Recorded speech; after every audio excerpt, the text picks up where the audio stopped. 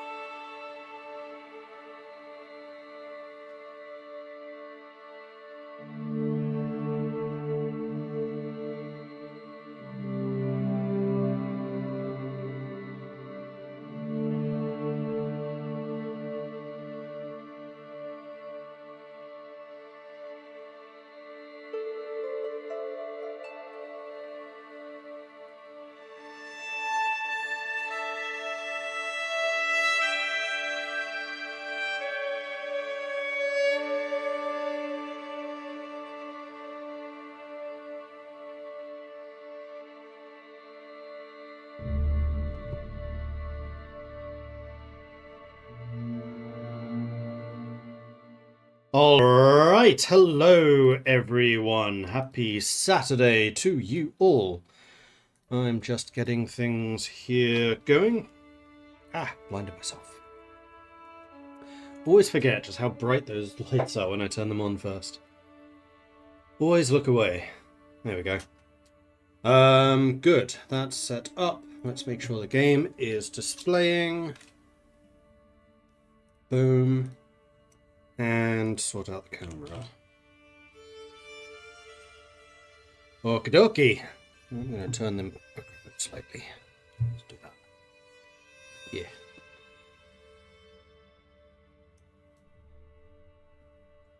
We want to turn the focus off.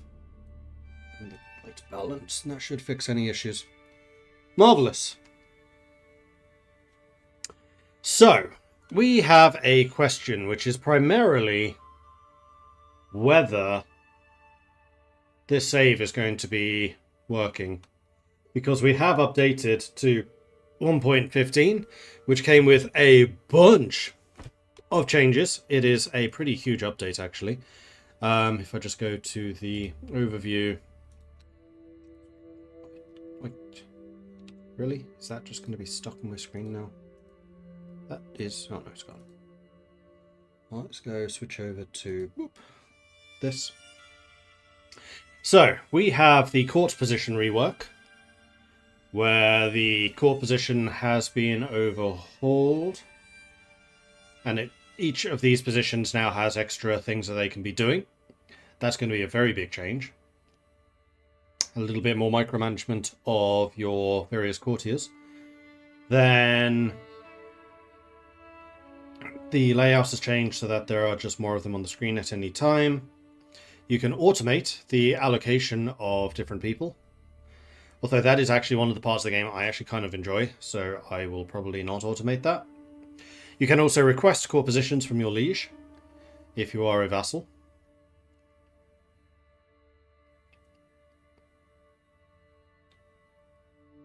And yeah, this is just a quick overview of all the different jobs that the different courtiers can do. Just like the council has, courtiers now have that too.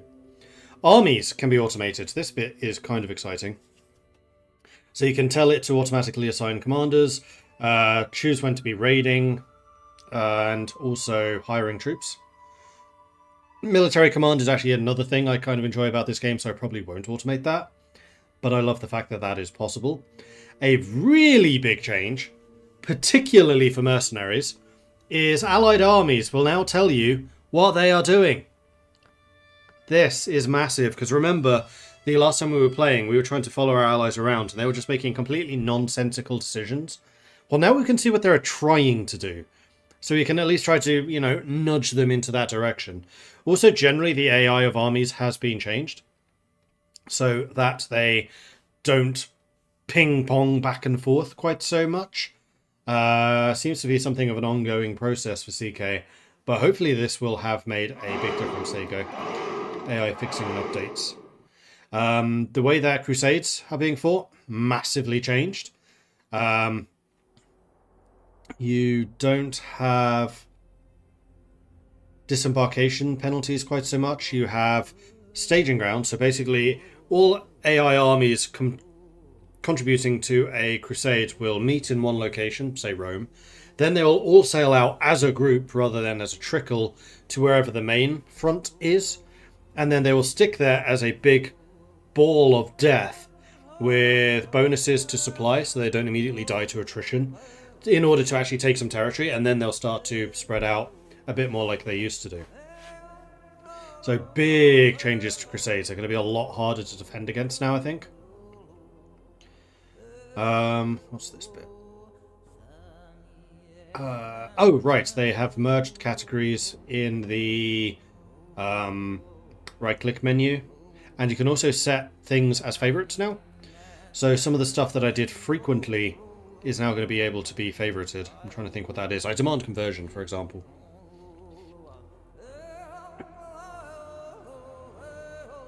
You can now right-click on a province to raise armies.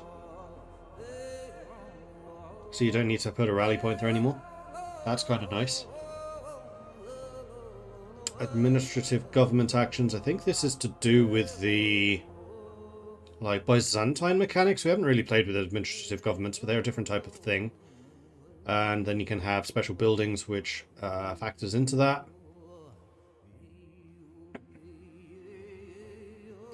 Clan governments. Were we a clan government? No, I don't think we were. Were we? Tribal is not clan, is it? I think that is something else. But anyway, clan governments can now send out tax collectors, basically, which are vassals to go and get their money. And you can yourself be a tax collector. And this uses the realm visiting mechanics.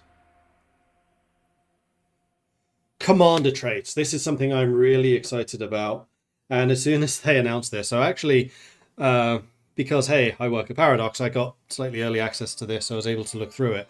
And as soon as they were talking about this, I was like, hey, people that I work with, this is kind of a good idea. So yeah, tiered traits. Basically what this means is, as you fight battles, you gain experience in those traits. So for example, if you're doing a lot of stuff in low supply areas, then you become better at logistics and you get the supplier trait, and that can improve over time. If you're fighting a lot of battles with heavy infantry, you get the heavy infantry commander trait, and that can improve over time as you fight battles with heavy infantry. If you're fighting a lot of hit and run battles, you get the hit and run trait. If you're the aggressive fighter, if you're the rough terrain, all of that stuff. So the stuff that your character does will now influence the traits that they can get, and those traits leveling up over time. I'm really excited about this feature. I think it sounds awesome. They've added a bunch of new things to the barbershop, including hat gear and blindfolds and eye patches. So yeah, loads of changes. AI will be a bit smarter about promoting cultures. So you'll see more fragmentation of cultures rather than everything just becoming unitary.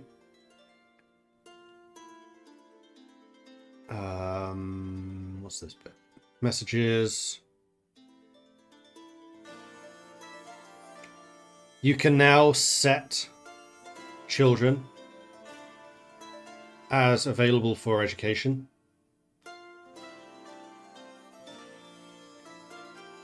So there is a pop-up saying, hey, these kids need to be educated.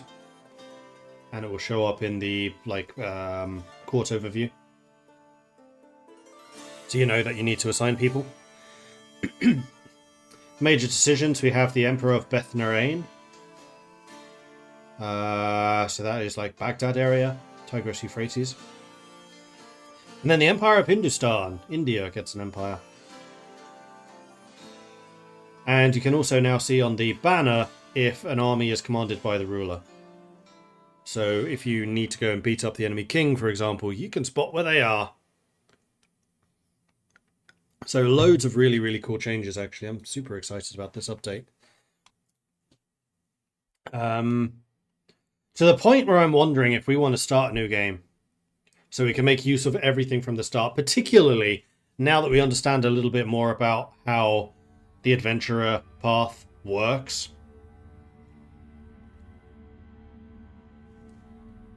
New game plus. Yeah, you know what? Let's just do it. So we're going 867. We're going to do something somewhat similar to what we were doing previously, but with one fairly major difference. How do I start as an adventurer again? I do remember this screen being a bit confusing. I don't want to play as any of these guys. I want to set up my own system.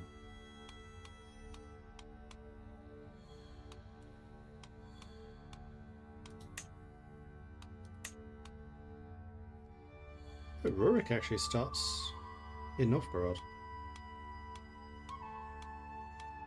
I don't think Rurik was Norse in our game. I think they were still Slavic. Because I did look at that. Oh,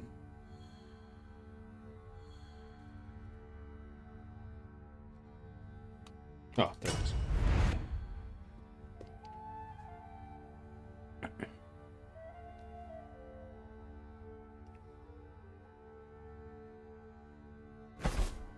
So we are, once again, going to be starting in the primary neighborhood. We're going to create our own adventurer in here. And I think what we are going to do this time is not start as mercenaries. I know. Mind blown. What the hell, Mordred? We're actually going to start as a theologian, because what I want to do is try to reform Orsatru as soon as I can. The way I'm going to do this is we have to get to, let's say, 6,000 piety. If we get to 6,000 piety, then we will do the little console tweaks in the background to allow ourselves to create a heresy. And then from there we will create a faith.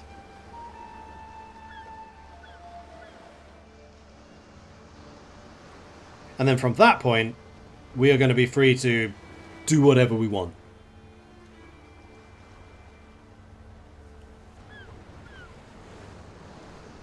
So, starting out, let's start a bit younger. Our education is going to be one of these. Let's go with Charismatic Negotiator. We are still going to be Mordred. We are still going to be Hetero, Orsatru, North Germanic. We'll take another look at appearance. And then our surname is the Dynasty. Still going to be Viking. I still actually really likes the background.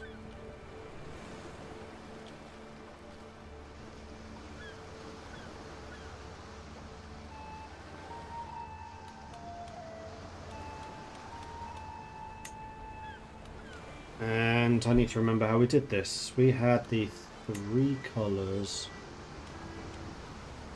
Let's do those 3. Red, white, and blue.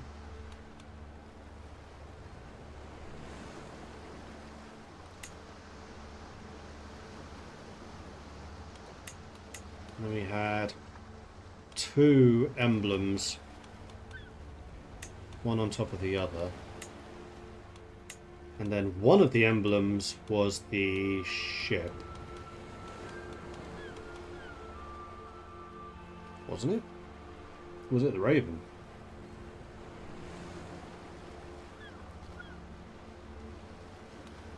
Morsatru was the Raven. I'm fairly sure that this was a ship. No, it was a crown with a ship under it. That was it. So we probably want man-made. That's the ship that was underneath. And then we had one of the crowns. I don't remember which crown we used.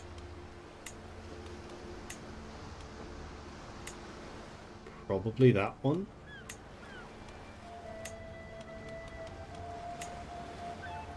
Or was it a simplistic?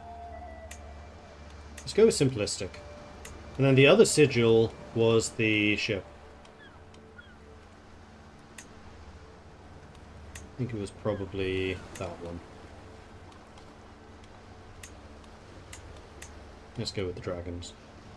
Okay, then we can also choose the positioning of these through this.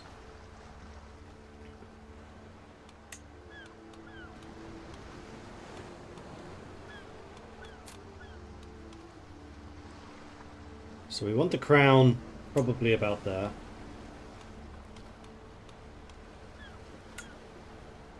And we want the ship underneath it.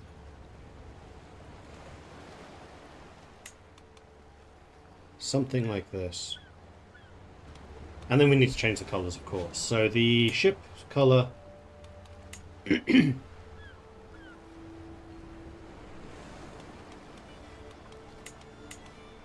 think we just had black.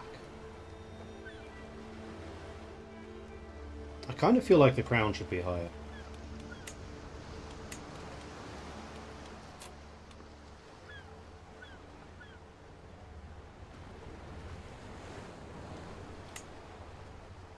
Like so. And maybe move the ship up a tiny bit as well. Something like this. I also like the way that looks on the shield now.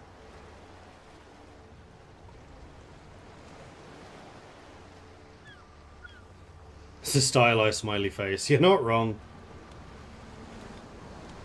I do think I want the ship to be just a tiny bit smaller. so it doesn't hug the edges of the crests quite so much.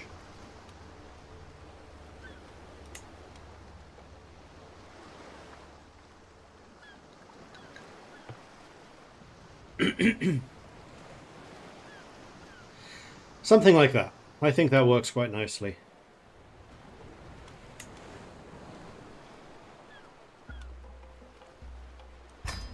So that's the Viking crest. Also true Norse. Need to change our appearance.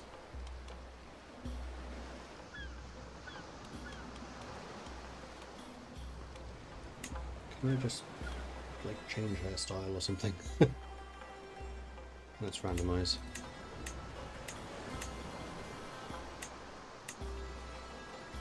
Until I find a baseline that I quite like. There we go, that's a decent base. So in Northern, that's... Okay, that completely changed everything.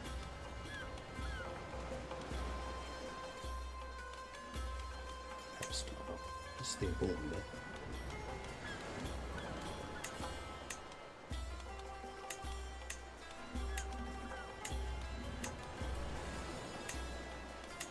Old Berserker. Let's go with Old Berserker. And then the beard.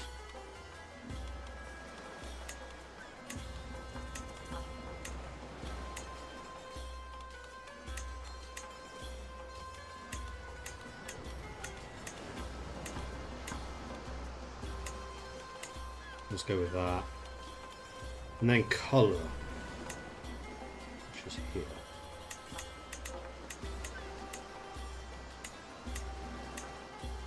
Go for something like this.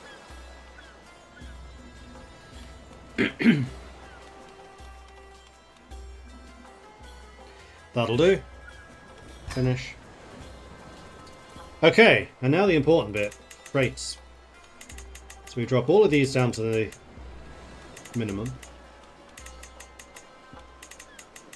So we start with level 6 diplomacy. Now we need to have 3 personality traits. And last time I based these somewhat off of myself. I don't think that's necessarily a bad idea. So let's go with... What did I have last time?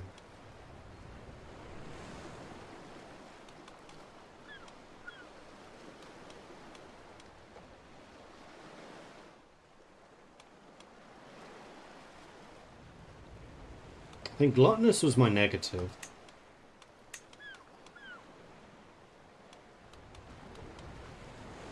Patient. I know that his heir was ambitious and humble, which was a terrible and horrible combination.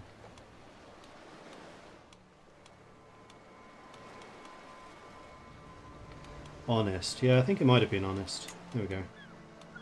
And then other traits. Now this is where we can be... No, we can still work on these.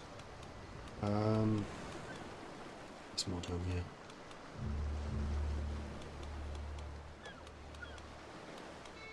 I think I'll say that he is quick. And... Aspiring Blade Master.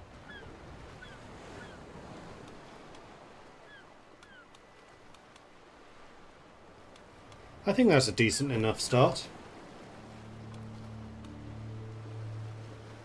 And then we just choose the stats. So we did want to have decent learning. Hang on, I've chosen the wrong start stat. This should be the learning ones. Astute intellectual is what I meant to start with. Because we want to try to reform the religion as quickly as possible. Preferably with this character if we can.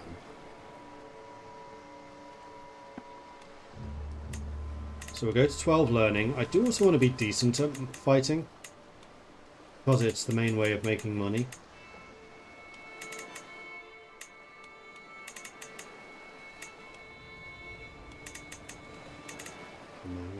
Put so many points into intrigue. Let's say that that's a 5. Let's say that that's an 8.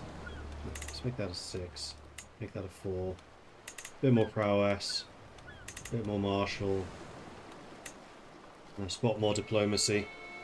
And there we go. I think that is the start of our character.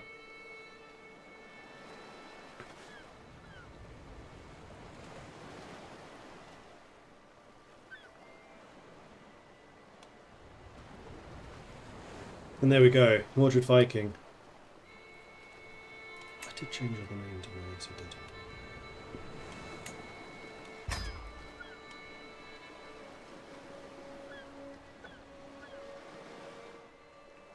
I have a negative trait. Glutton. Oh, you mean one of these? That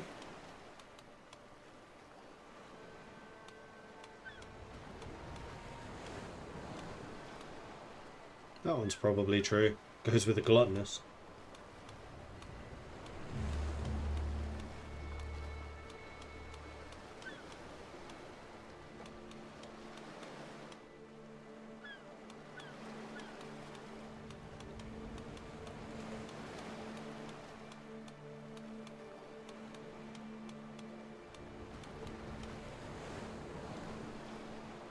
I do like how they made it easier to form a witch cup. Interesting. Mordred the Bookworm, hopefully, spelt worm as in dragon. I like that. That would actually be a really cool title.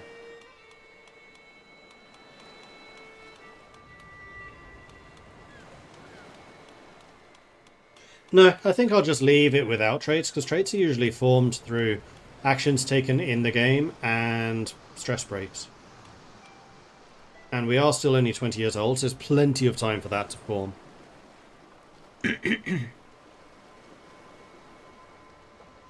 I think this is okay. So we're starting on Gotland. We are an adventurer.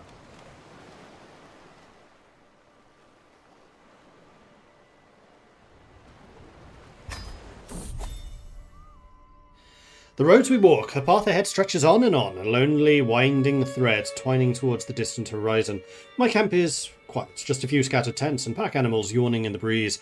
Strangers and hangers-on rise with the day, preparing for their morning chores with reluctance. Most are the miscellaneous chaff that flit in and out of a group on the road with each new settlement. Few faces catch my eye as ones I recognise, at least more imparting. So we will have one of these choices. We'll be an army one day. We get Ulfhedin and Vigfus. Can I see what they are? Yes, I can.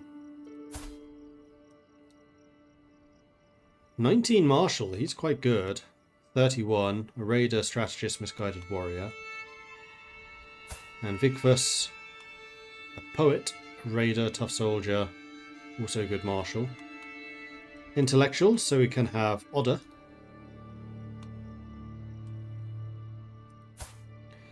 Who is very smart, even though he's only a conscientious scribe. He's also only 28. Reyr, who is also 22 intellectual. Insightful thinker. He has traits that are very in keeping with our own character. And then we have the Scrappers. He's an organizer, a Hasteluder with a bow, tough soldier, he's brave. Very good prowess. He's got generally just really good stats. And he's only 20. And then Veldtjoffer. 21 prowess. Also a raider. So what do we think? Do we want the martial commander, the intellectuals, or the prowess bodyguard style? I think this is probably a good opportunity to use a poll. Make this just 1 minute. We'll say martial, intellectual, and prowess. Get your votes in. Vote, vote, vote. This is just on Twitch, and while that's going, I'm going to go and grab my tea, because I had an ulterior motive for wanting a break. Haha! Get your votes in. Vote, vote, vote. What type of start do we want? This won't tie us in, by the way. It's just the start.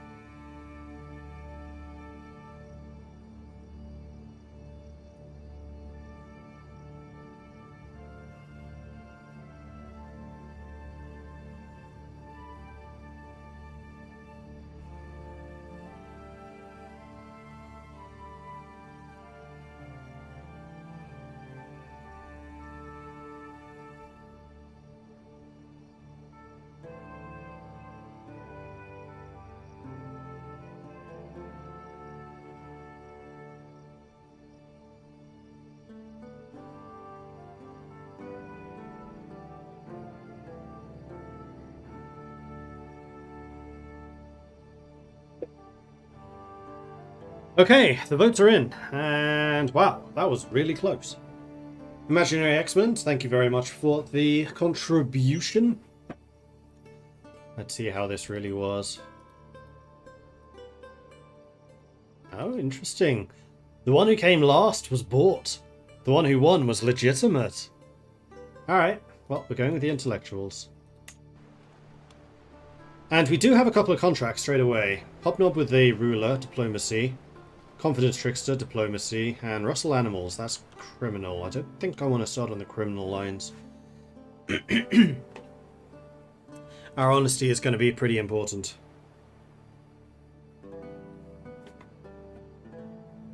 So, how was I generating piety last time?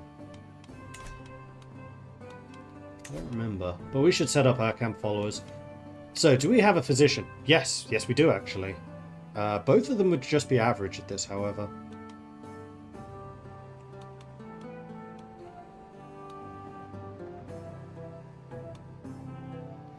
Let's go with Freya the Honest, although he is older. If we've got Oda the Craven, he has a chance of staying around for just longer.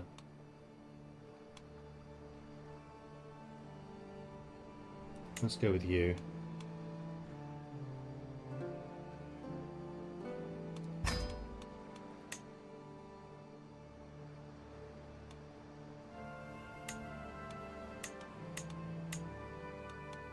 And then let's make you the caravan master so we can travel around quicker.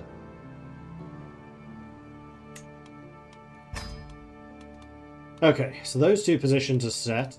At the moment we are just wanderers.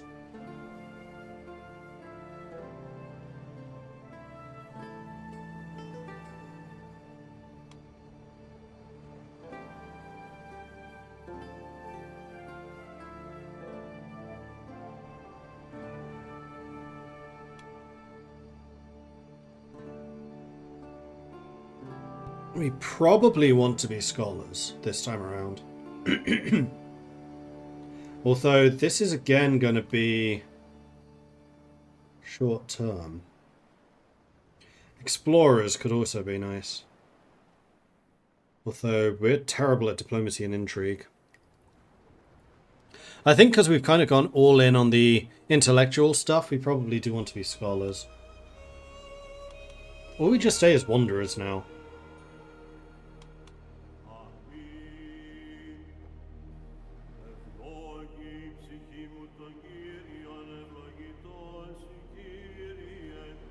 This gives more monthly lifestyle experience. You know what, let's start with this. Because I do want to begin as a theologian. We already have pedagogy, apparently. Don't know why, but we do. And we're going to take sagacity. So that we can be gaining theologian experience. We should get that pretty quickly. I'm even writing a book. Oh, nice. Alright, well, Hobnob with Ruler seems to be the local thing. We're not great at the whole talking thing.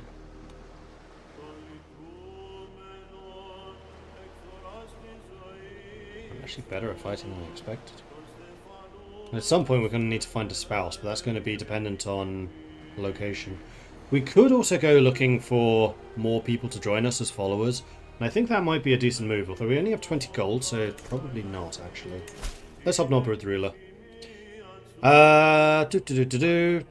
Success, exceptional success, diplomacy scheme. Alright, let's give it a go.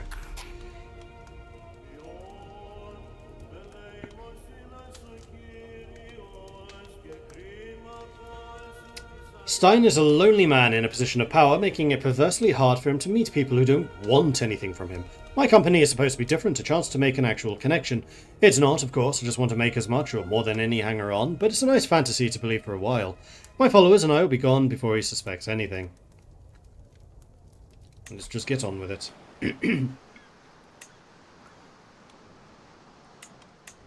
Man, our people are terrible at this. We do have Oda, who's decent at being a herald. From diplomacy and stewardship. Oh, traits affect this too. Interesting.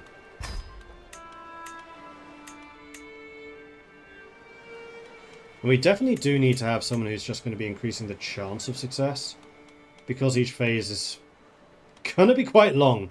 3 months.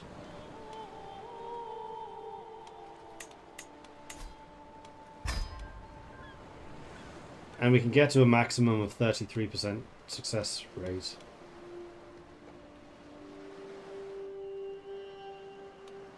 Interesting. While I am here, can I visit the tribal holding? I can. Let's see if there's anyone available for recruitment. I can't afford any of them. Oh no, I can get Colbine for free.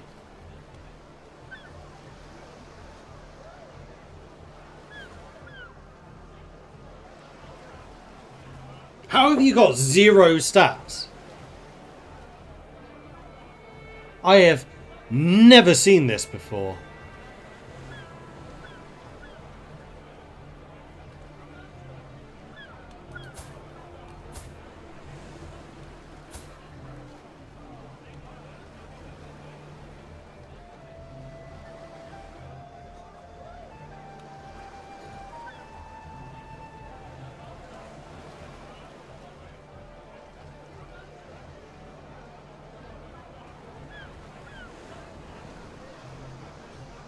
Explains why they're free.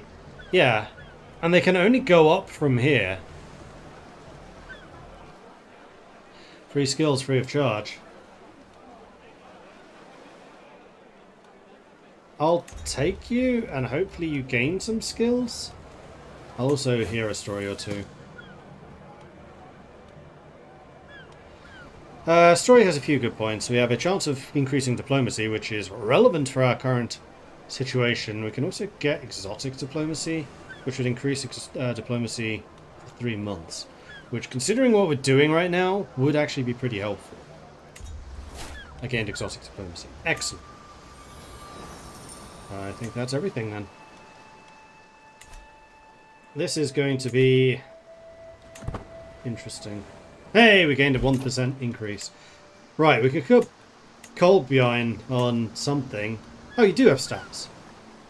Okay, they just hadn't calculated yet. I thought that was the most likely. And he's young, so he can learn. Let's make you the shill. There we go, 35% chance of success. Nowhere. Yes, I'm aware of this fact, thank you.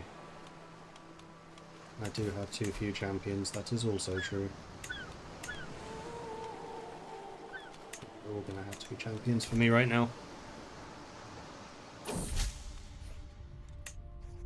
The great and the good. There are always those at court with more sway than others, and chieftain science halls are no different.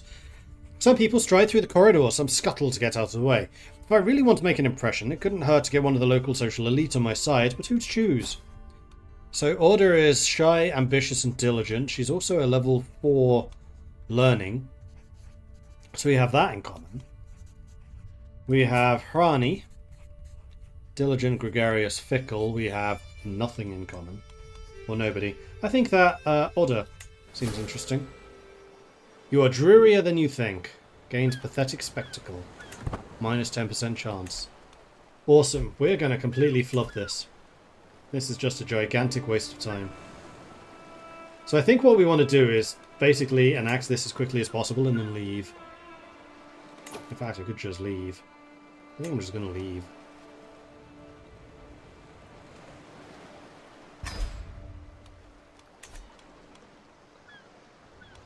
And we'll instead travel somewhere else, because this was a disaster. Go up to Stockholm, maybe? Or do we just want to go for northern Germany? Because we know that there's usually more stuff over there. Let's move to Hamburg. No chance of any threats. It's going to cost me 500 provisions, and we will be scouting for talent as we go.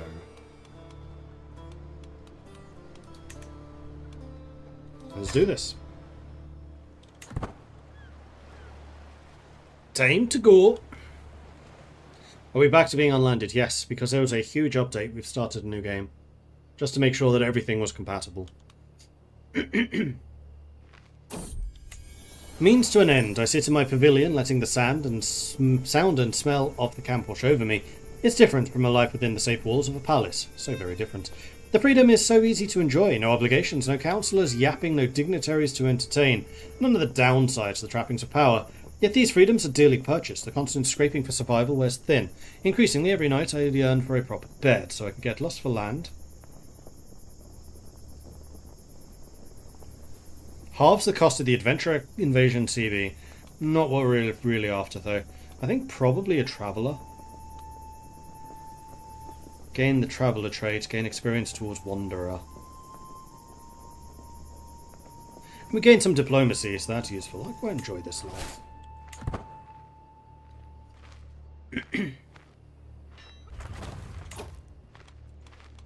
Okay. Collect taxes, flog talismans, conduct census. Stewardship or intrigue. Stewardship. Both are my worst stats. Or we could stop off in town and first of all let's go to the tavern to see if there is anyone up for recruitment. Also, an elegant temptress, who I guess is a dealer. Let's see who she is. She looks puzzled as I approach her, possibly because my internal turmoil is clear as day on my face. Why would this bother me? I am Master Mordred of the Freelance of the Sash. I need to change that name. So, Hamburg, the potential match. She's 48. I don't think so somehow. She's a frail, wise woman.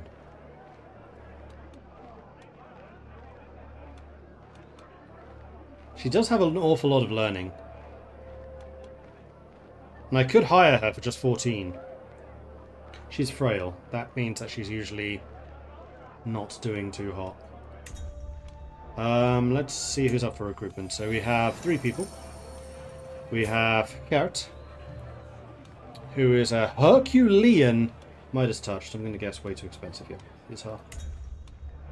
Let's do the story. Hey, I gained free intrigue. That's nice. Oh, hang on. I missed something. I need to go to the town crier.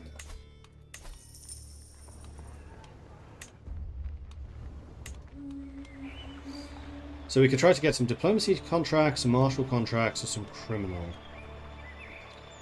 Let's do the martial.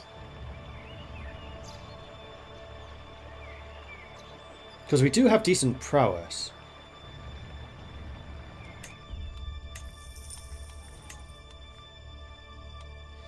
So hired muscle, that should be one that is doable.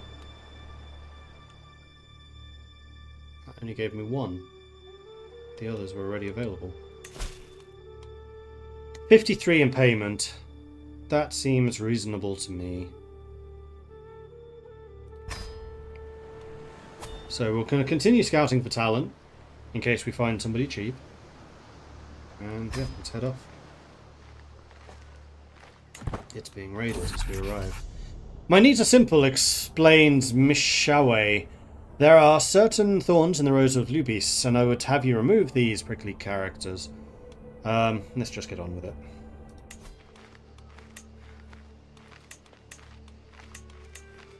So Otter is good as a lookout. Prayer is good as muscle. And Colbine is good as a bodyguard. Okay, so everyone has a job. We have a 52% chance of success. There's only 51 days to each phase. Much better than the diplomacy one. Right, and I also wanted to change the name of my group.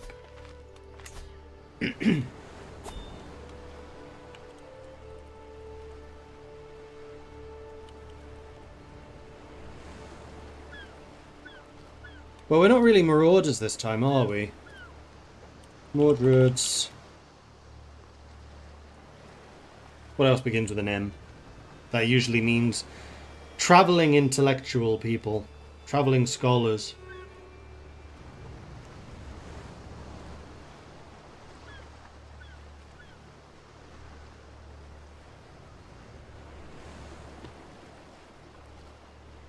Magisters.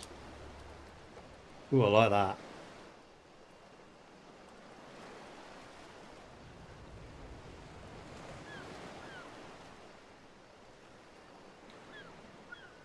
And my favourite colour is blue.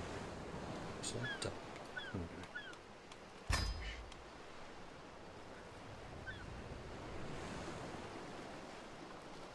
Mordred's Magisters. I like it.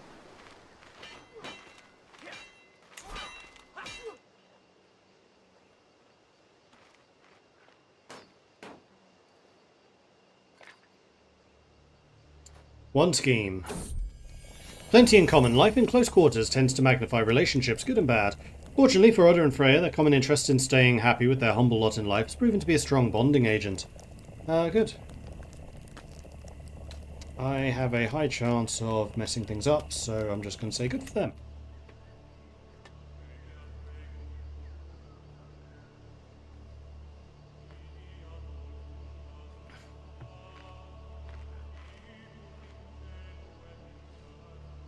Mordred's Morticians. Mordred's...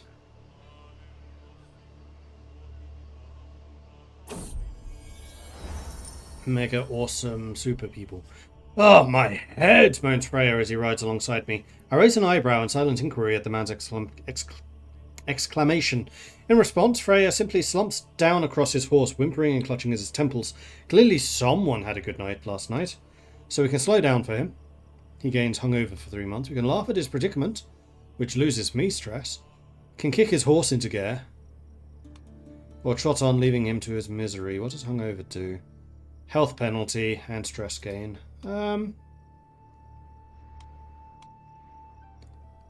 slow down for him. Let's keep the opinions high amongst my people. Particularly because high opinion means that we have happy people.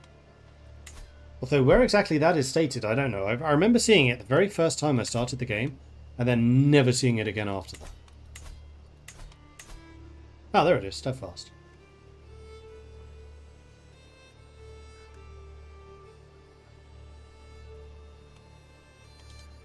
What about if I started trying to sway you? Gives me something to do on the side. Seems reasonable. It's also quite quick. Oh no, that's the that's the scheme. We want to keep that going until it's at 50.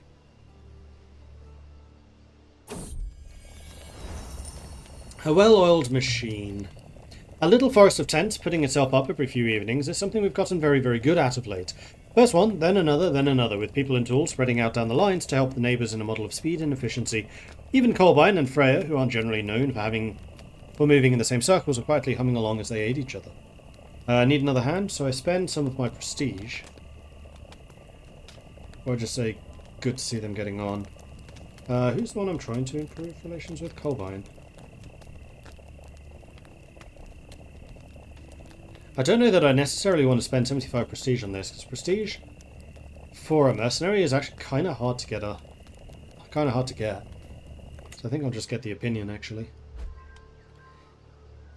We're now at 5, so we have the absolute minimum needed to achieve success. But I'm quite happy to just let this continue rolling along.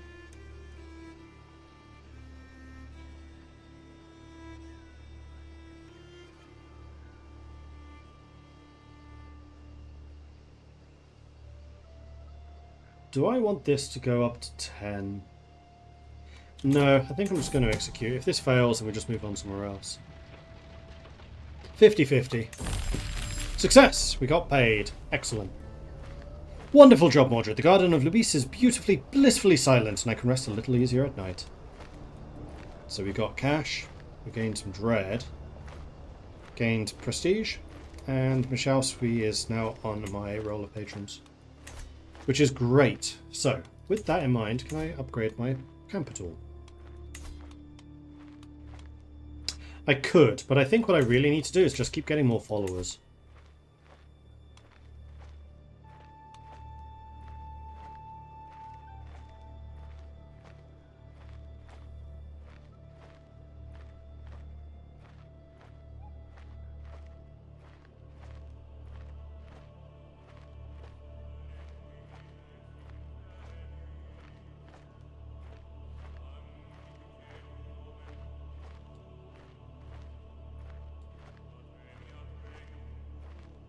These are both learning, so I feel like we should probably give them a try. It's free money. Prime is just free money. Oh my god, that pays a lot too. Maybe. Yeah, alright, let's try it. Gotta do what we gotta do to survive. We're magisters, not magistrates, so you know. I want to travel to accept. There is one slightly dangerous position, but that's fine. But we're going to continue to scout for talent on the way. This one here, says Baron Frand, examining a small carved stone of blue-green hue. Good for gout. Quite the range you have here, Mordred. If my lord would like, I can have some of the more exotic items fetched from the baggage. The words roll smoothly and confidently off my tongue. As you can see, we have many assets to offer yourself and your court. The Baron nods, giving us a scent for us to stay some time. So let's get on with the task.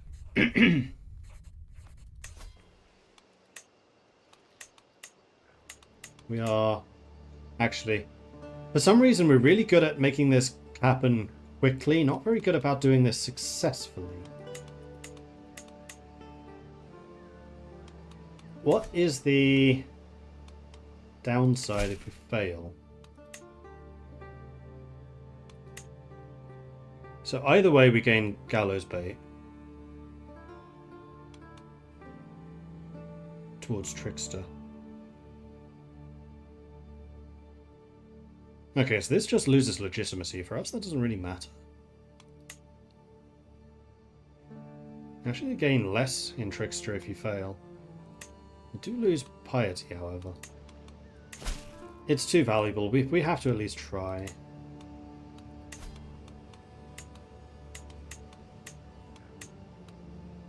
I mean, what we could do is just try to roll this through as much time as possible to get us higher level advantage.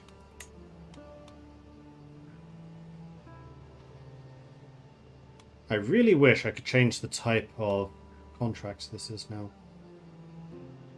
Like, instead of having this one, have the long time version. Because I have 3 people who are really good at time.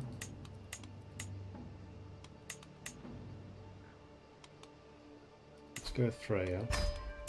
Let's go with Oda. Carbine's good at only one of each of those.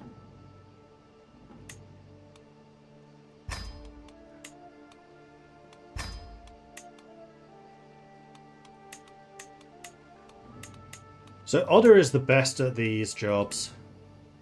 So let's make you the shill.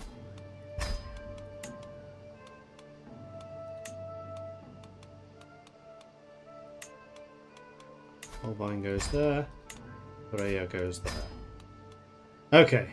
Still takes 2 months to succeed in each phase. That really sucks.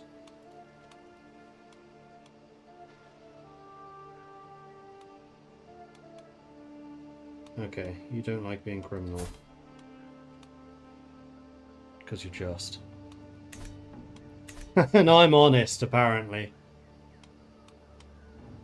I'm actually a little surprised this didn't give me stress. Because it's giving me stress, man. The other thing I wanted to do was check the camp followers, because we do have Holbein. It'll be our stooge.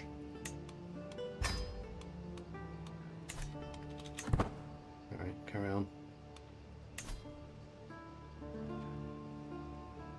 I was not expecting the phases to take so long. Aches and pains. I find myself making such noises when sitting down at the campfire every evening now. I am happy to spend the money on the inn because I seem to remember this being a really nice boost. So we'll spend the 15. I wonder. Ah, I'm already on a job. Hang on, I'm on a job. Can I go to town here? No, can't. Oh wait, can I go through a decision?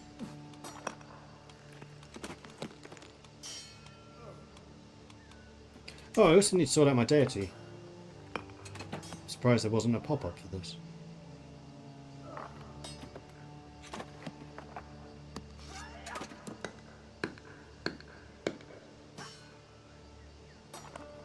Might go for Odin this time around for that intrigue. Or Thor. Stewardship and prowess.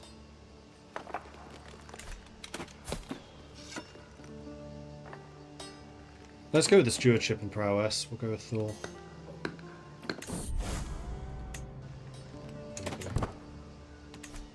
So yeah, I'm a really good fighter.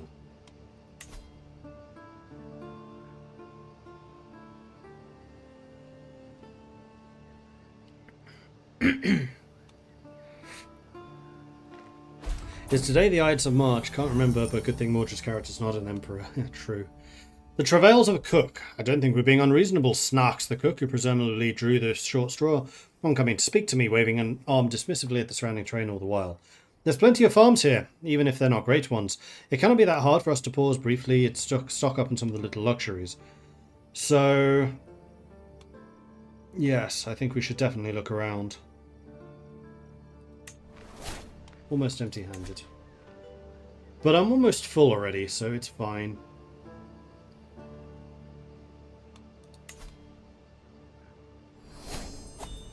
Learning lifestyle perk. Nice.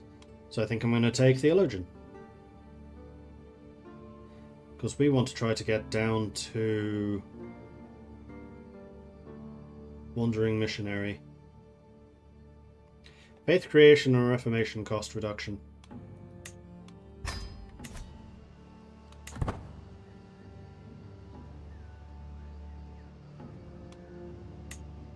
Oh, we're in a plagued area. No, we're not. Our camp is. Figure it out.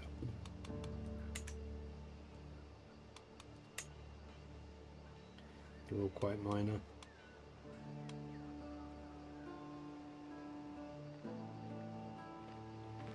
What's Holy Plague? No, Dancing Plague, right. That was a real thing. A faithful visitor, the campfire crackles, illuminating a figure entering our circle. He moves with vigour, despite the lateness of the hour, hand wrapped around a walking stick. They're standing guard, already intercepting, but I wave them away. Do you have a place for a man of God? He smiles at me dutifully. Hopefully, dirty clothes rustling in the stiff breeze. A wandering Godai. So we can try to have him stay. If I fail, I lose some. I gain some stress, but that's okay. I mean, we are all for trying to get new people. He decides to stay. Excellent. Bertrand Lestrange. Good fighter. Learning. He's a Catholic zealot. But he is a wise man monk.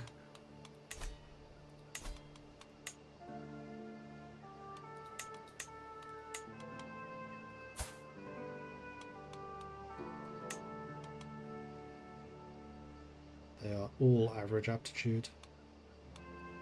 Still happy with Oda. But we do have another potential knight now. Oh. No, he's not. And he immediately gets measles. Fantastic. Okay, so we could complete this if we wanted to.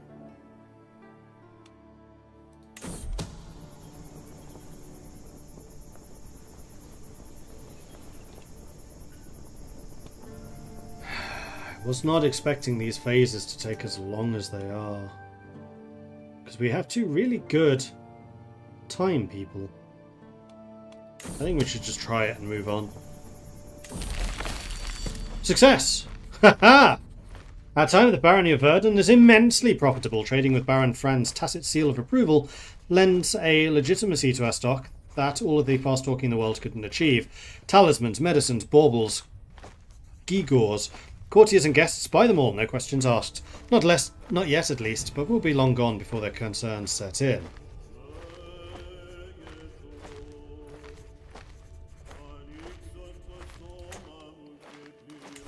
Alright, so I now have gallows bait. How do I get rid of that?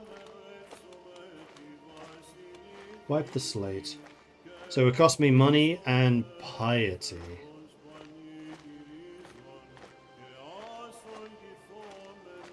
I'm going to assume that the higher it is, the more expensive that's going to get.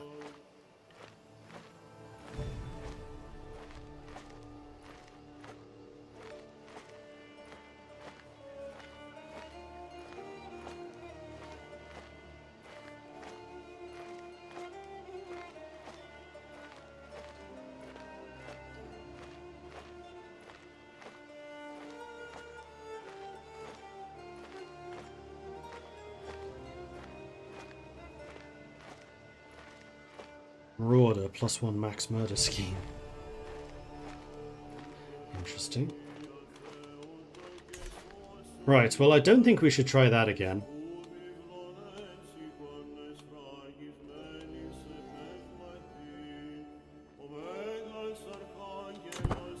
Although flogging the talismans is a learning scheme. I think the one we did previously was stewardship. It's again hugely profitable. But now we can try to recruit some people.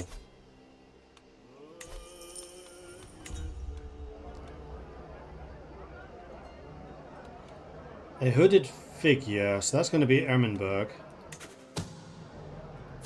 What do you got? 29 intrigue! A loyal seductress who's gallows blade and melancholic, though that's probably because of a stress break.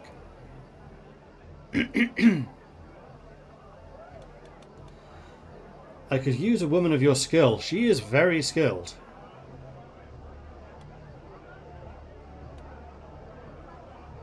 And having someone who's good at intrigue would be very, very useful.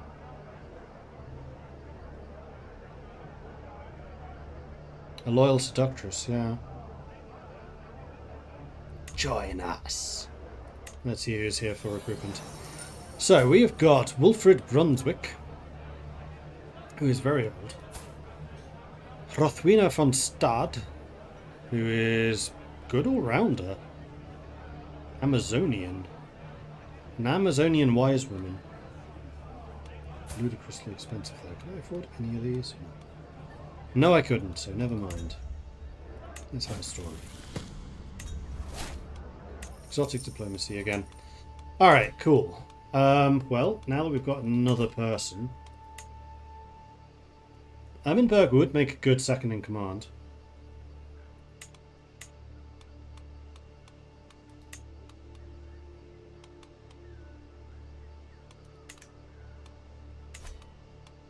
She is also only 20, and we are now 22.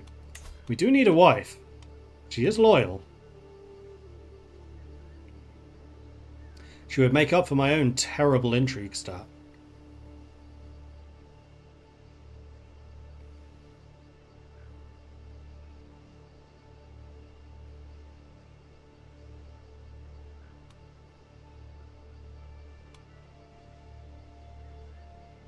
Although we don't like each other in the fact that she's deceitful and I'm honest.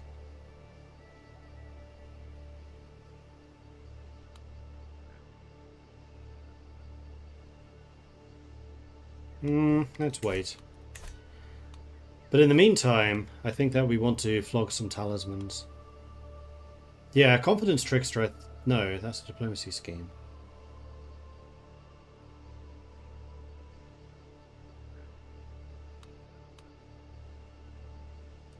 Let's head over here. 3, somewhat dangerous. Because popular opinion there is low. That's fine. Let's go check it out. Scout for talent, a willing follower. I come across a woman while passing through Buxtehude. She is lethargic and focuses her attention on a courtier passing by in a hurry as I approach. Greetings, my name is Hrothwina von Stad. Hang on. You're the one that was going to be horribly expensive. We're getting you for half price. I've overseen the loading of carts in Brooks Hill's market for years. I've organised dozens of farmhands and local mills. What haven't I done? My skills could serve you well, she continues. Shall we discuss payment? So I could pay her in 800 provisions or 75 gold. We're hopefully about to earn a bunch more gold, although at the moment I do have a lot of provisions. I think I'd rather pay in provisions. And she is also my second. Cool. We now have an thrifty clerk Amazon. Every trinket's a treasure.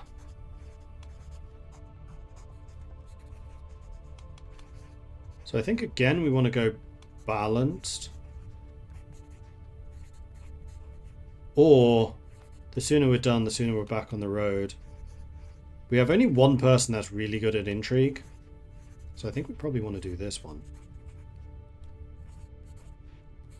Diplomacy and learning, learning and diplomacy.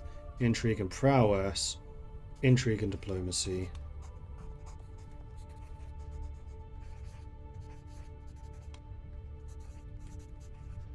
And that is intrigue and prowess. Yeah, let's do this one. So we have the shield, which is going to be Ermenberg. Well, let's see everyone first. Ermenberg is a 31 at being a footpad. Okay, never mind. Because Hrothwina would also make a good shield.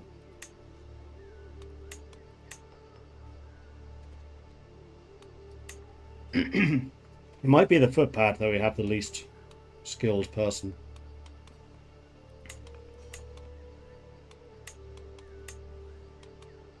Let's make you the footpad. Let's make you the shield.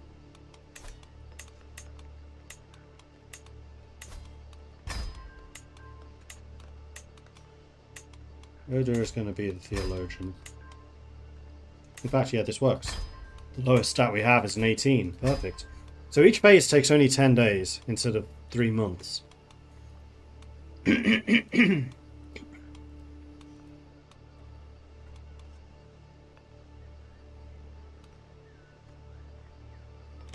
So with this, we should be able to just get a bunch of different phases completed.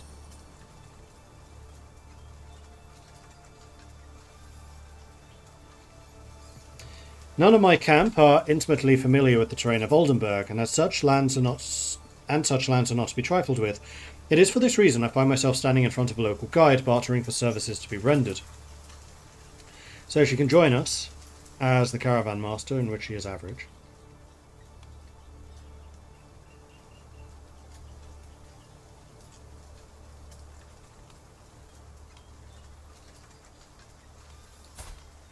She's 22, an evil antagonist, albino, who is quick, a poet, stubborn, vengeful, and sadistic. I don't think I really want someone like you in my group. Though the fact you're quick is good. You're also a steward, which we are lacking.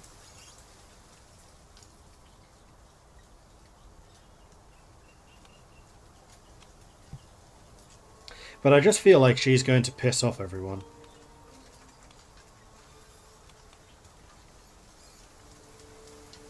Detailed maps, provision capacity up, travel speed 20%, travel safety 20%. That's actually quite good. Alright, I'll pay you 50 gold for those maps. And I will equip them too. Cool. Now just look at us hammering through this.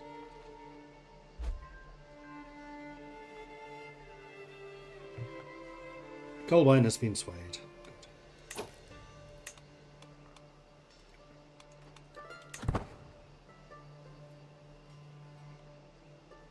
And I think for this one we're going to get to the 20 advantages and we'll see exactly what that does for us.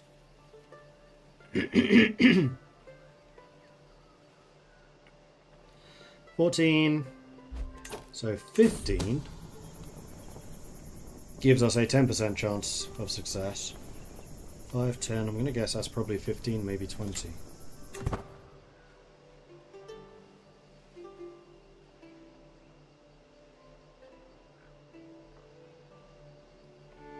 $19, 20.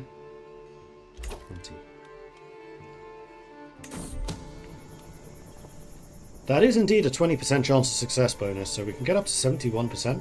I like it. Let's do that.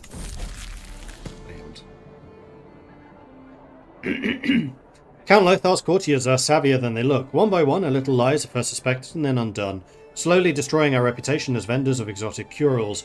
Worse, a clear duplicity makes the council look poor. Either he allowed us or was tricked by us, and neither endear us to the regime. Regardless, it's best we leave, even without the profits, before Lothar's ire bubbles over into physical violence. Well, we succeeded the previous one. We did not succeed this one, so I'm kind of okay with it. What determines the max progress limit? Your skill. So there are 2 different categories. You have success chance and then time reduction. And you basically want to have as high success chance as possible. Fortunately, I don't have this up anymore, so I can't show you. But like the ones on the right tend to be time, the ones on the left tend to be success chance. Prefer to use balance scheme so I can get to the max 95% chance. So do I, but the problem is I have like 5 people in my group, 4 of which are learning. I don't have a balanced group.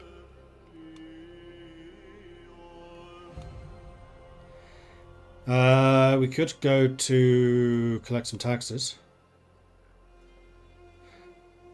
Stewardship or intrigue?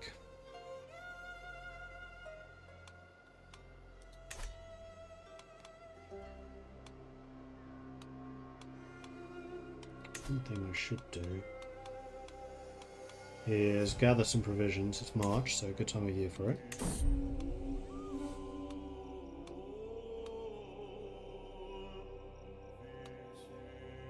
I will set out some snares. 500, nice. I could even go fishing, but I don't think I'm going to. We actually have plenty of food right now.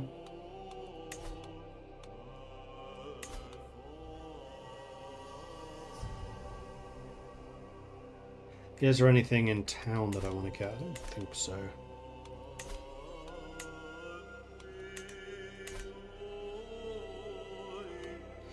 I mean, we could move the camp somewhere else.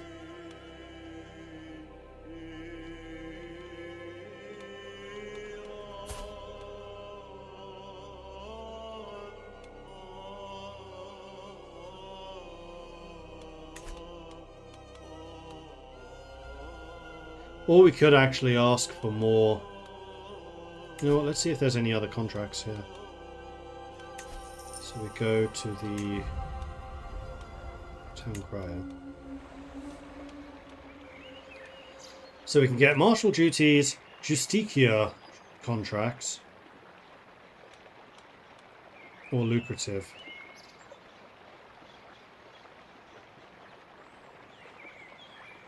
Let's go with the marshal, because we're quite good at prowess. Let's also go and take a look at the tavern, see if there's anyone here that's cheap. There is not. I feel like these prices have gone up.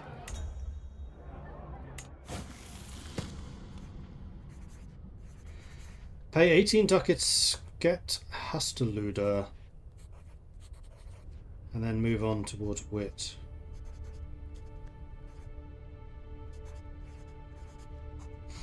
I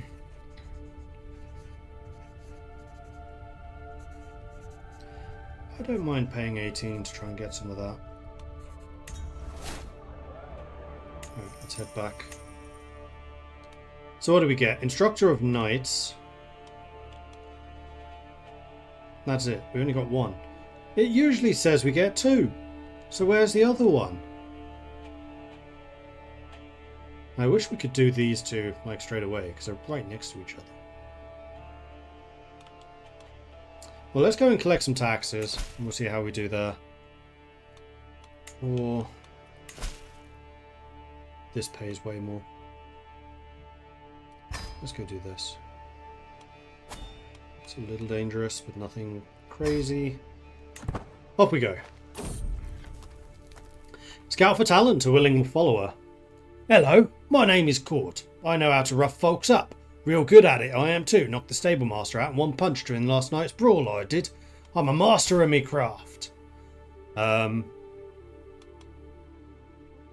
He's expensive. I mean, I can pay you in provisions. Again, more people is more good. The Metal Man. Truly, a stroll through Hoyer is a gift from Ymir. The tranquility of this place is suddenly and abruptly broken by furious grunts and the clattering of armour. Hark! Get me out of this metal prison! My squire took offence at my manner, even going so far as to call me heartless, and has abandoned me. Whatever the strange man did could not have been enough to justify being stuck forever in his armour.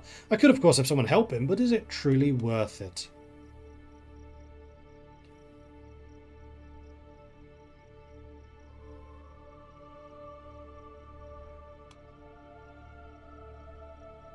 So I get a weak hook on him, and I gain money.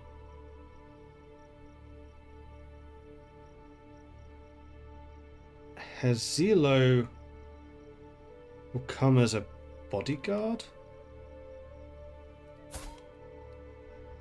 He's kind of a shit knight. How are you this bad? Baseline of 1 on Marshall, even though you're a brilliant strategist. I mean, you may grow into being something better. Sure, join us. Instructor of Knights. As I arrive, I am greeted by Count Bruno of Minden's Marshal Hatto. I'm glad you could make it. We're in need of an expert in the ways of war, as our commanders are rather unschooled. At least according to my liege. Alright, let's see who we got. So we just need to train Donna, who is high on intrigue. It's only one person.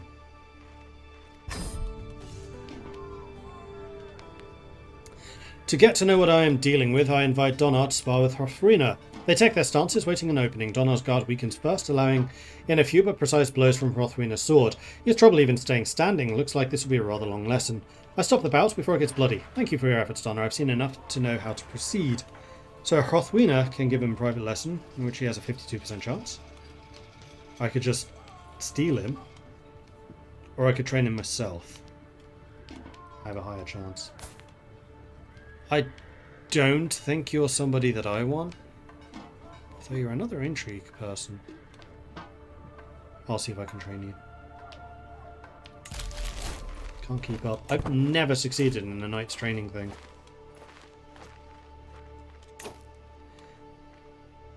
Settle boundary dispute.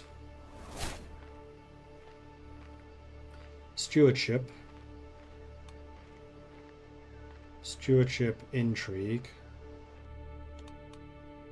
Stewardship. And then another confidence trickster.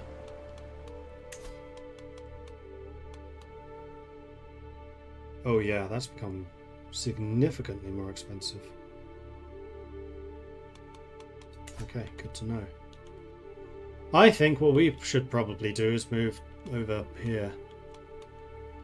We'll go back up into Scandinavia, see if we can get some Norse characters to join us. That's probably a better idea. Let's go to Copenhagen. 400.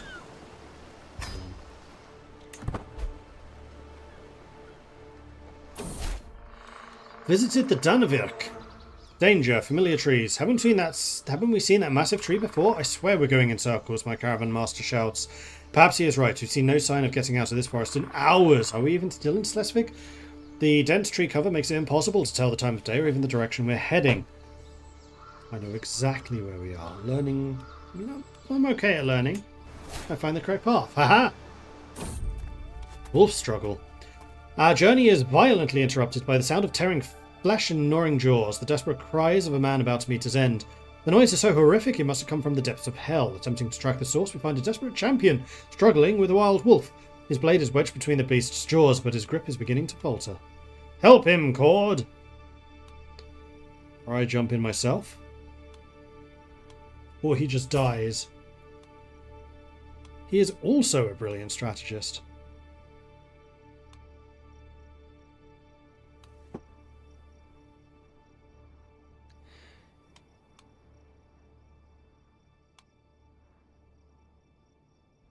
I'll jump in.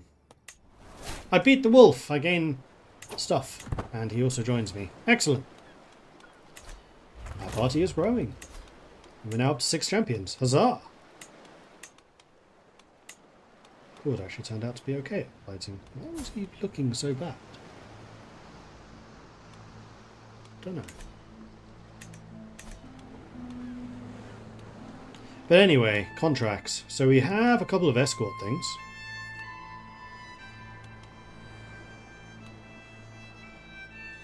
I think the travel ones are okay. Let's go and escort this emissary.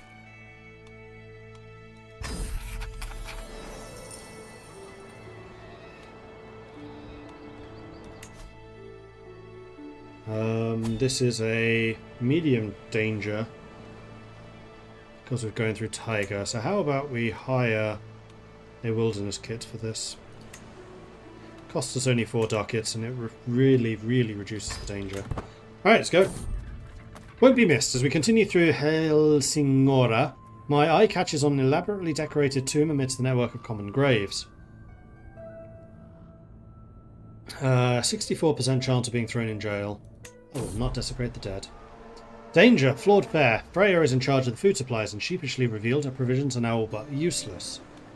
So nature can provide for us. This is the 2% chance of failing. I'm really, really smart. Yay! Didn't die. Life or death? Stranded. Traversing the plains and the outskirts of Blekinge, we are suddenly attacked by a swarm of bandit riders out for blood. We are so close to the holding. Surely Chieftain Ferek will send help. As time drags on, we are chased by the scoundrels. For the longest avoiding battle, it becomes painfully clear no help is coming. How could a ruler let malicious riders like these inhabit the borders? My champion rides next to me, a solemn look on his eyes. We both know the tactic we have practiced in the past. 40% chance of dying.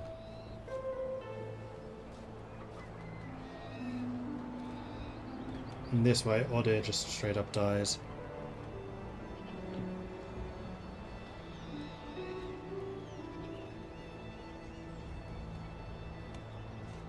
%40 chance of death is a gamble.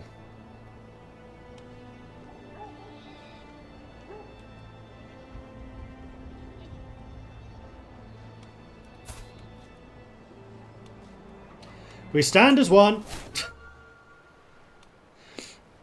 Didn't even have an air.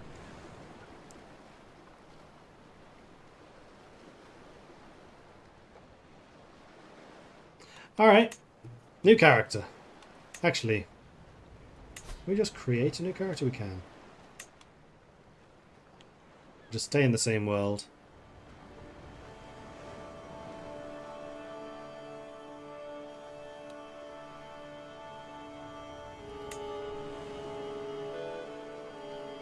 Can I not do that now?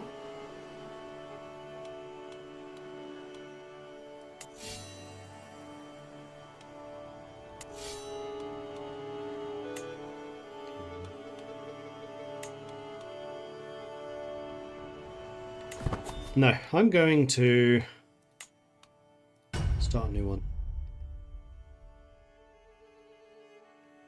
I'm not going to do Theologian. Theologian's stupid as an adventurer. New game. 867, player's own ruler.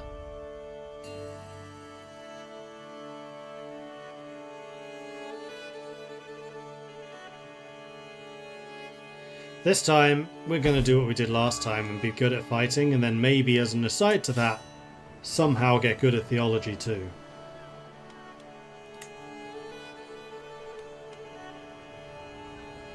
I really wish I could just import my previous character.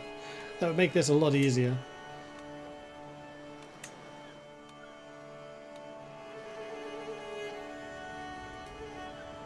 Or I just load a save. You know what, I'm just going to load a save. I can't be bothered to start everything again. Auto save. Didn't want to save Scum, but sometimes you die and have no heirs.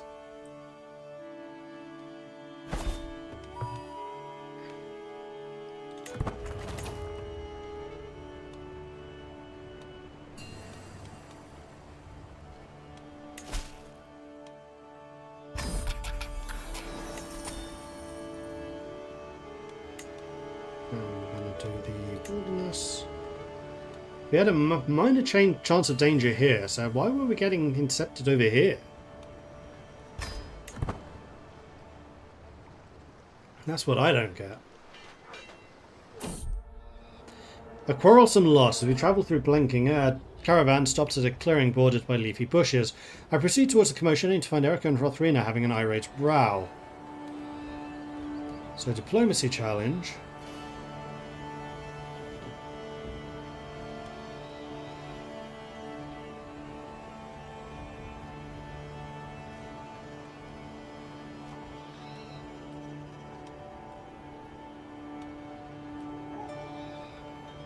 Which reduces our travel speed. How long for? Oh, just 2 more. We're almost there.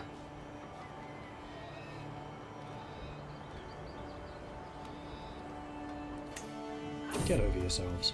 Won't be missed. As we go on to Ronneby, my eye catches an elaborately decorated tomb. I will not desecrate the dead or take the piety. The Song of Jarl Varn.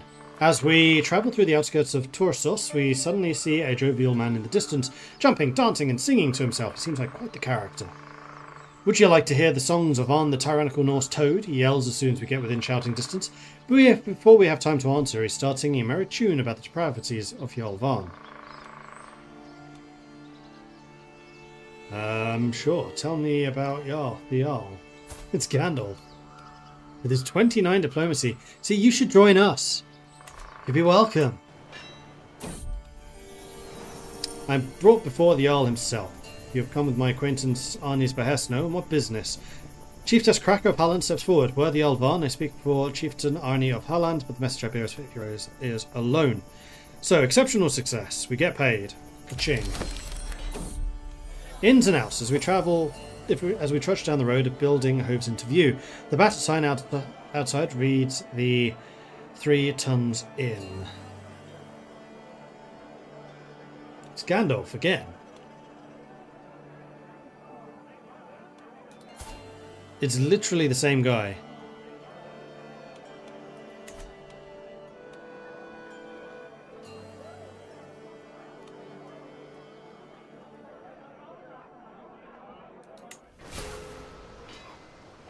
I am getting even more gallows baity. But the price has gone down again. Huh? My attempts to align Colbine to my interests, I found an opportunity. I think I could argue the goals are in fact the same as I dictate my next letter. I emphasize shared interests or maintain subtlety. 70% chance of success. Convinced. Gain prestige as well. Excellent. How much does he like me now? 91. That'll do. Prothwina is my second. I could probably do with persuading you as well. Meanwhile, we are back home. I think it's probably time for us to invest in our vehicle. And for that, I think I want the barber's tent. Reducing the plague danger, because that's just an ongoing thing. Also, this does give us money. So we have a steady income, which would be nice.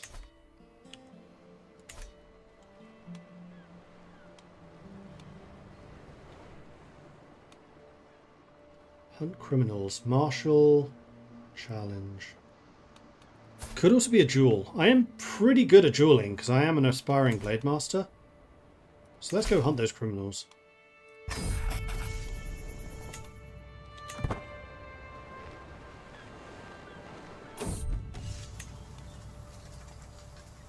You first meet Hogni the Insane in the lush farmlands of Scorner. Mordred's Magister spread out towards and around this little band of ne'er-do-wells, all of us tensed and ready for bloodshed.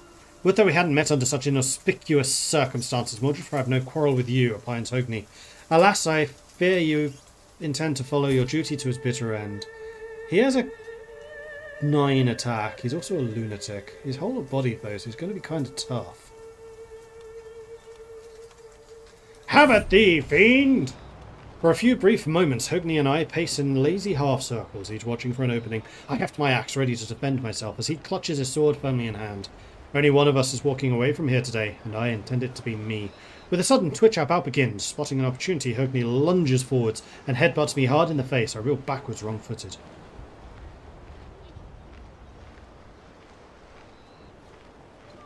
So he did medium likelihood of success, high risk of an injury.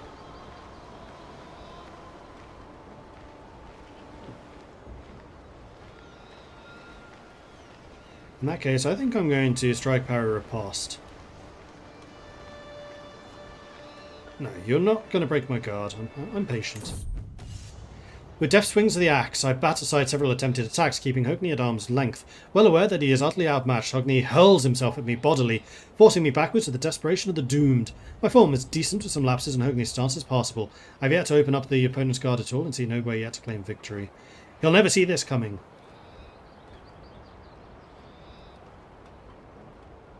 So all of these are medium danger. Fastest blade in the Norse. Blade dance. I gain prestige, high chance of success, low chance of injury. Ah! In battle, I'm an artiste. Every strike is a brushstroke. Every fallen foe or gout of blood, a splash of paint. As I brandish my axe, swinging seamlessly between flourish and strike, I paint a picture of agony across my foe. Hoagli hefts his sword in a strangely familiar fashion, then executes a near-perfect powerful cleave that I could have sworn I've seen before. My form is good with only small errors, and Hoagli's stance is formidable. He's gone high chance of success, low chance of injury.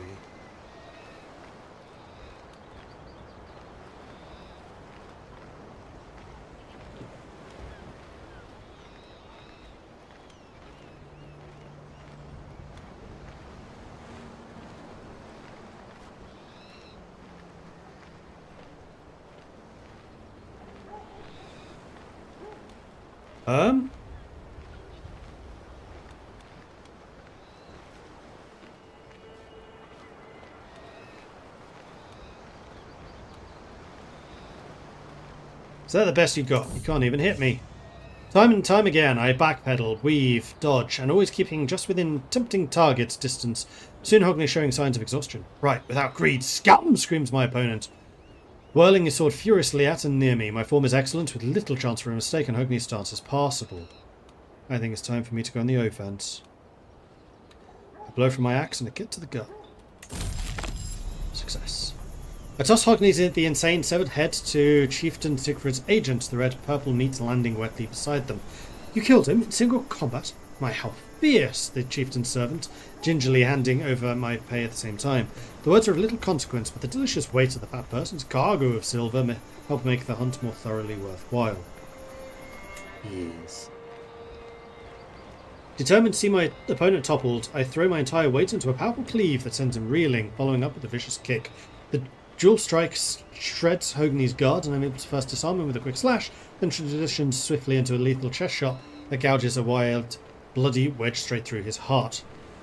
There are slower deaths to be had. Goodbye. Did that give more blade mastery? Yes. Tiny, tiny bit. 3.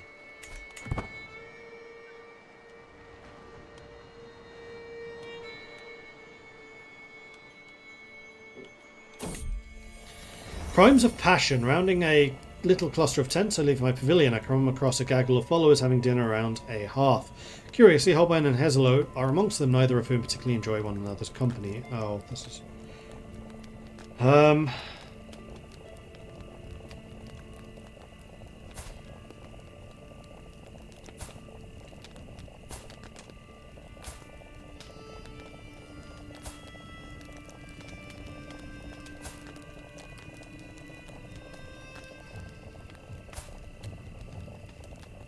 I could throw him in jail.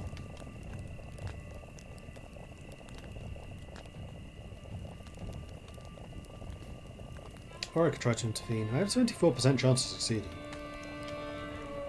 I'll intervene. Some blows are thrown regardless. They both got wounded. Alright.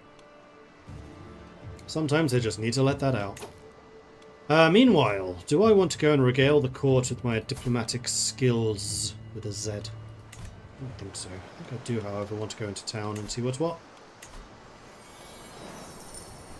Let's see if there's any other jobs going on.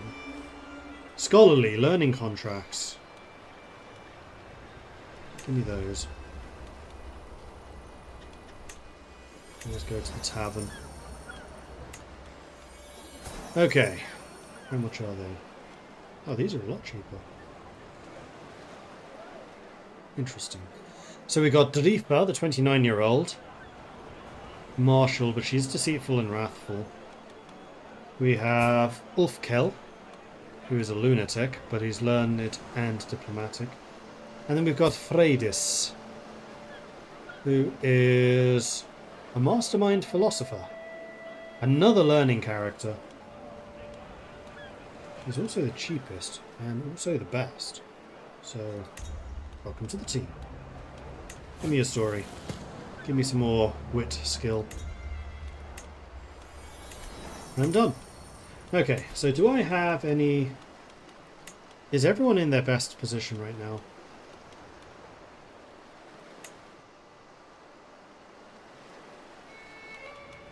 No. Why is your aptitude good? The skills in these are actually worse than the others.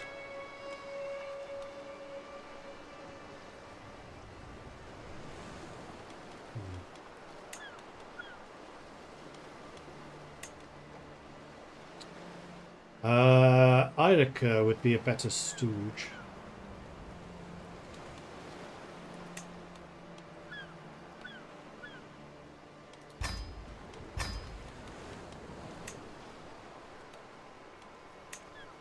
I have one excellent bodyguard and one terrible one.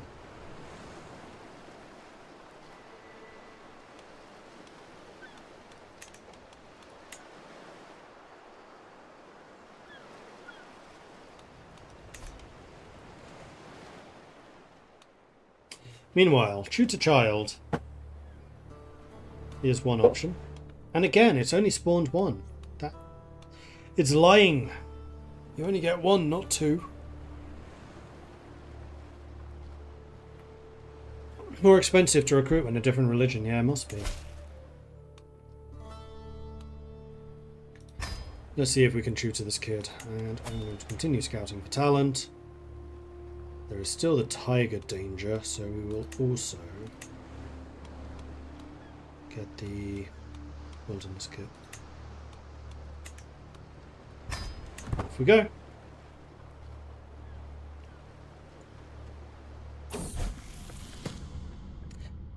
A teaching moment, the diplomatic approach. Sigbjorn gives me a curious but expectant look as we meet up for the first session. The furnace roars, the weapons are stacked in the corners of the armory, and I spot a handful of opportunities to teach Sigbjorn about the grace of social interaction. Suddenly, the young Norse boy gets a wild look in his eye and starts shouting, "The bandits are coming!" and nearly giggles his head off as he runs back and forth with his attendant.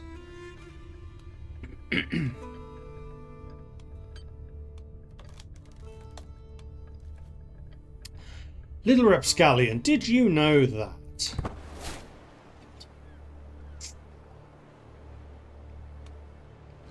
One down, two to go.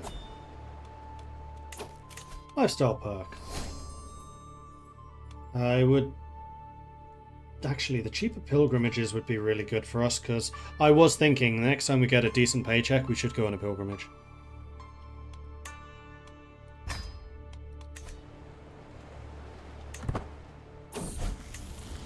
Deceit and Deception. Sigbjorn gives me a inscrutable look as we meet up for the next session. The winds wander the plains, the touch of breath felt by all who pass through as we stroll along the path. I keep a watchful eye on the surroundings, a skill Sigbjorn should be privy to. When I turn around, though, the boy has stopped dead in his tracks, intently inspecting an arm-sized stick he found on the ground as he thoroughly unresponsive to my calls.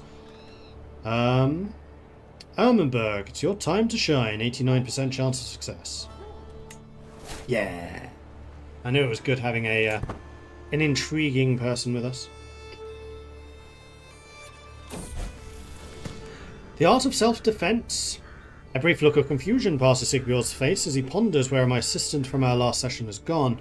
The gallows crowd is just breaking up, their thirst for blood satisfied, and I immediately begin spotting the various dangerous angles from which we could be ambushed, something I think that I should teach Sigbjorn about. So 58% chance of succeeding in that, 87% in the prowess. Success. Virek has an inscrutable look, bordering on apprehensive. You certainly have an unorthodox approach for education, and Sigbjorn has indeed received one or two new perspectives on things. I may be in touch again should your services be desired in the future. Much obliged. So it was a success, but not an outrageous one. And I have also gained a level of fame. I am now distinguished. Good.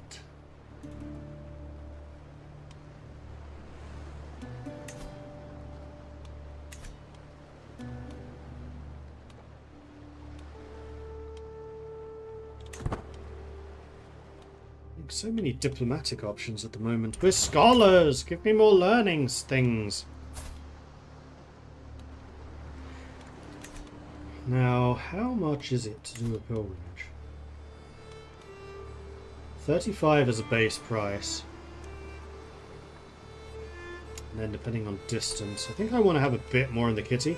Also, we do have the barber's tent now, so we are actually earning passive income.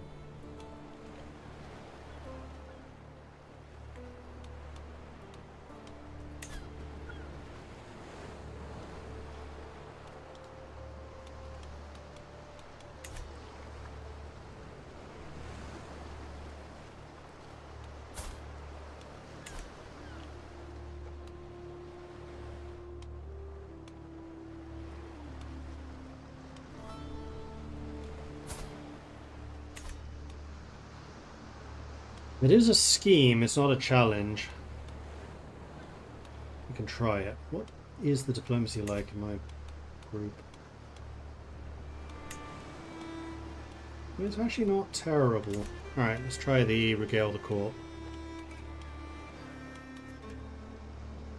Oh, sorry, how much was it to pay this off? 94 now. Why does that change so dramatically? When did I get Bando?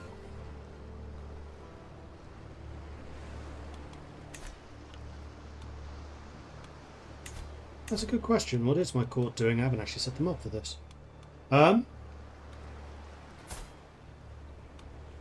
the physician at the moment could be doing research, or could be improving skills.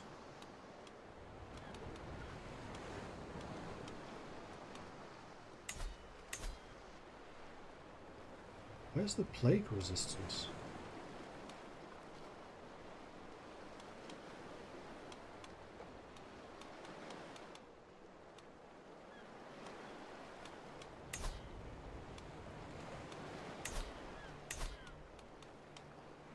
Well, either way, I think that this would be better, unless plague resistance is your default.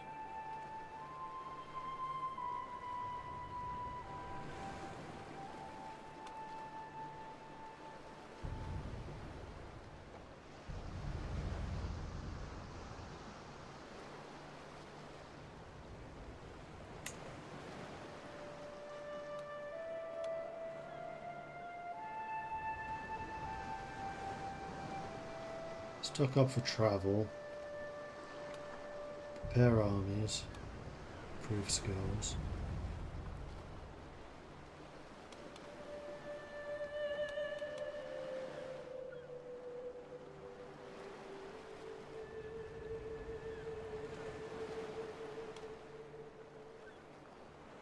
I mean, safety and speed actually sounds really, really helpful, so go ahead and do that. I'm happy to pay.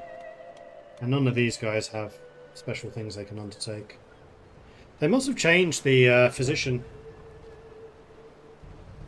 in no longer having the resistance to diseases.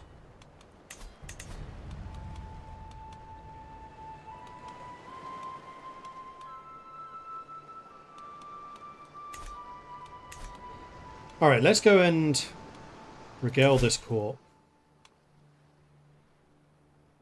You don't actually get paid if you get a regular success, you only get it if you have an exceptional one. Very good way of earning provisions and prestige, however. You know how I said earlier that it was difficult to get prestige but not piety? Clearly I was the wrong way around. No penalties. Do we need a Wilderness kit here? No. And I can't proselytize, so I can get the cheaper privilege. Was it? Maybe because he's not a novice physician yet. That's possible. Regaling the chieftain Sturla's court. It's not uncommon for settled rulers like Sturla to pay host to notable travellers like myself for a few gifts and decent lodgings. So what do we have? Intrigue, diplomacy, and learning. Diplomacy, intrigue, and learning. Diplomacy and intrigue. So the one that we liked the most out of that was poet, musician, socialite.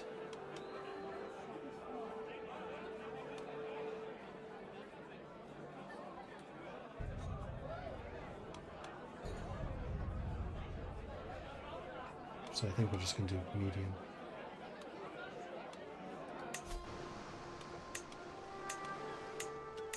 really wish it would pause right after you accept a contract. Rothrina definitely goes there.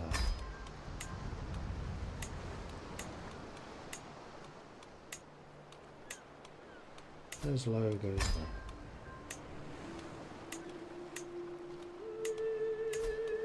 Radius. Emmenberg. And Oda. Each phase is 2 months, but we do have a 100% chance of success. So we just need to spend 10 months here.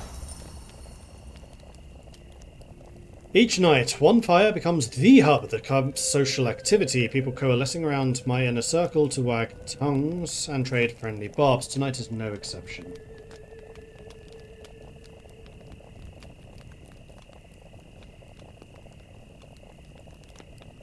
I'll join in the ribbing of Hezlo.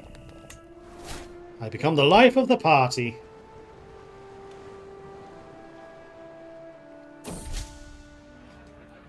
Story and glory.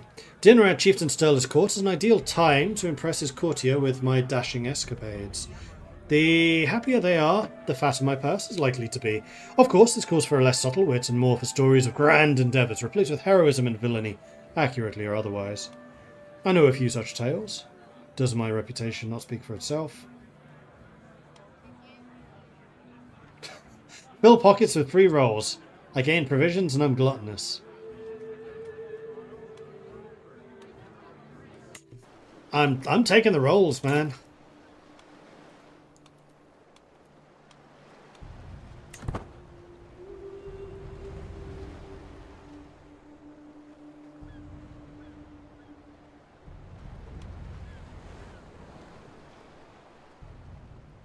Ooh, we only gain 9% per phase.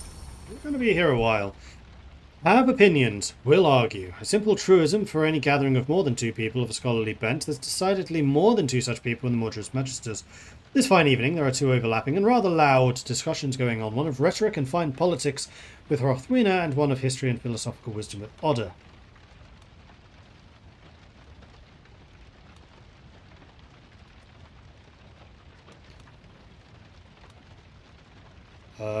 Honestly, I think I'm going to nod along and get the free stats for 10 years. Yes. Yes.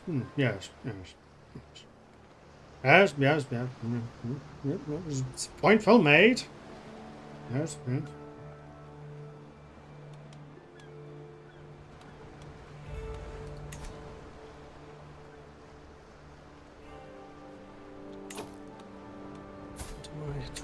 I should probably get married in a year or 2. A guide to just a few final quill scratches, and done. A complete pamphlet on the locals of Reeve and their eccentricities. Alright, not an exhaustive one, but words don't grow on trees. They must be laboriously copied, letter by letter. Now, what to title this? People and places. Prose and poetry.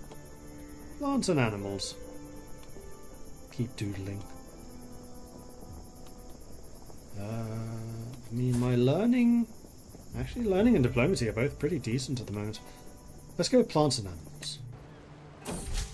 What drives us onwards? I have been wondering, my dear Mordred, rules Chieftain Sterler after one idle dinner. You spin these tales of your life, indeed, yet you live neath a muddy templap, barely sheltered from torrential rain and scorching sun alike. I nod, no use denying that.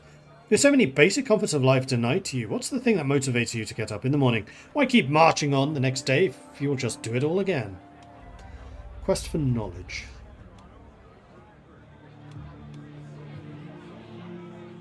Only available because we are a scholar. There's a higher chance of success, so let's do that. Learning is its own reward. There was something else I was going to double check. I don't remember what.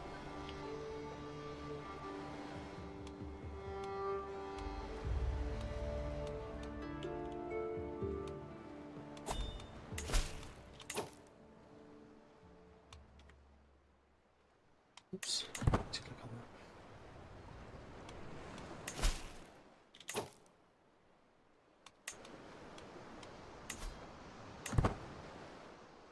that. 30%. I've done 3 schemes. Foreign fruits. In my wanderings outside of camp, I come across a clearing in the forest, rich with all manner of colourful berries adorning the bushes. They're unlike any I've seen before and look so tantalisingly delicious. It would take my followers less than an hour to pick them all.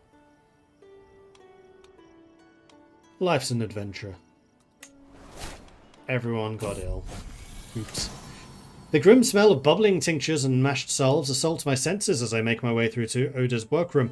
He looks up from an unction that he is preparing.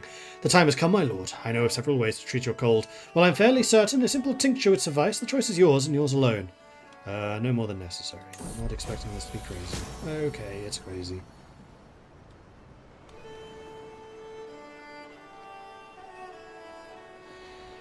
Oda tells me to lie down in bed and offer him my hand. Firmly he rubbed and slapped the palms until they were red, then repeated the treatment on my soles. As a finishing touch, he pinched me gently up and down the limbs.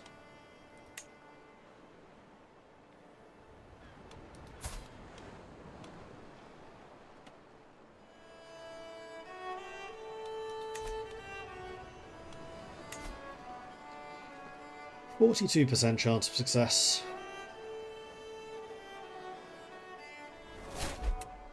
Prayer has died. Oh dear, I think I may have just killed everyone.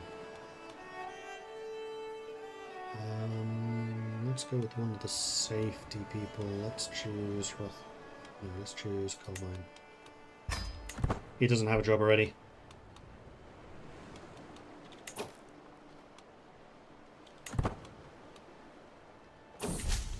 A volunteer. During our stay at Chieftain Stirl's court, we've done our best to meet our remit in entertaining and occupying his retainers. It seems we've done our job satisfactorily, as his courtier Einar has privately approached me and asked to take on to our camp. Sure.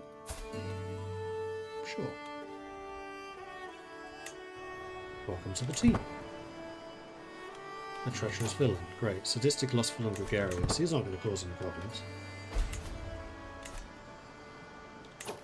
Rothwiener is not swayed, but Rothwiener is not the most unhappy with me right now. I need to get you to not murder me in my sleep.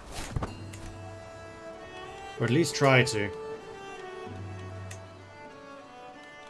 Ah, right, I do remember what it was. I have the request that I can make on my patrons. And one thing that we are still missing is an army. We can have a single men-at-arms unit.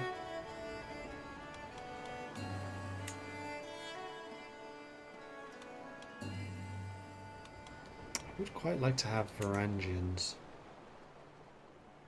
So maybe I request something else.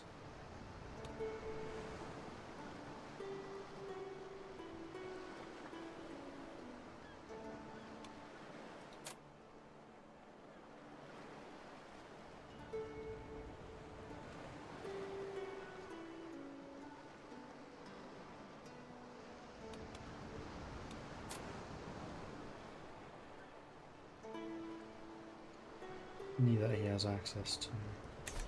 So I'd rather do that.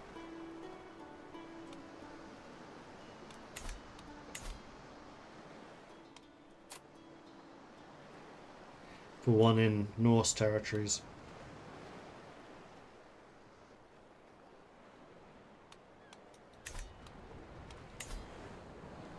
But at the moment I don't think I really need it. It would basically just cost me to move around. So I think from those of you who would give me gold, I'm going to request gold. Without friends or protection, I'm interrupted from my stroll near my pavilion as by an approach of a nervous stranger, a woman who introduces herself as Wilfield and is clearly alien to Reeve as I.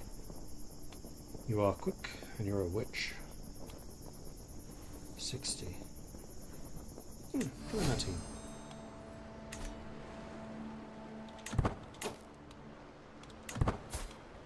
23 learning. 23 learning and you're an intricate web weaver. Interesting. I am back to not being ill. Good. So we did lose one person, unfortunately, through all of this.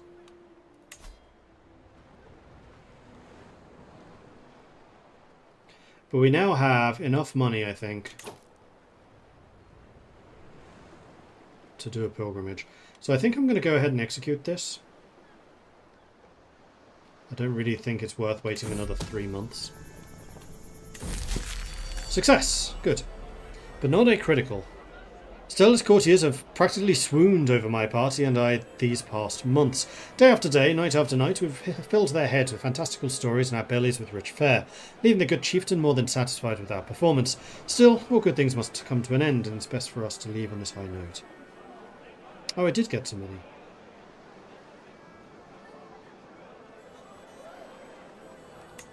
Cool. Okay, so we go back to our camp. Toldmur, the wolf boy. As we travel through the wild lands of Colding, I find myself with a distinct feeling of being watched. Hiding, though poorly, I see a frail, dirty boy watching the entourage. So we can try to train him. I do have high learning and I do have pedagogy. He's hale but stupid. He's also only 8. I'll train you. See what we can do. Expectations. You're always there for me, and I hope you know that I am grateful. Fjordmund approaches me in a rare moment of contemplation. Closer to forming a friendship. This is what it means to be a guardian. Okay, we're back home. I think it is time for that pilgrimage.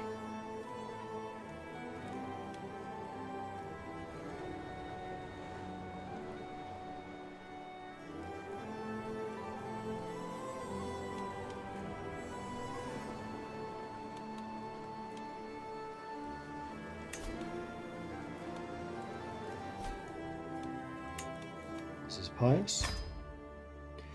And let's go the really long way while things are still cheap.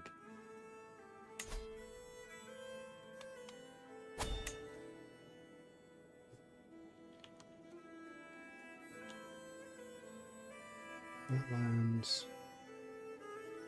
Well, on this line, we've got forest there.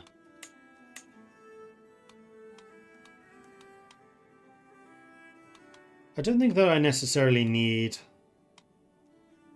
another position. Maybe mercenary guards go a bit quicker.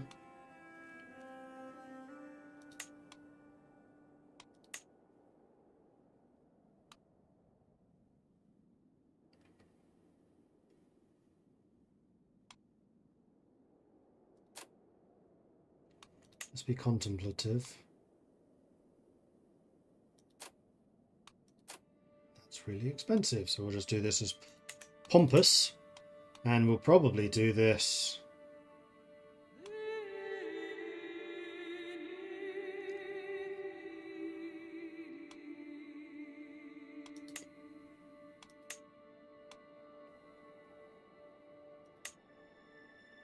altruistic. Still have like 50 gold left that we can spend on things if we need to. How do you go from being a wanderer adventurer to having your own lands? You can use special CBs. I'm already doing an activity, so I can't show you. But there are ways, basically, of becoming an adventurer and stealing land. Or there is apparently also a way of basically convincing a noble to make you a vassal. So exactly how that works, I don't know. Oh, I should have added some stops. You're not wrong. Can I still do that? Yes, I can.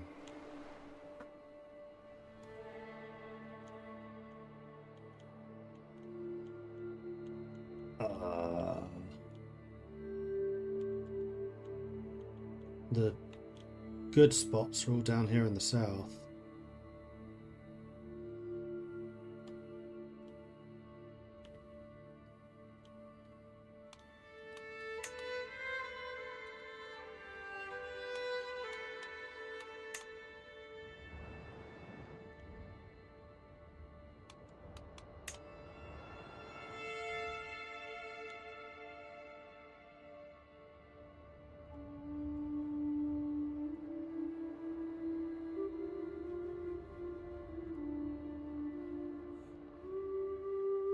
Does make it a bit more dangerous. But I think that this is still worth it. I mean, most of the danger is around here, so maybe I don't care so much about this one.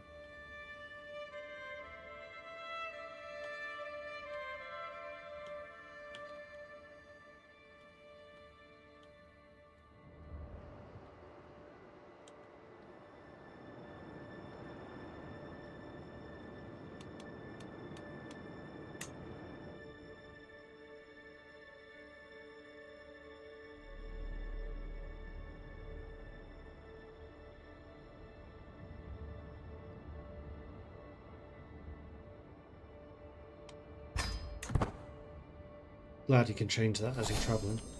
Learning perk. Visiting churches. Visiting a temple holding awards piety. Visiting a religious point of interest awards a bunch of piety. Well, it just so happens that we're about to visit a religious point of interest. So we'll take that.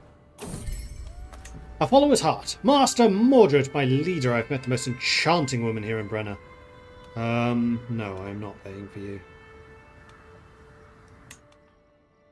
Language barrier. It seems that a caravan's gotten a little lost. Let me try. Successfully.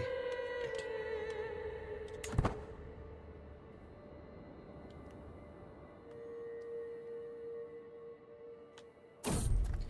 The Holy Tree. I am told that nature is venerated here in Lotamirce as an extension of the will of the gods.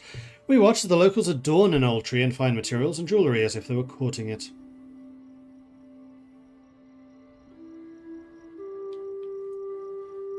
Many in the entourage are satisfied to watch from a distance, but I feel compelled to do something more.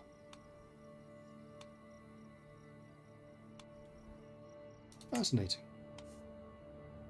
Didn't become a wise man. Previous Mordreds did. A quarrelsome lot as we track through Jaromir. Our caravan has stopped at a clearing bordered by dense undergrowth. I proceed with the commotion only to find them having a fight. Make amends. Yay, they settled their differences.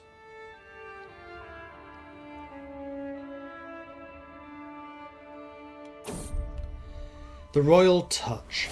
Word of my arrival seems to have spread to the county of Nitra as our entourage is soon beset by countless serfs begging to bless by the Royal Touch. I, of course, could simply sprinkle a little water blessed by myself upon them and they would surely be satisfied, but granting them blessed coins to soothe their infected areas would keep them happy and blessed for much longer.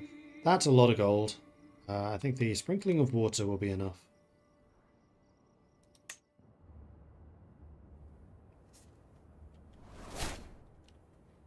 Gained 150 lifestyle.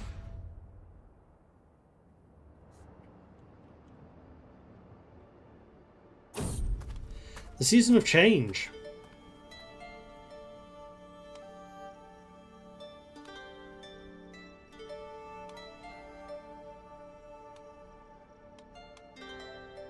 Back in your horse. We have travelling to do. Actually, almost there already. That didn't take a crazy amount of time. We spent longer telling stories. We have heard that Volodymyr is a land lousy with holy men, travelling in an impoverished condition, often living alone on faith alone. One such mendicant has approached our caravan, preaching his own mystical esoteric philosophy to any who will listen. The impoverished creature seems to loathe to part with our party, but perhaps I can get rid of him. Arbitrary, ambitious, paranoid.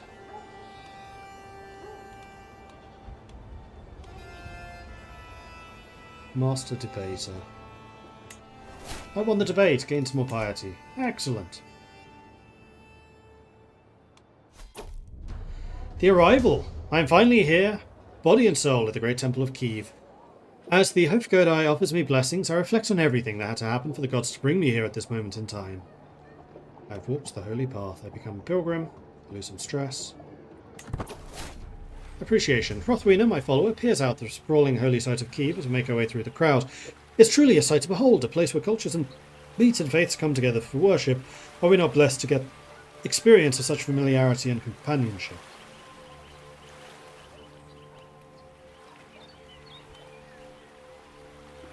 The feats spirituality can achieve.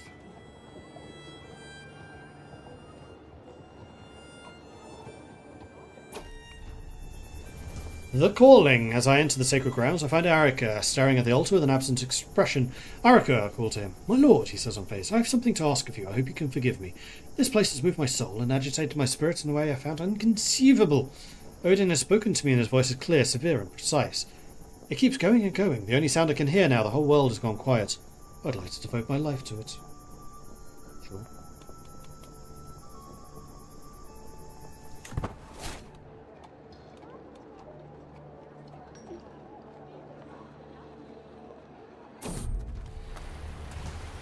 Todmunda, longing for the wild.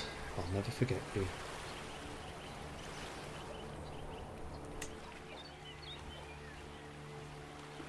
Pilgrim's Guide. The markets of Kiev are bursting with merchants shouting in languages I've never heard and selling spices I've never tasted. The guide to the pilgrim. Learn the safest route. Discover the marvels of Kiev, one of them yells, waving a small book in my direction. I'll take one. Oops. The Pilgrim's Guide. Gain diplomacy, gain piety. Local expert.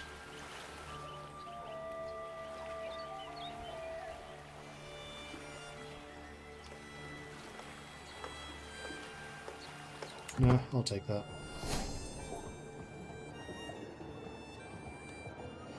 I've gained a level of devotion. Excellent. The conclusion. As our time at the sacred site draws to an end, I'm certainly concerned I did not have the chance to prove my devoutness to Odin as much as I would have liked to. This being my first pilgrimage, and while no pilgrimage is exactly alike, I feel confident that I am more familiar with what to expect from this type of spiritual journey in the future.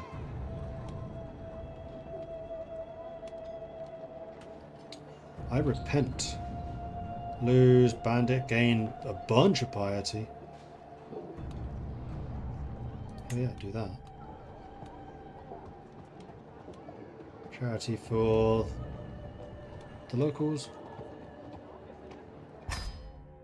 Alright, time to head home. Now, just to double check, there's nothing on the way back, is there? No.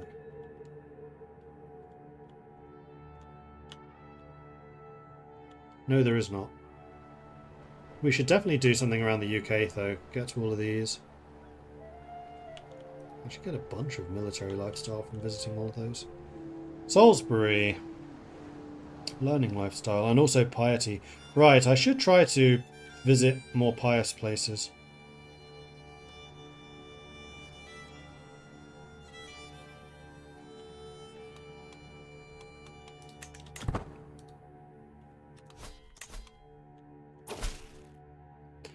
To the Winston Master Mordred, your piercing trill is like glittering ocean. I have no desire but to feel the embrace of your love. That I may know of your prowess carries the battlefield to put Apollo to shame.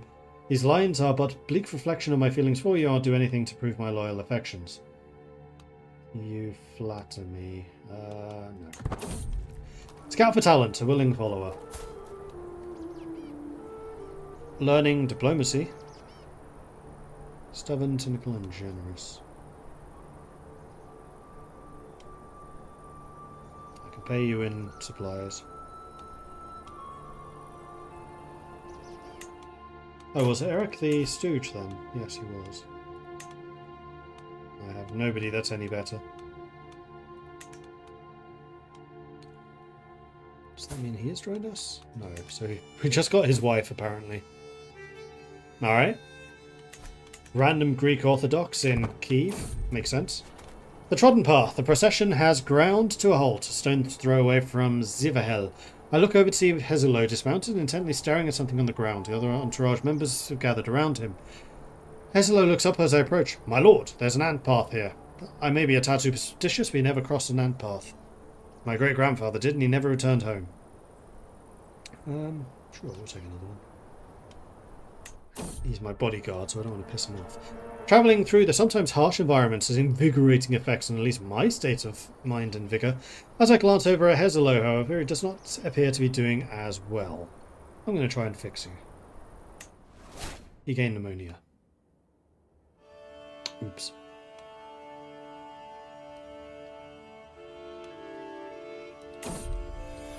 Tumbling down as we ride through Lublin, my thoughts wander idly, bored of the monotony of the simple transit, when there's a sudden shout of alarm. An attack! I whip my head around. No, it's that damn fool eunuch. She's managed to fall from her horse and go tumbling down a small incline straight into a wicked-looking thicket.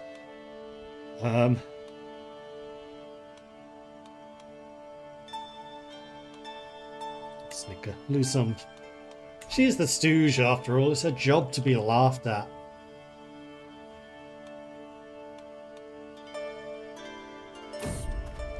Cultural fascination. Ever since entering Gniezno, I've been treated like an animal in a spectacular garden.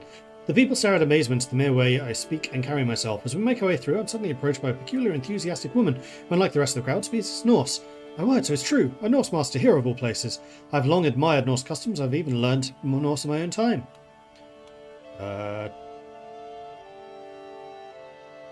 Learn language. What language?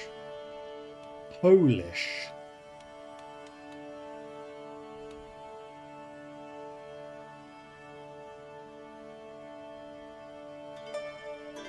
Sure. I'll try. What the duck? The day of the road has been fairly calm and nondescript so far. We are somewhere outside of Ronki, and I close my eyes and my mount brings me forward, one solid step at a time.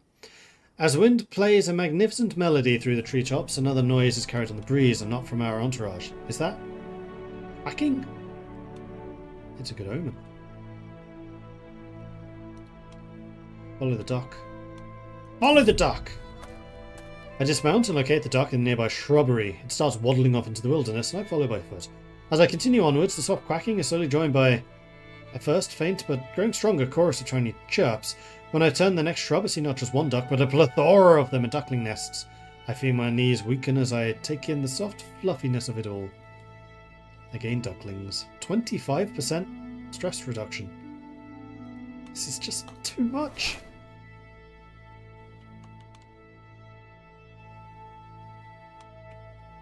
Oh yeah, 95% chance of success. Takes 2 years, but still. Land of milk and fish?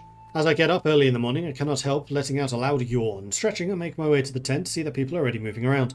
I notice Wilfield heading off with what looks to be a makeshift fishing rod through the noise and the bustle of camp. Where are you off to? I ask her.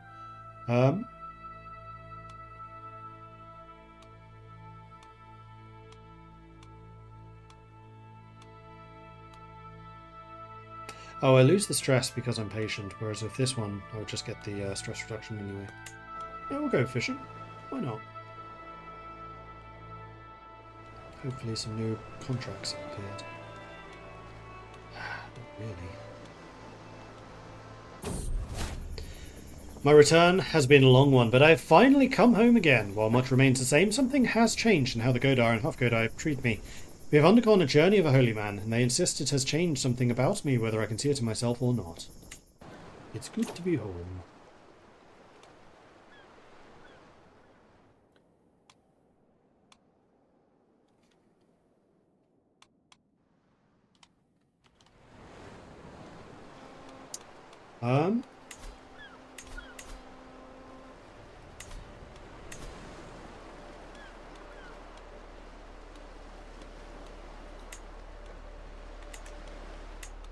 I do feel like we could probably do trying to recruit some more people. I don't really feel like I have the money to do it particularly successfully right now, but I do have a lot of prestige. So what we should probably do is see if the town crier has anything. More scholarly work. Creates up to 2 learning contracts. Okay, there's up to. What do we get? Just 1 again. Tutor child. And they can be relatively lucrative. You get a lot of provisions from this. With this we could leave and try settling down somewhere else. It's blinking again.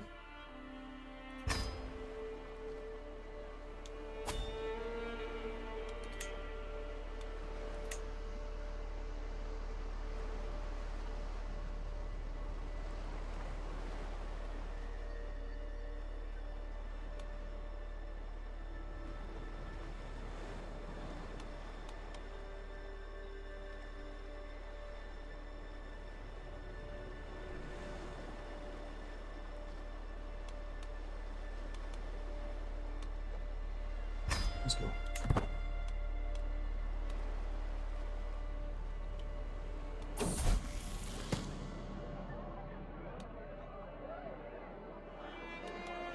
A teaching moment. Lessons in stewardship.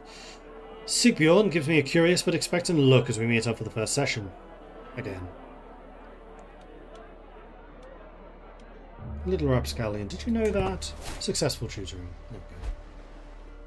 Gained fleeting. Freydis gained a pet cat.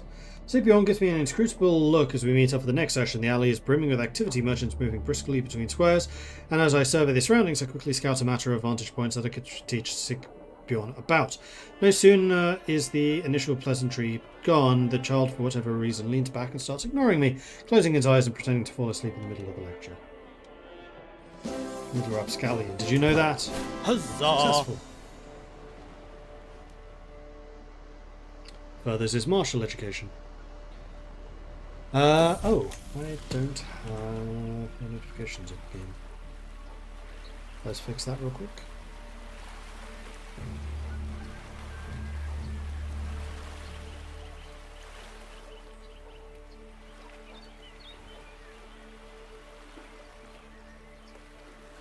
Carneater coming in with a 43-month resubscription. Thank you very much for that.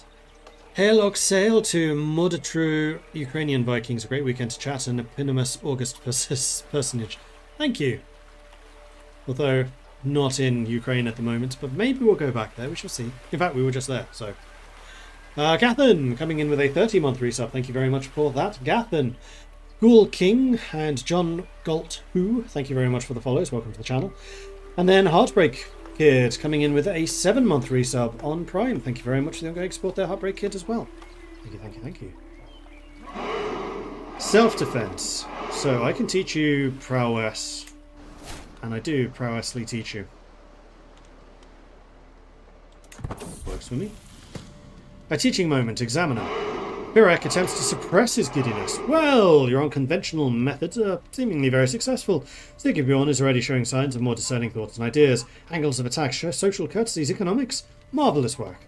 Thank you, and do let me know the next time you're in the area. It was all him. Excellent. And while I'm here, how about you give me some more money? No, I won't accept. Neither will you. You would. So would you. Okay, I have enough money where we could undertake another pilgrimage if we wanted to.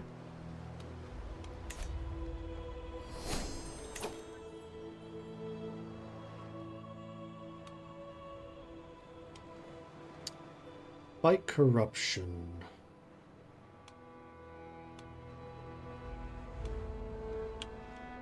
None of those sound particularly appealing to me.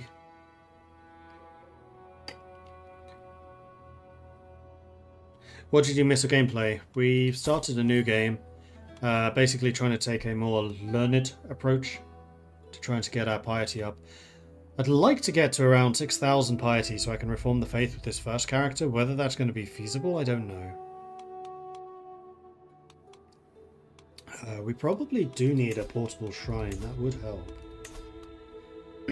Which was the baggage train, right?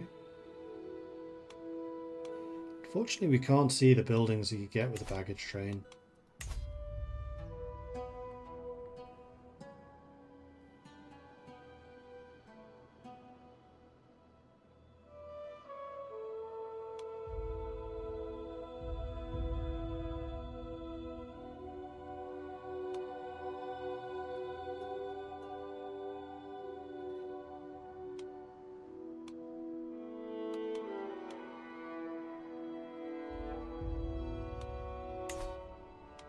Let's build it and see. And oh, Norway has become a kingdom. Denmark still isn't.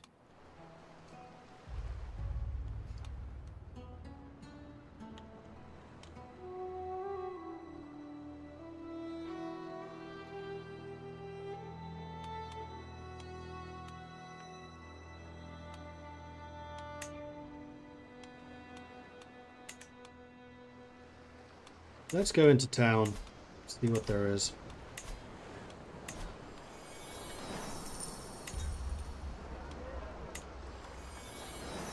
So we've got Skjalvor, 34-year-old, lisping fortune builder with really high stewardship. Vengeful, honest, and gregarious. Okay, she's not bad. We have Olvir, who is a torturer, handsome witch. And we have Holla, Rough terrain expert, hunter. Tough soldier, zealous, lazy, patient. I quite like the idea of Skelvor. Get that stewardship. She's expensive, but... story. She would probably make an excellent caravaneer.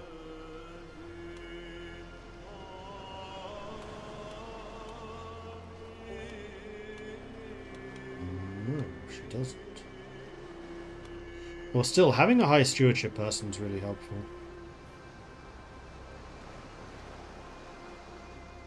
I still think Holbein's the best choice, even though these two are apparently rated as excellent.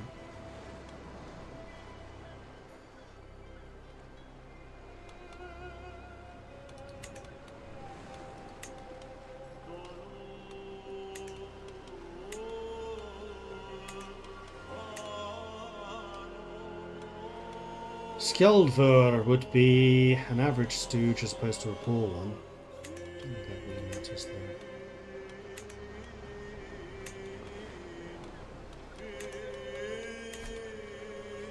Okay, well, we've just run out of money again, so we should probably try to get some more contacts.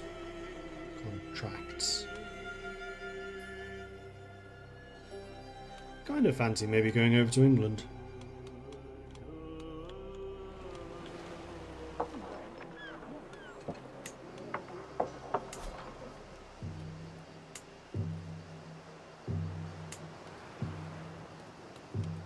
Which would it be to go to Jorvik? 790. I think I can afford that. Let's go. Bound together as this camp's master, when two of my more notable followers wish to wed, it's my right to have the last word.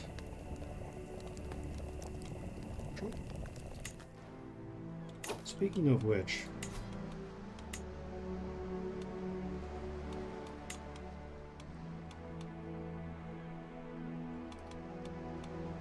who is not married?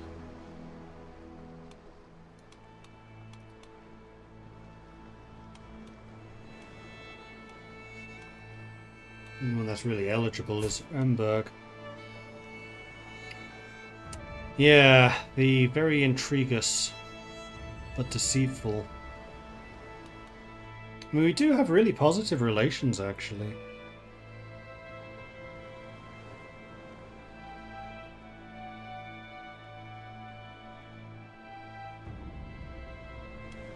No, she's Saxon. Well, we could try to learn Saxon from her after we've learned Polish.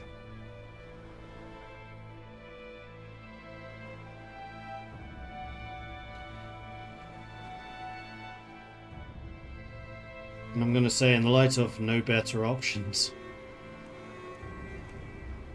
I would like to try to find somebody better. No, we're going to stay single. For now. End of a journey. Master or peasant, high or low, it doesn't matter in the end, we are all mortal. I was reminded of this as I woke coughing in the early morning hours. A dull ache pounding through my head and throat. My body is racked by shivers and weakness, my head leaking from every orifice. I heard that wheezing from across the camp, my lord. Hodder, the physician, pokes his head into my tent. Should require it, I know a fair number of suitable remedies. No more than necessary. A little brighter. Hodder came to my tent and offered me a draught which was yellow in colour. He told me to pinch my nose as I drank it. When the tepid liquid passed my lips, I almost immediately spat it out again. I demanded to know the contents of the cup, and he revealed it was fresh urine from a pregnant sow. The porcine waste turned out to be just what I needed. For now, the worst of my symptoms are alleviated, and the world seems a little bit brighter. Delicious. Learning perk available. Excellent. Martial intrigue and prowess per level of devotion. What's level of devotion impact?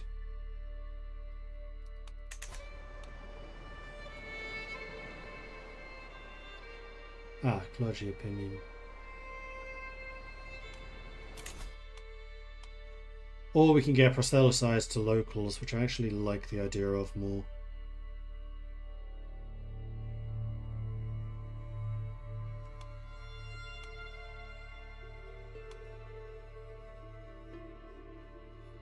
Because we do need to try to get down to Wandering Missionary so I can do the conversion.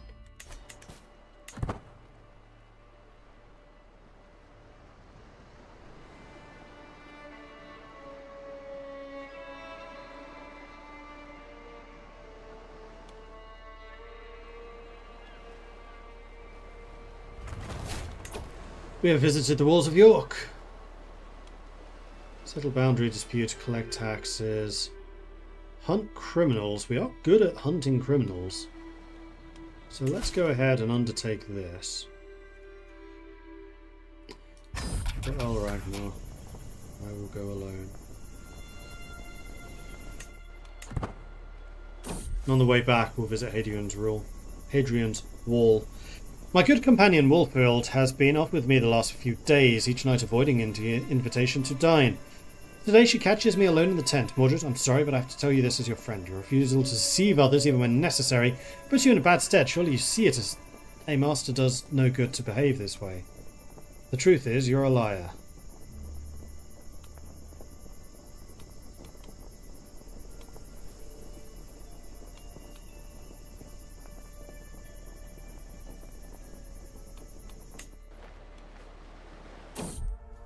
Familiar trees. I know exactly where we are. I do. Right. Is he any good at fighting? I'm still ill. Shit.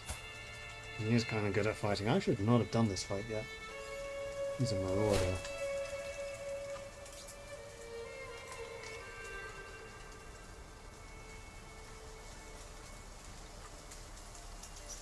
Right. Time to be a marshal then, I think.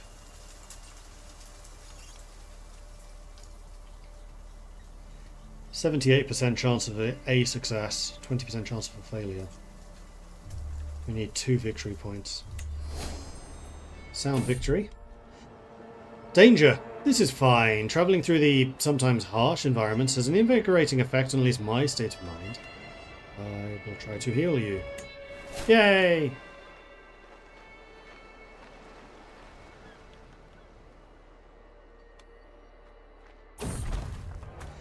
The Mercenaries of Middlesex. We sit in a quiet, empty tavern in Middlesex when a loud band of ragged-looking soldiers comes barging into the common room. I would love to recruit you because I know that you tend to have ridiculous stats. We'll do that.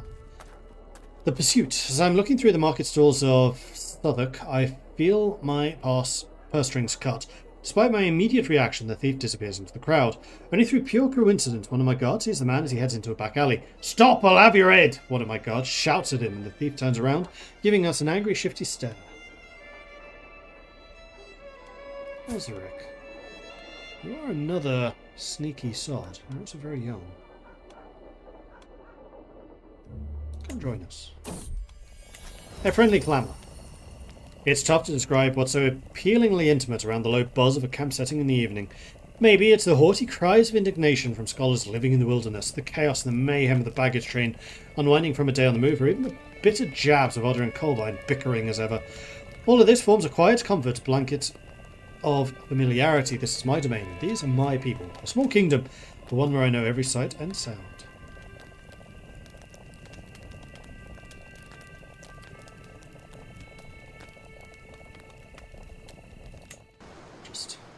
Take it all in. Am I excited for the map extension? Yes, very much so. Very, very excited.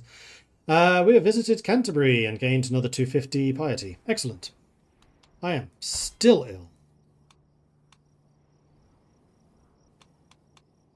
Alright, let's try the ambush again. Got him.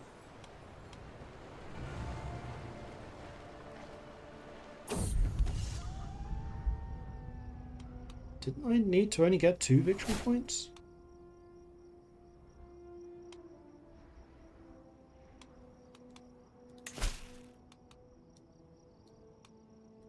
Ah, I'm back again.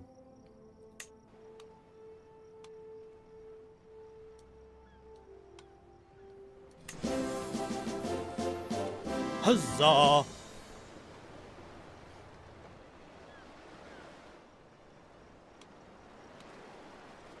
I have 0 of the 2 required victory points for a success.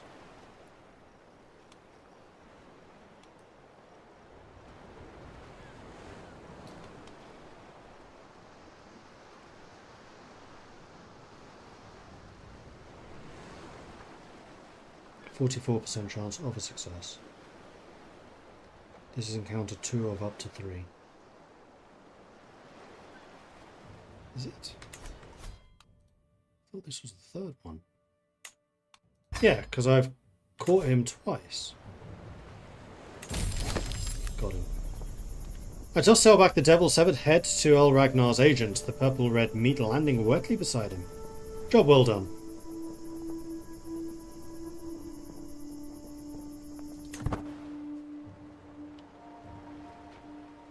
Oh, wait. Stop. I wanted to customize my return.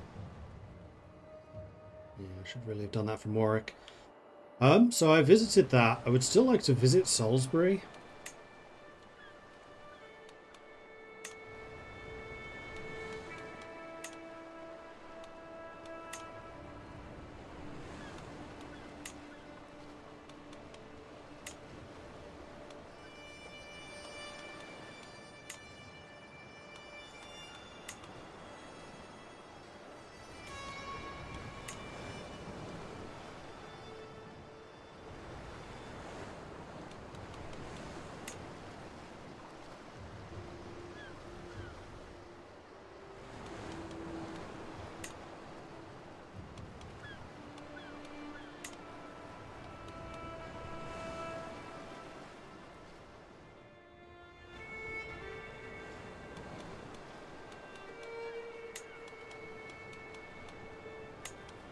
Calculated there.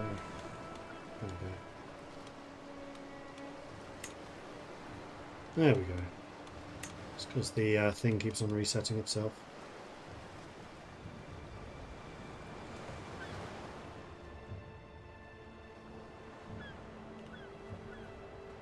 Okay, so that is me visiting all of the locations in England.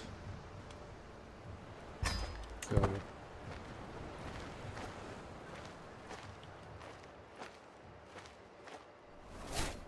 Visited Stonehenge. The Hermit. A grotto emerges from the vegetation like a stone arch in the cathedral. On its entry there is a small wooden table in a stall. Someone left a light burning on it. Careful, my lord. Colbine holds his arm up in front of my chest. There are bandits in these lands. You are quick to make accusations. A dimly illuminated figure stands by the entrance of the cave. I am merely a hermit. And you carry the title of master. The hermit takes a second before replying. She gets up and waits until I follow. There's some herbs scattered around and what seems to be a rudimentary bed. She turns to me when we're away from the entourage and with an oddly deeper voice replies, "The fire shall talk and silver shall flow with the hoof of lowing cattle. You will remember this." The Tiles of War. As we walk through the streets of Cheshire, a procession of soldiers emerge from a side street. Most of them are injured and aided by downtrodden civilians. A herald proudly stands up in front of the throng of people gathering around the marketplace and declares with a loud voice, "We have crushed the Strathclydian dogs yet again! It's only a matter of time before victory is ours." And yet the celebratory words pale as I look around the injured soldiers and the grieving relatives. I will happily give you 5 ducats for 100 piety.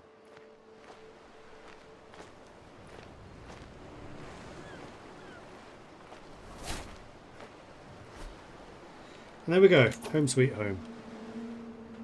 Was thinking of picking this up on PS5. What is CK3 Part 2 that I see in the store? Looks like a compilation of some DLC, is that right? Yeah, I think instead of selling each individually, every DLC individually, they bundle them together. So Part 2 is some of them. I couldn't tell you though, I don't know much about CK on console.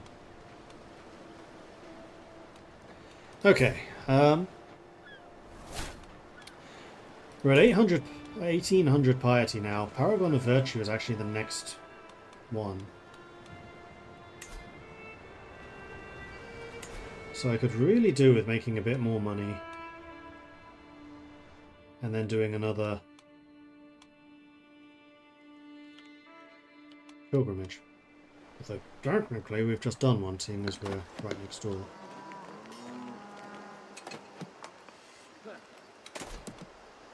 This is a level 7 city.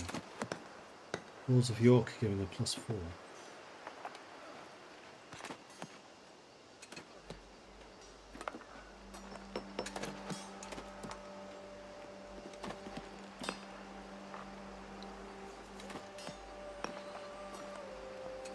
Impressive.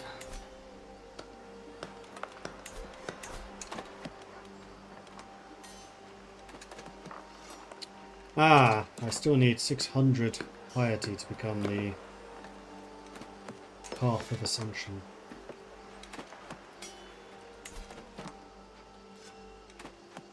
Need to have done 2 pilgrimages, which I'm working on. Need to be Paragon of Virtue, which I'm working on. I am 1700 away from that though.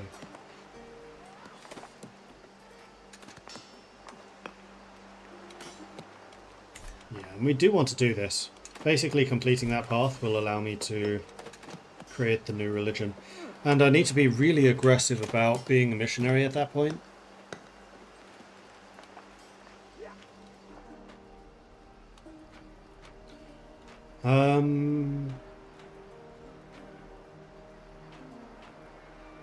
Try the boundary dispute. Sure. Let's...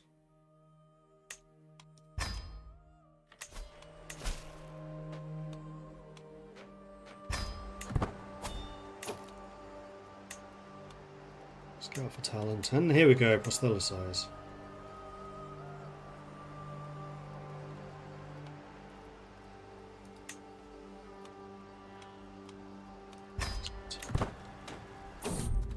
Scout for talent, a willing follower.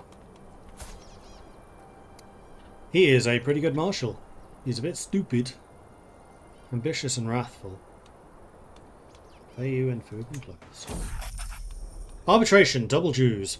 Doncaster is in uproar following our arrival. Apparently years of mistakes on the part of our employer and his ilk have led to many local estates and businesses being taxed twice or more just by different collectors with different duties.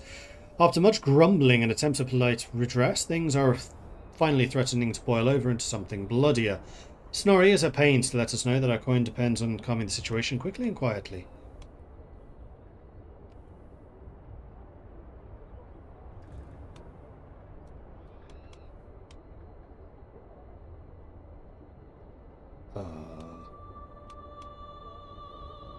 I can just straight up solve this because I have high diplomacy apparently.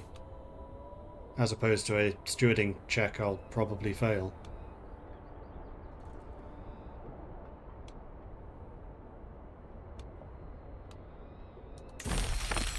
People of Doncaster clearly consider themselves sophisticated, but they had not reckoned with the tongue of a Viking man. Skillfully, I tie their petty objections in knots, sowing the seed of doubt in their midst, reminding them of the good work that Mayor Snorri does to keep them safe, while subtly reminding them who has local monopoly on force. Ultimately, I'm gilded the lily a touch, but when you're having fun, we leave the city later that day. Purse is fat with fresh corn. That was easy. Let's go collect some taxes. That's a lot of provisions. That would actually fill us up quite nicely. Earl Ethelred's representative is swift and to the point. The city of Retford has, it seems, failed to pay an extra tax imposed by the good Earl. The residents have resisted further demands, but not quite marched into open revolt just yet. Ethelred wants his due, but is cautious of the potential cost of an outright rebellion. A neutral third party is a convenient fiction for browbeating the recalcitrant settlement leader, Reeve Sinnehelm, into submission. I want to start playing Paradox games, but I'm not sure which one. Which one do I recommend? I mean, I could be super biased and say Hearts of Iron, but I work on Hearts of Iron, so I probably shouldn't, but Hearts of Iron. Damn it. Hearts of Iron. But as to which is the easiest to get into, I would probably say Stellaris. Although Stellaris has just announced that they're doing a major rework, so it's probably not the best time to learn new mechanics. So probably Hearts of Iron. But I would say, honestly, the thing with Paradox games is it depends what you're most interested in. Crusader Kings is more narrative focused. You are playing a character and it is the story of that character. And yeah, I would say it's pretty easy to learn.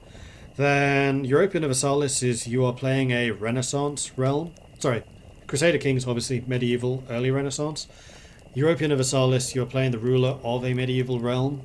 It's more about charting the direction of your country throughout the 400 or so years that you play. So you play as, I don't know, England, and you start colonizing America, you're fighting in the Reformation Wars, you're doing all of those types of things. Then there's Victoria, which is more about economics and political change in the 1800s. Then there's Heart of Iron, which is World War II. Yeah, I would say it more depends almost on which era you like the most. And then there's Solaris, which is sci-fi.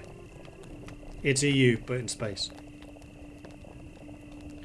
It's not uncommon to hear rumours swirling around this, or indeed any camp. Salacious notions and whispers of scandals can pass many a long evening after all. Sometimes they're even true. This week suggests two people amongst our throng are waging a private war against each other. I'm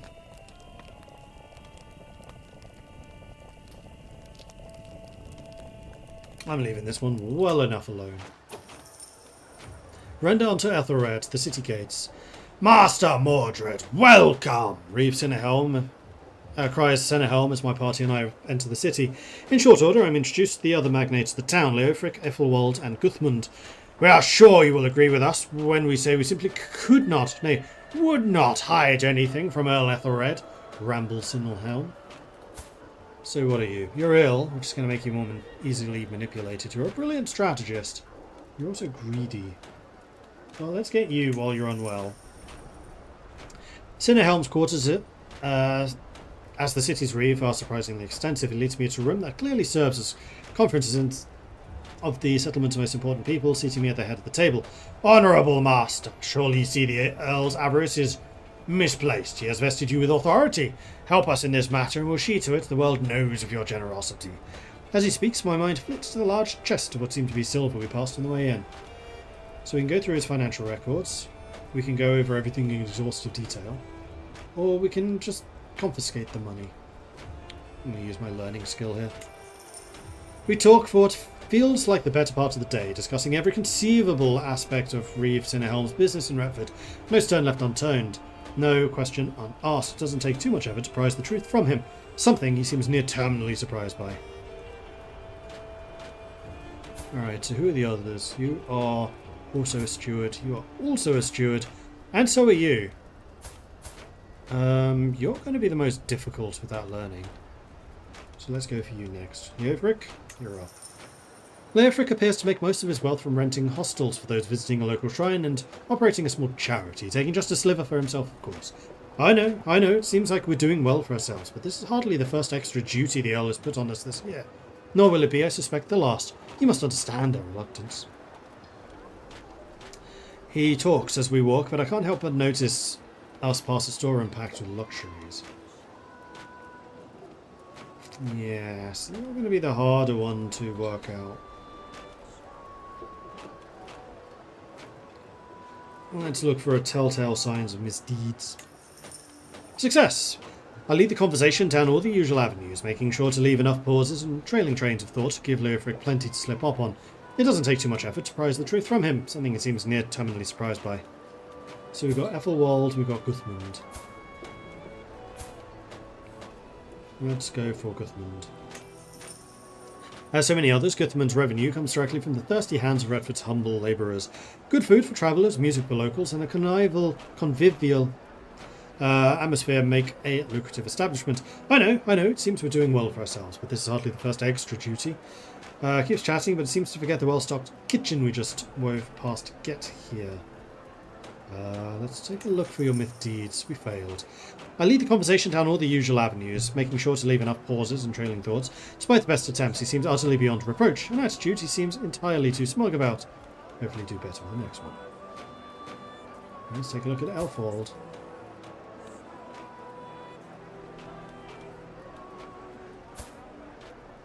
Oh, and Guthmund was the low learning guy. And yet, I have a much easier time with him.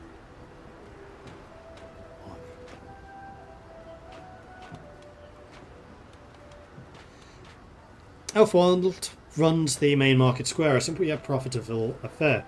He manages stalled spots, charges fees, collects taxes for the reeve, and all the other expected trappings.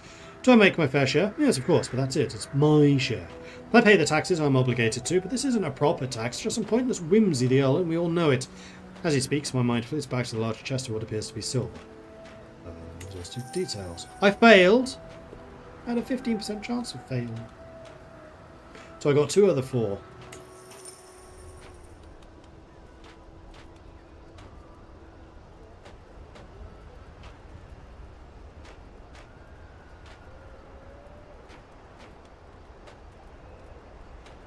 I think we're going to go with the half.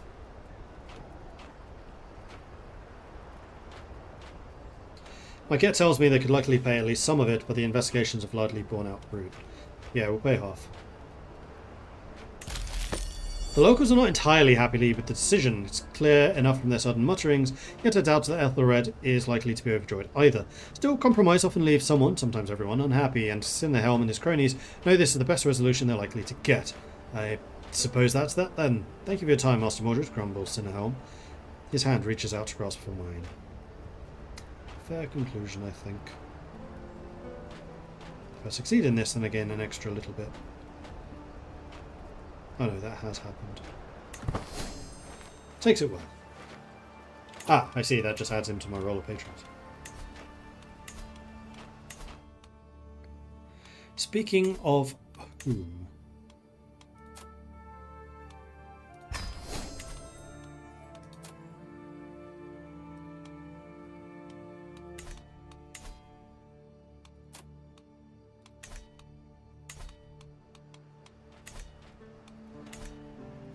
We're up to 85 gold, so we could probably undertake the pilgrimage to Jorvik, which is there.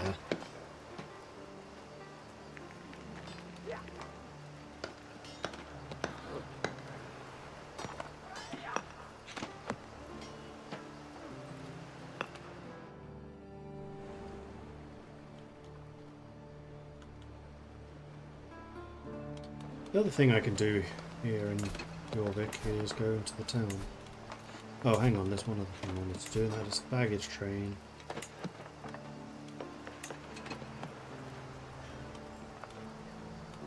Portable shrine I wanted you to have. Let's see if there's anyone I want to hire before I spend my money.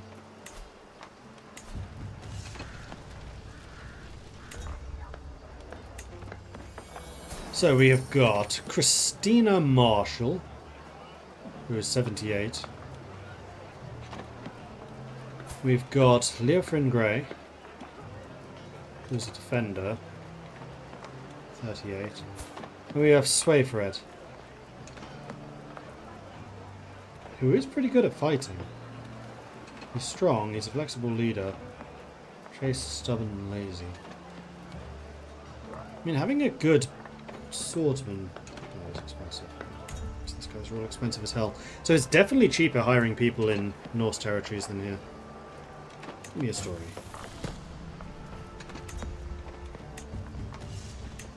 And then I am going to spend money on the portable shrine.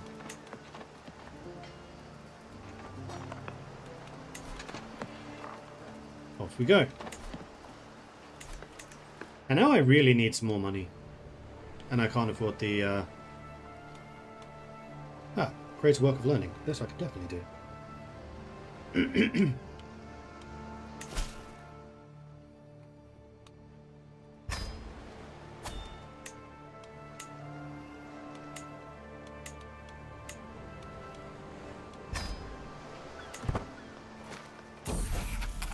What's in a work? I hum as I look around Mayor Snorri's study. Plenty of scripts, manuscripts, and short stories are gathered here in neat stacks and lined up on the shelves. A piece of work isn't necessarily judged by its length, surely. Even the mention of a single word can invoke complex emotions. But first things first, what size of work do I have in me? I have 19 learning. It's decent, but it's not amazing.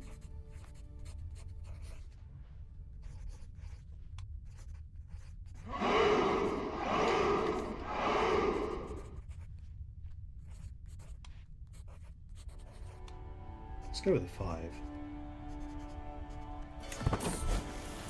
Humble beginnings. I peer down at the blank page in front of me. Words. Why is it always so difficult to start? The quill gently stroking my chin, I carefully ponder what the manuscript should be about. Mayor Snorri wanted a scripture pertaining to military matters, a valid point for me to consider. Where do I start off? So, he wants military. I think we probably start with a military one then. I have decent military knowledge. Terrific chapter. After a while, as I get into it, I find myself scribbling away, filling page after page with thoughts and observations relating to military matters. Once in a while, when not out and about, Snorri pops in the study, peering at my ink-blotchy pages of progress. He hums and then leaves, simply busy with more important matters. The thought lingering on my mind, I turn my attention to the back of the page. Is military matter still pertinent to write about? Let's do a passage on social skills.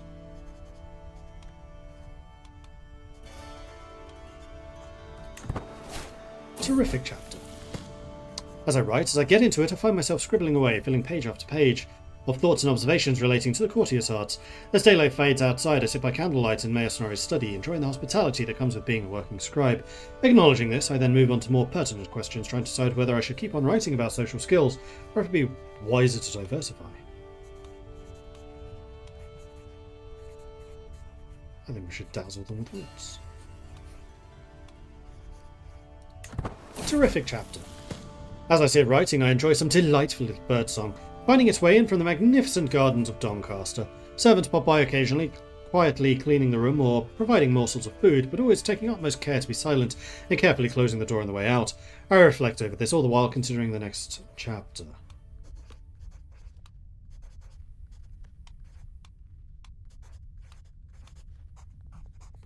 I think a bit more wood. Oh dear. Reading through the scribbles, I let out a pleased grunt. Relevant and concise. This should be able to satisfy Snorri, certainly. Plates have kept stacking up as I enjoy the last few shreds of hospitality, and now my work here is coming to an end. Are the servants stingy with the food now, or am I imagining things? I reflect over this, all the while considering the next chapter. 58% chance of succeeding on this, 20% chance of gaining stewardship. It's always stewardship. May as well just go with the highest chance then. Terrific chapter. Cautiously eyeing the manuscript, Mayor Snorri hums and nods. Overall, good job. I shall have to put it on my shelf with the rest of the works. He hands over a respectably sized satchel. I trust this should compensate you for your time. Do let me know if you'd like to try again sometime, he finishes as he turns to leave. I accept the satchel and nod courteously. I got an exceptional success. No, sorry, I got a success, but not exceptional. Qualified is 3, success is 4, exceptional is 5.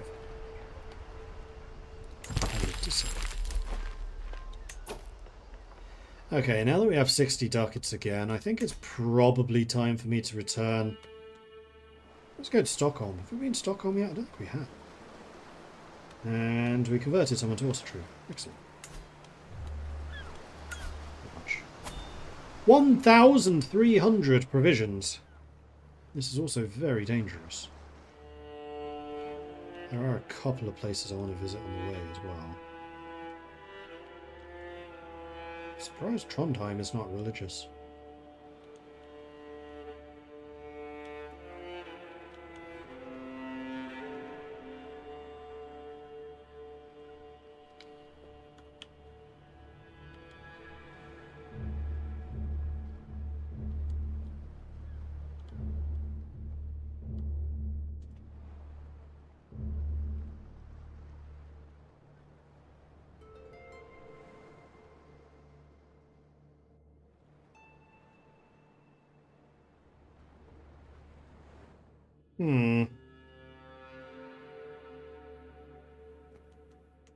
There are other places we could visit.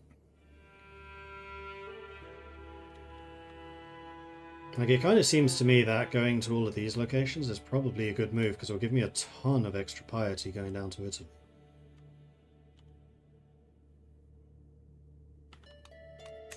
So how about we go down to Rome?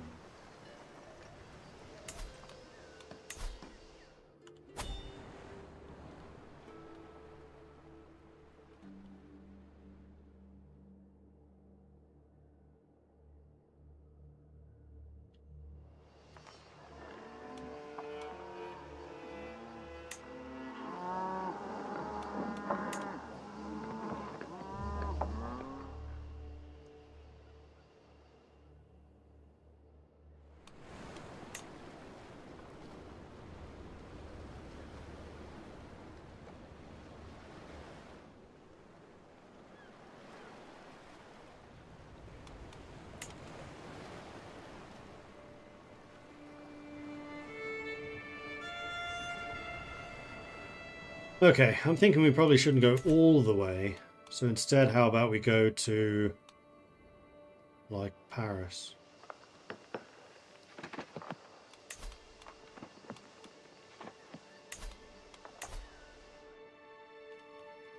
This doesn't show everything.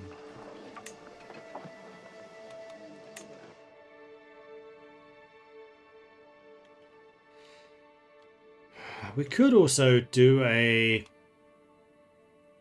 pilgrimage to Paderborn, but I feel like I need more money for that to really be worthwhile. Could try to settle the boundary dispute.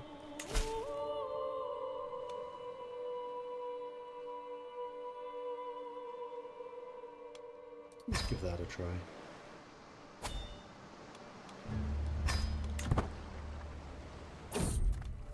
A band of two. Passing through a back alley in Grimsby, I see a lonely child and a dog sitting on a corner behind a small wall.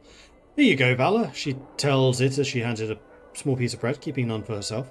Looking at the two, clearly the dog has been taken much better care of than the owner. The kid must be giving it everything she can find. Definitely give you some food. Sticks to the wheel. Brooke, I hear Herzilo shout out in panic. Soon thereafter, I hear a loud cracking sound, like that of a wood breaking, or of my patience finally snapping.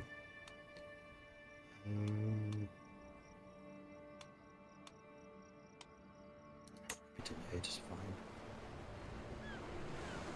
It's only a few days.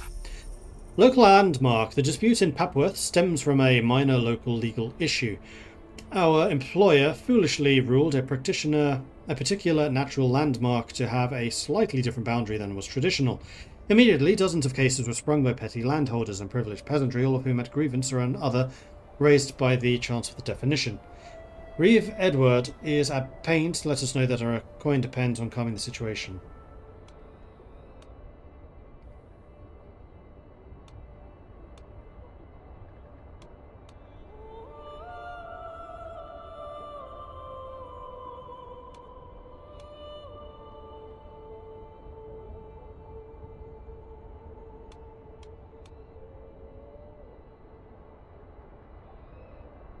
Oh, Emmenberg moves in for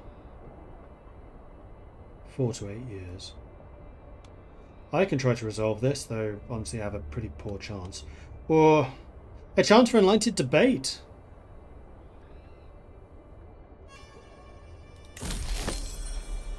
Success! The good people of Papworth may be fervent advocates for themselves, but they have not reckoned with the full academic fury of the Mordred's magisters. Our discussions take much of the day, something I find exhilarating, but which they seem to shrink more and more from as the hour grows ever later. We come to no real conclusions, really, but eventually the locals simply give up. Question is met with question, every subject revised multiple times. Points meander on and on and on. Edward simply seems grateful the whole debacle is over. Another happy patron. Bunch of people converting. Starving soldiers. A figure stumbles into camp, dirty and tired, clearly in need of a square meal. His name is Eastmond, he says. There are more like me, he gestures off to the distance, all of us left to rot. Eastmond. Yeah, I'll definitely hire you. 18 prowess.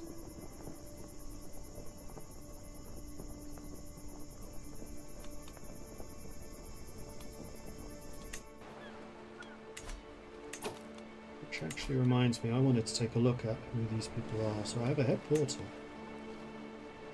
Ordgar is the best person for that job. Ulf is excellent. Cord is excellent. There's only my stooge at the moment who's poor. I'll give it to one of these. Hezelo. Let's make Hezelo the stooge.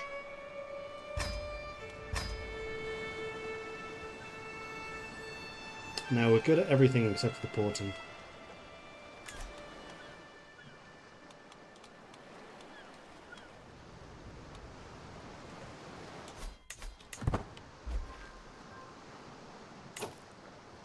And then we're home again. Now, I think that I would like to go to Paris.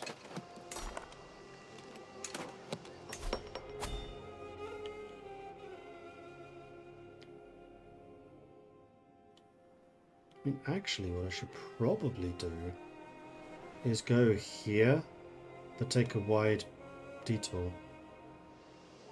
No, I like that more. Let's go here.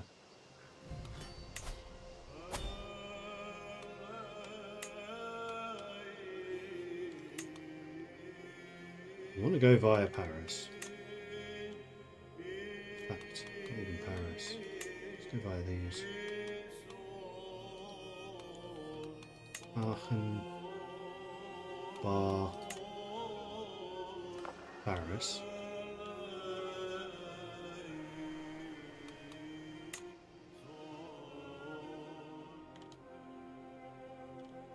Something like that.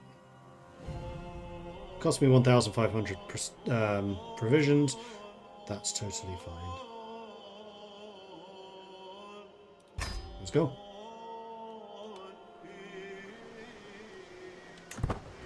And hopefully there are some more jobs there. Aha! Scheme successful. Oh. After lots of hard work, I finally learned the Letichik language. I thought it was Polish or something.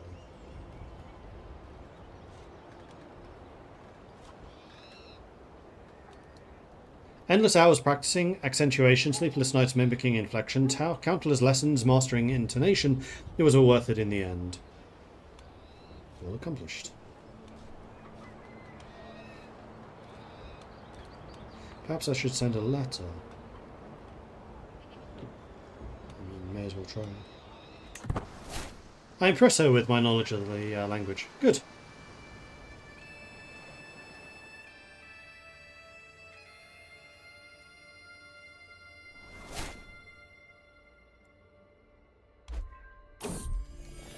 Plenty in common. Life in close quarters tends to magnify relationships, good and bad. Eastman and Warfield, their common interests, avoiding loud social situations. Joy silence has proven to be a strong bonding agent. Good for that. True aim. Teeming with all manner of wildlife, Radis and I agree that Aachen would be a splendid place to go on a hunt. While we don't have time to stay for a proper outing, as we traverse the area, I spot a pristine wild rabbit at the edge of the forest. There's peculiar markings on the fur and a motion to Freydis to survey the animal. She spots the rabbit, she grins. What do you say to a friendly wager leader? Whoever strikes that pristine fellow with an arrow wins. Huzzah! I have way more prowess than you. 99% chance of success. Truest aim. Rabbit in sight. We both slowly but purposefully move closer to the rabbit, taking aim for the tiny body as it gnashes away at a piece of straw. I pull my string and release as the arrow goes straight into the animal's body. The sudden impact launches it a few paces, then the tiny body slumps down on the ground, motionless. I roar in triumph and Freydis joins me in the cheer. Nice shot, she cries as I duck forwards to pick up the trophy. Worth it. Oh, I'm not using these. I should be using these. I should definitely be using those. Yes. Learning perk. Excellent. Religious camp. You now gain piety for every follower of the faith when the camp is steadfast. Doubt that it is. How did I see last time? There. They're placated.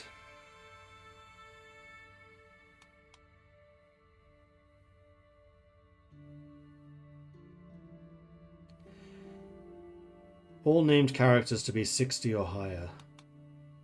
No chance of being 60 or higher. So we're never going to be steadfast. That ability does nothing. Absolutely nothing. However, it leads to Wandering Missionary, which is the one that I do definitely need.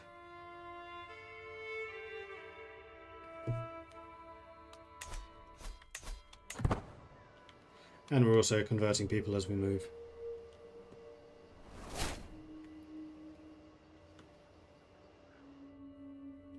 Ooh, France just fragmented. Wow.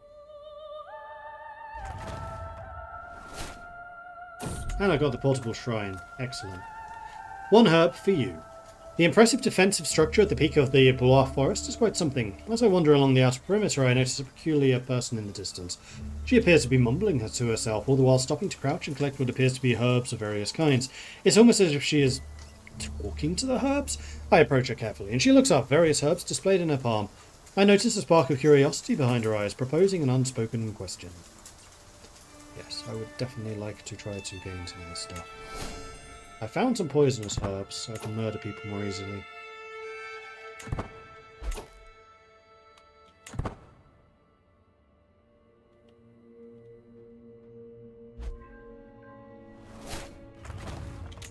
Okay, and we are now in Poitiers.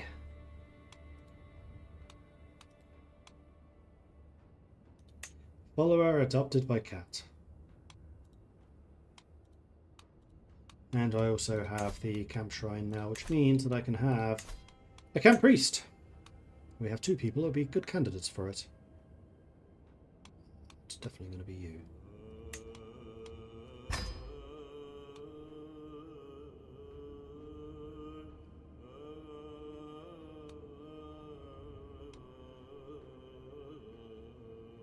Oh, it says there what they do.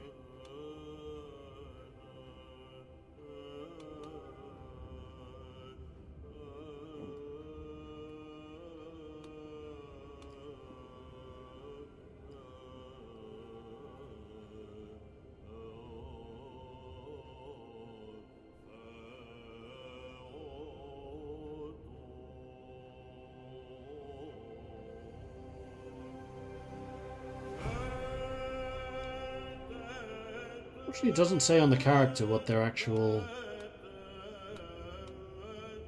bonuses are. Oh, there it is. Good.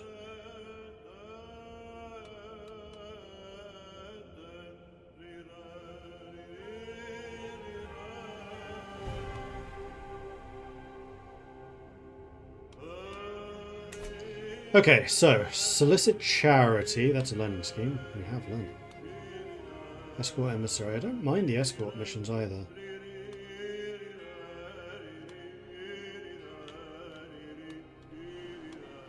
Let's go and do the solicit charity. Righteous holy person and pitiful beggars, let it be known amongst you the Count of Limousin offers Catholic patronage to those pious cultures who learn it enough to deserve it. Yes, I am 100% Catholic, definitely. Accept and go. Asking for arms. Talking our way in to see Count Concordius thankfully proved surprisingly easy, with just a hint of enticing mystery about our purpose to grease the wheels. Once granted an audience, our purpose becomes clear fairly quickly. As learned scholars, we depend on the largesse of enlightened rulers to keep doing our good works, and so the Count reluctantly agrees to let us stay for a time. But that's all. So we can get on with the task, which is going to be diplomacy and learning, intrigue and diplomacy, intrigue and diplomacy, intrigue and prowess, diplomacy and intrigue. There's not a whole lot of learning here for a learning mission. Diplomacy and learning, intrigue, diplomacy, intrigue and diplomacy, intrigue and prowess. Okay, that one's probably the one that we want. Yes, it is. 2 clerics. We have clerics.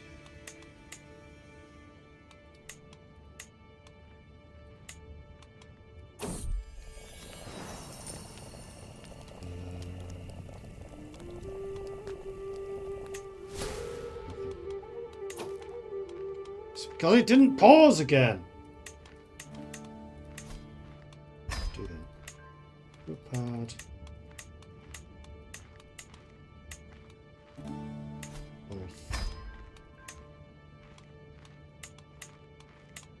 Rothwiener. It's going to be Bertrand and Oda.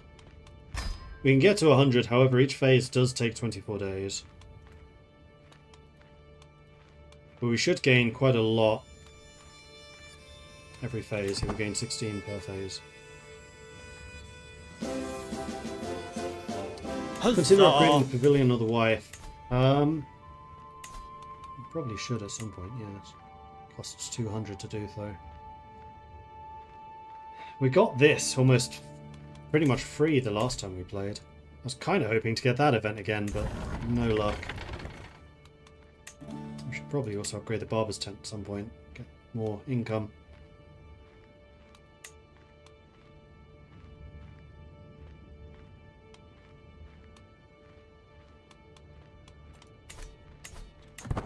But right now I'm trying to save up money so we can do another pilgrimage. Because I need to have done 2 in order to go on the Auto-Druin path. The food at Count Concordius of Limousin's residence of Limousin is excellent, of course, a far cry from the usual rough and ready fare that I'm so used to. I'm very glad we could answer my summons, Concordius says, gesturing in my direction. I'd like to see if there's anything we can do to help one another.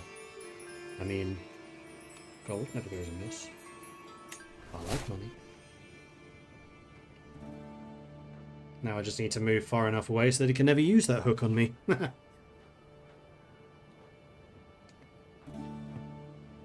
And I do need to get married at some point. We are now 30. That is becoming more and more serious. Skills are also going up quite nicely. 20 learning. Heck yeah!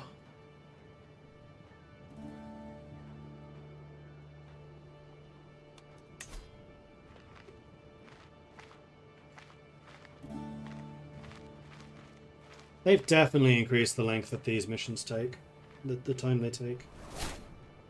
Ruler changes faith. Joffrey has converted to Catharism. Cathar heresy has begun. Pinkish hues. Early evening is a time of intense activity for the camp. People and supplies toss this way and that as our portable home is set down once more. Habitually, it's also a time I take a walk to clear my head and escape the noise for a time. As I crest a tree-covered hill, I see the last pinkish rays of the dying sun bathe the forest below. A mess of knotty spires and little paths through which patches of shadow to hide an army, albeit 2 or 3 soldiers at a time. A beautiful sight, perhaps one even worth sharing. What's the little things?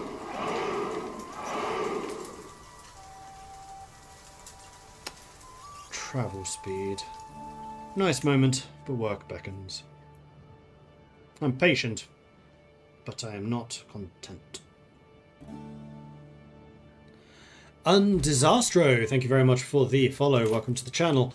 And Kavel, thank you very much for the 11-month resub. Getting real close to the golden wings. Greetings, fellow Viking. May your voyage and plunder be great. Thank you very much for that. Okay, next one, and then we'll execute the scheme.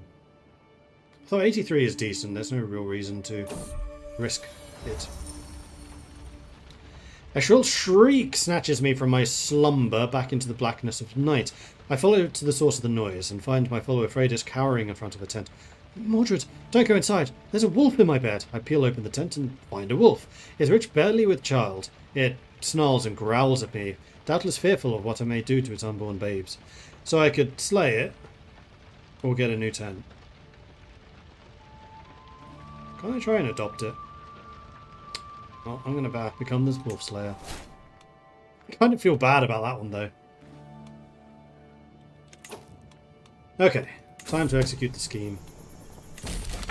Success! I'm shocked. 69 ducats. Nice. Our stay with Count Concordius is ultimately very fruitful. Sustained charm and scholarly wiles slowly drop the Count's suspicions, lulling him into a state of enticed interest. And then the gifts of patronage truly start to flow. A bountiful endeavour, to be sure, but this good won't last forever. This goodwill won't last forever, so naturally we'll depart before overstaying the welcome. Cool, so we'll head home. I could probably do the...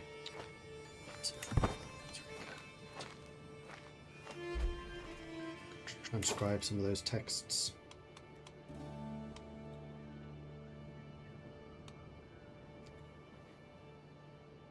Except it is under siege right now. So there is that. You know what? Let's go and visit Poitiers while we're here.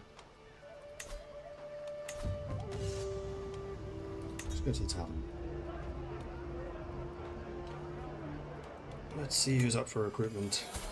So we have Ermenzet, who's 39.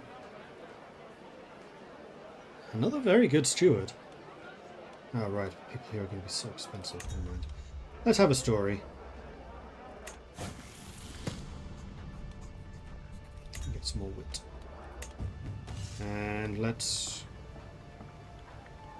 Do I want to see if there's some more learning contracts? I don't think I do, actually. What's at the castle?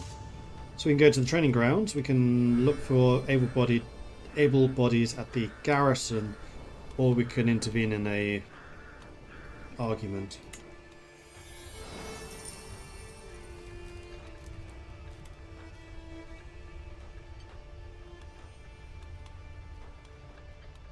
So I can try to recruit these guys. Wow, you are. That's Colvine. Wrong person. Yeah, Raymond. Not great.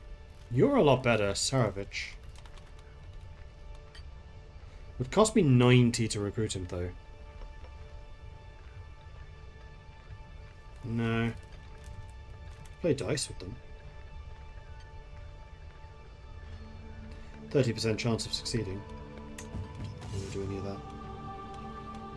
Roads. That's very expensive.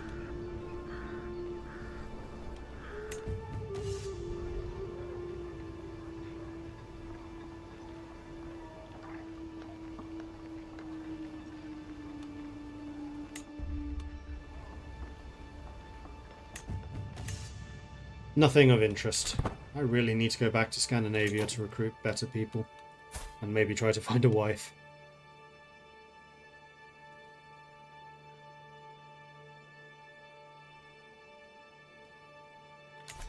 We are 31 now. I would still also quite like to try to get down to Rome. It's probably worth going down to Rome and then Scandinavia afterwards.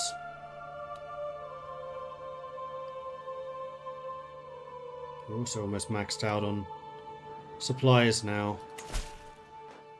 Escorting you would be money. Let's go ahead and... Actually, hang on. We had the transcription. Which is free money, but I really don't need that stuff. You know what? Let's go to Rome.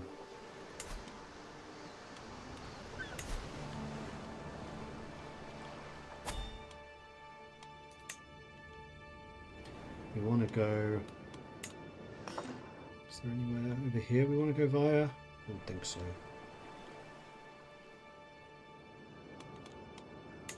Via that. Via Genoa. I mean, we could... No, sailing would be a bad idea.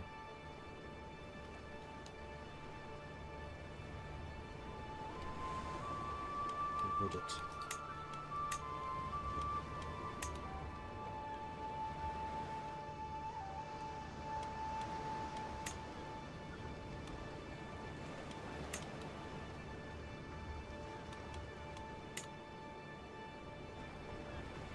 This is a terrible route. What's the best way to do all of this? Do this on the way back. That's the better way to do this. Duh. So we go here. We go here. We go here, because it's kind of on the way.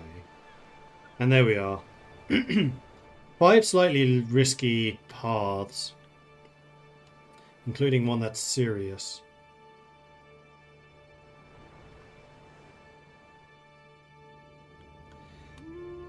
Worth it. Let's go.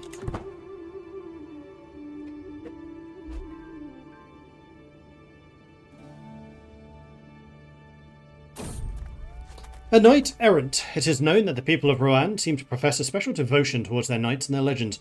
My lord, the knight says, bowing his head, it is most fortunate you and I came to meet at this crossroads, for I am in search of a marvellous fountain with water that is said to cure all illnesses. If you are to help me on my quest, I shall pay homage to you.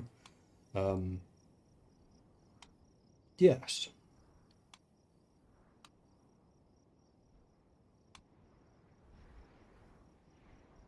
Either way. The knight leads us to a small clearing where the natural fountain glimmers. The light reflects on the surface with a blissful shimmer and makes the water look so bright it feels like a second sun. Careful! A beast! A guardian! The knight points to the stag standing between us and the fountain. Never fear! I shall fight it!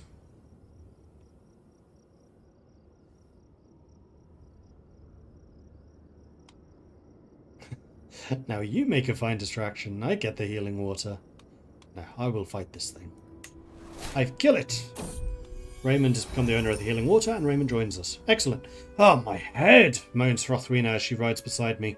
I raise an eyebrow in silent inquiry at the woman's exclamation. In response, Rothwina slowly slumps across her horse, whimpering and clutching her temples. I can slow down for you.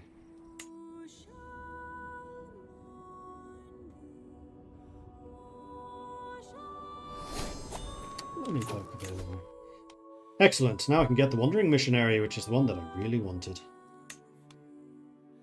Boom.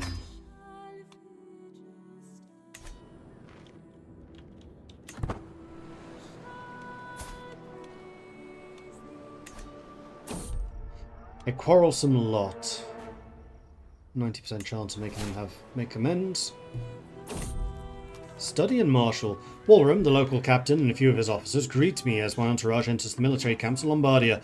As he wanders off, I quickly dismount and follow him through the latest siege equipment. I nod, appreciating the organised chaos I'm observing. Now, what would my lord want to do next? Walram looks at me expectantly. A learning challenge against Berengar. He's quite learned, actually.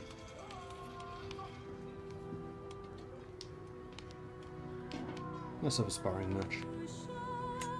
Success! I gain prowess. No, I gain martial. And prestige. I'm pretty good at fighting for a student of words. The pen is, after all, mightier than the sword. Brewers of Fame. Passing by Savona, we knew we had to see the famous Abbey Brewery. As soon as we enter the building, we see a group of people being served by a small table by the door, while monks are carrying out the work at the back. After waiting for the previous group to leave, we finally get some drinks handed out to us. I swirl it slightly in my hand and smell the distinct aroma of ale wafting up from the cup. Seeing everyone else try it, I finally give it a go myself. Absolutely I will. Wars of Genoa. Right, I wanted to see the experiencey stuff. Also, I do have a marshal. I think what I'll do is get the stalwart leader. Yeah, prowess +4. Reduces risk of commanding armies as well.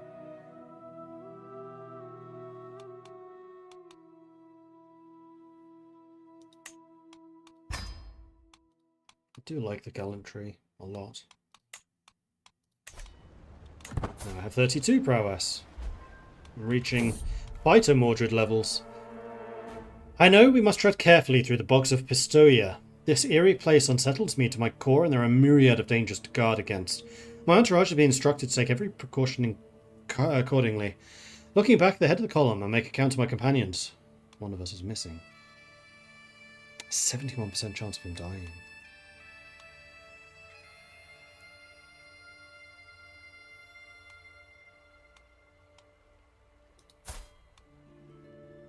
Oof, he would be a loss too. Well, may as well try to find him. Man, marshes suck.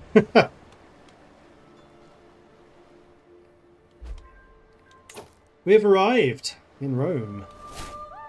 Collect taxes, hired muscle, escort emissary.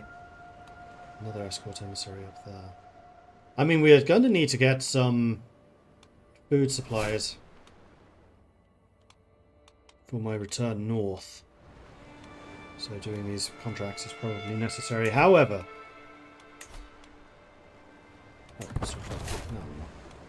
Ooh, learning. Visit capital of the papacy. Nice.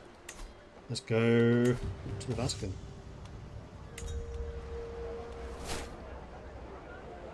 A seductive enchantress who is scaly.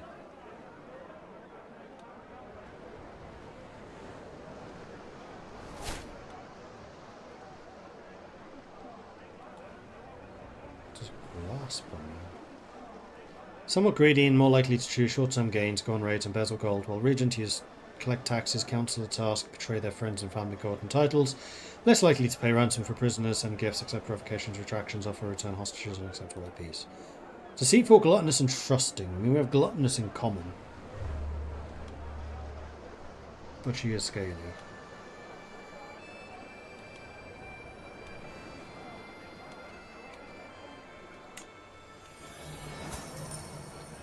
So we have Avomai. These guys are very expensive. Actually, these two aren't terrible. Adalberta, 27 stewarding, and she is brave, just, and stubborn. And Bjornolfer, who is somehow or not also true down here. A learned, grey eminent, wise man who's 82 and still in fine health despite being obese. Cool.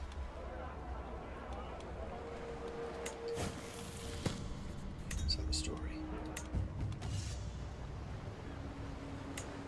Nothing really of interest here.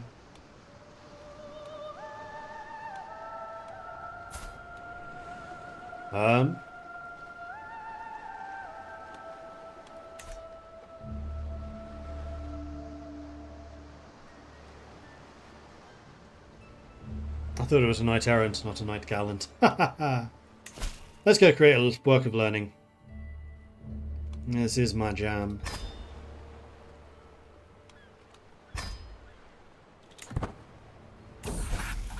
What's in a work? We're going to do an exhaustive creation. I do have 23 learning now. Humble beginnings. Aurelio wants a scripture pertaining to the art of travel. Plenty of travelling stories to tell. 94% chance of success. Terrific chapter. A thought suddenly occurs to me. Pleasantry. It's not so difficult, is it? The more I think about it, the more inspired I feel to share knowledge about the subject. Daylight fades outside, and I sit by candlelight in Aurelio's study, enjoying the hospitality. I mean, I could continue making this about travel. Terrific. Okay, the travel stuff is getting more difficult now, so I think it's time to do a diplomacy. Terrific chapter. Now I think it's going to be learning. Terrific chapter. And then finally,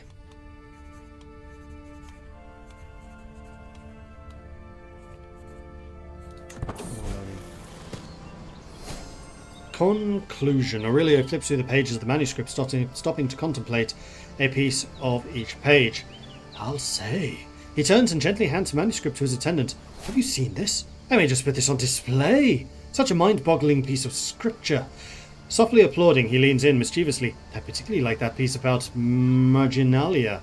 Well done. Enjoy your rewards, and do let me know if you ever find yourself back in Belletri. An additional wonder of the world. Well, I'm probably not going to be hanging around here for long, so pay me more money. Thank you. Oh, I forgot to see what stat I gained for successful conclusion. Oh well. Let's return home. Let's go to the tavern again, because, you know, a couple of months have passed. She's still here. Different recruits, though. 71-year-old Leone. 65-year-old Susio. And 37-year-old Eleonora.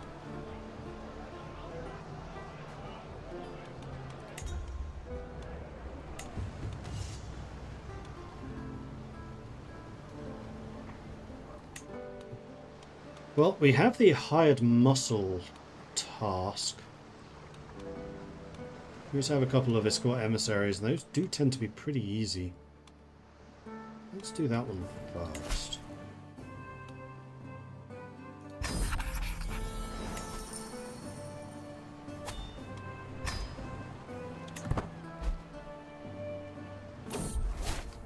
I'm ill. Under the weather, our passage through the dratted wetlands have been fraught, fraying nerves and energy as we slog through the cloying camp. Thankfully, Aya is here. A little brighter. Excellent work. Uniquely the Tyrant. Interesting. I am brought before Prince Raddlecris himself. Head back to camp. That was an exceptional success, though I did get ill in the process, so not amazing.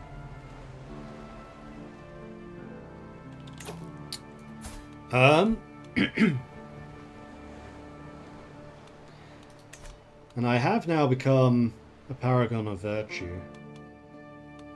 So I think it's probably time for me to head north to Sigtuna. And then we'll do a pilgrimage to Nidaros and maybe Paderborn. Or I can stop off in Paderborn on the way north.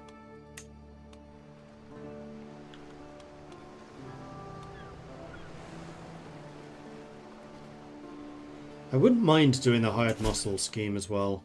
And you know what? My own abilities here aren't going to matter as much, and getting another 500, well, 250 or 500 provisions would certainly help. So yeah, we'll go ahead and do this. Travel. Sticks in the wheel.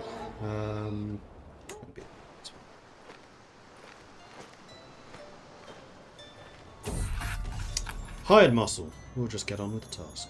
Balanced. Travails of the cook. Let's try to find some provisions. Almost empty-handed again. Damn.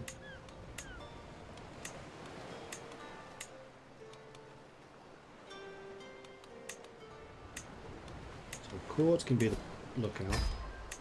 Footpads can be trout.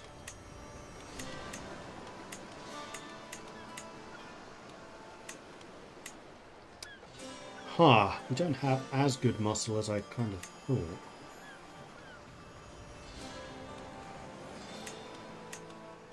Let's put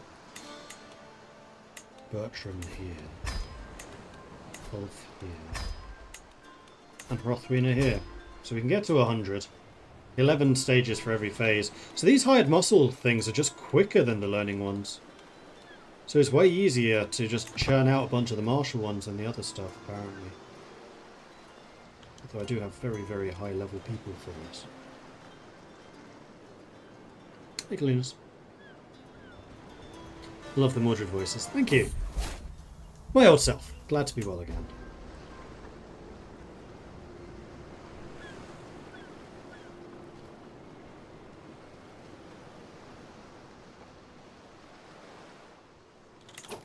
%.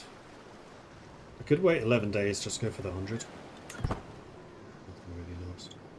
And this also means that I can execute with confidence.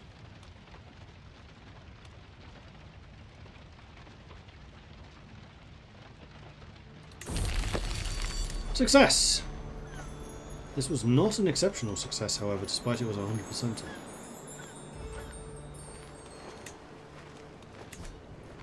Alright, head back home, and then now I think we're going to head northwards.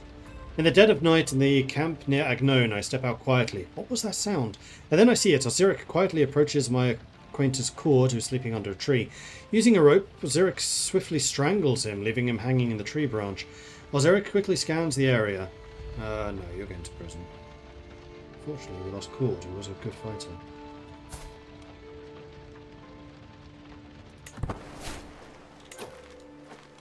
When you're Catholic, good. I can execute you and gain piety.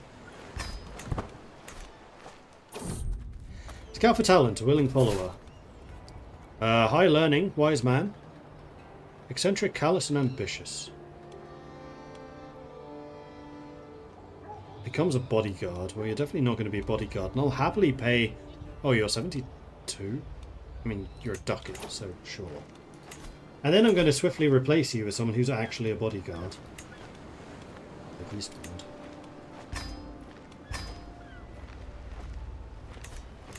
one. Alright, we are back. Let's go to town.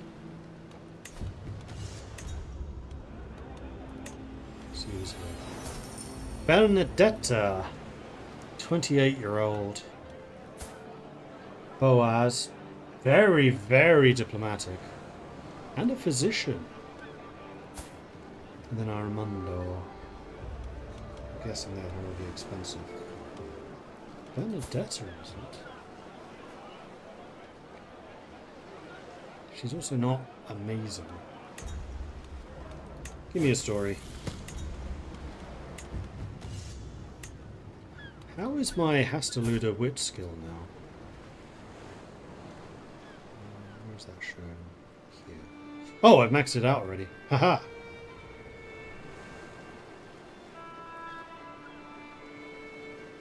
My army now moves faster because of that.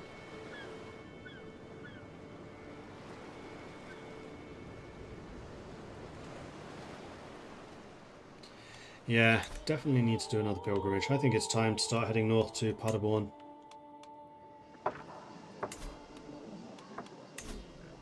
Costs 2,000 just to get there.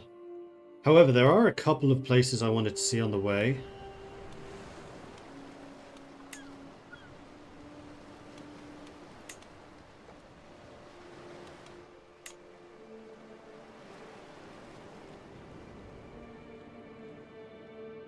You're expecting me to run out of food way down there. I would like to go via Frankfurt. Okay, so we can't go that far north. How about we go to Venice? That works.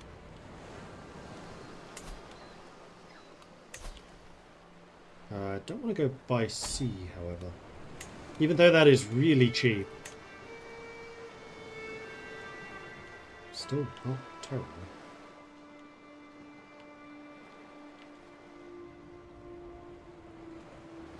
Not particularly dangerous. Let's do it. An achievement. Finish any track of the Hustelunda trait. Yes, because I got wit. So I did in fact finish it at that level. Fortified knowledge. The high altitude and brisk air of Urbino has very refreshing quality as we traverse the local hill fort. The soldiers in the valley below appear to be practicing some rare type of training technique I haven't seen before.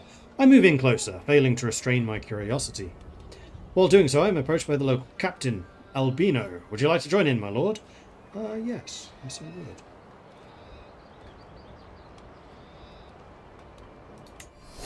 Rough terrain expert. Nice. My spot. Figure it out. Work it out. Just work it out. Meanwhile, I have another perk, which is going to get radiant. And with that, my stats should have gone up again. 37 prowess. I think I'm now better at fighting than Mordred was. Like, the fighting Mordred.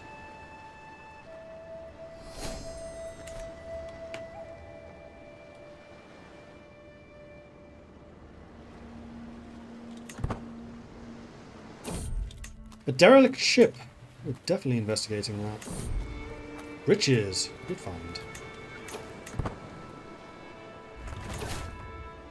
This is the capital of the most serene republic, and I gained a lifestyle perk in diplomacy.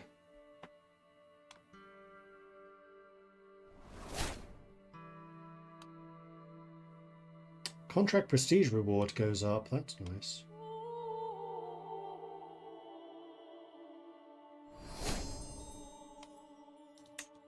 Let's get that. Okay, meanwhile, in Venice, let's go into town and see who's here. A giant. Polko.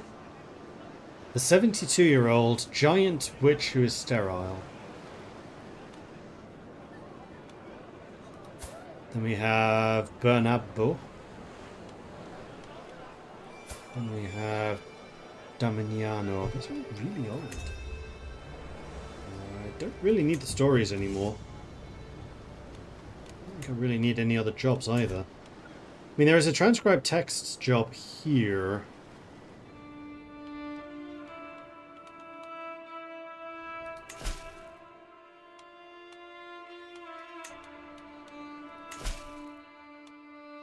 This one does give provisions.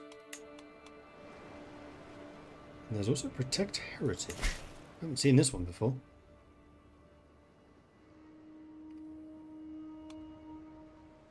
Pays well. Diplomacy, martial intrigue, or learning scheme. I mean, we have a lot of learning. Let's give it a try. Massive increase in cultural acceptance between the Norse and the French. Interesting. Here we go.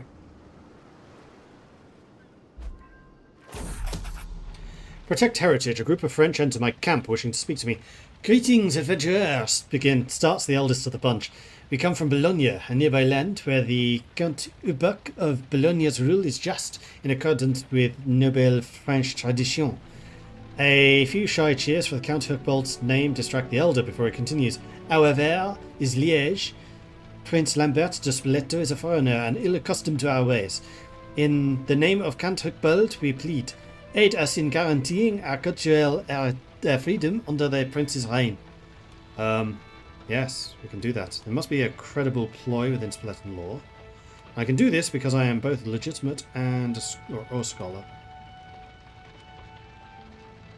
Or I can do this one because... Protected tile revocation, obligation.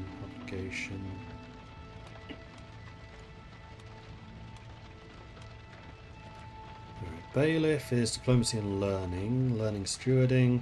Diplomacy, intrigue, learning, diplomacy.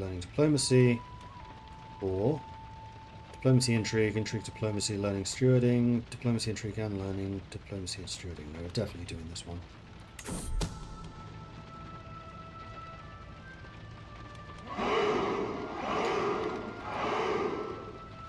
Best efforts. Base success chance plus 20. However, each scheme phase is slower. I reach quorum with my compatriots. We as Mordred's Magisters are best suited to aid the French by engaging legal interpretation. Like all bodies of law, Spoleto Code must have some obscure rules and exceptions, one of which must be made to accommodate Count Hucbald's people. I just need to find something that can yield.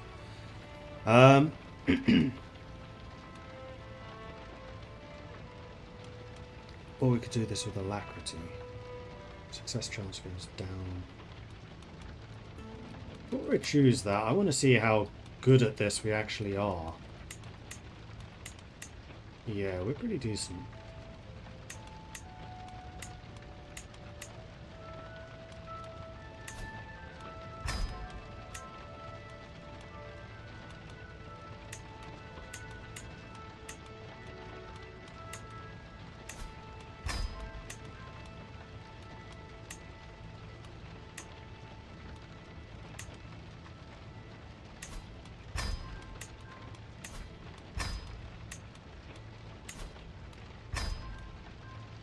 100% chance of success, everything takes 10 days. So I definitely don't want the phases to take longer.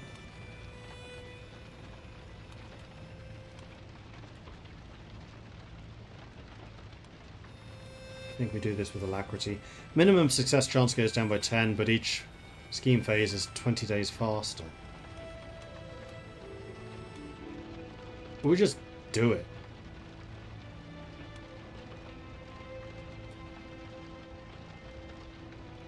I mean, each phase is 10 days already. I don't need extra help with this.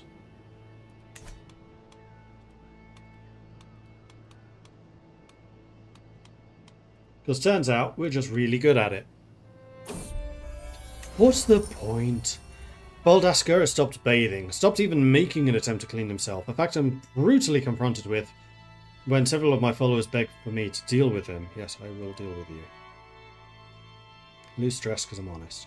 Your laziness has gone too far.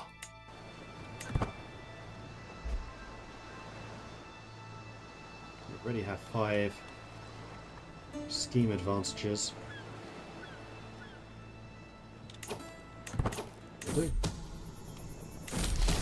Contract completed. Scheme successful. I pour everything I can find in Spoletan law.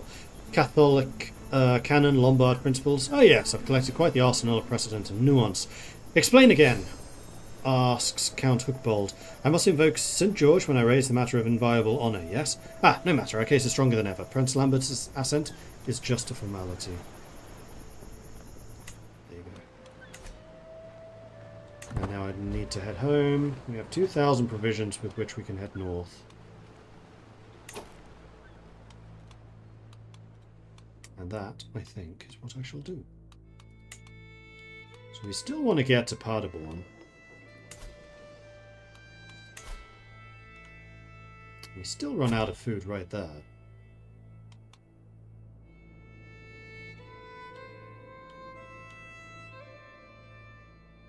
Oh no, that's just where we start running short of food.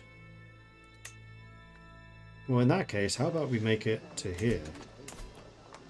To Frankfurt. We'll run out of food the day before. Or the province before. That's fine. You are saying that there is some danger. That's going to be the mountains. Yeah, I think I'm going to not proselytize here, and we're going to get some mountain climbing kit. There we are. Let's go.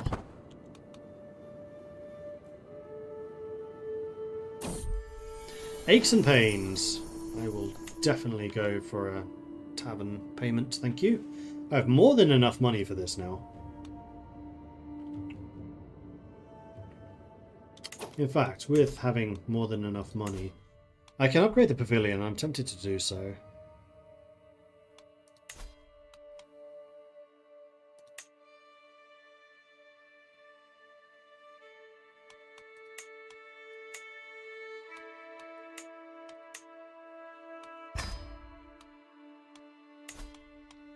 Do the barber's tent too.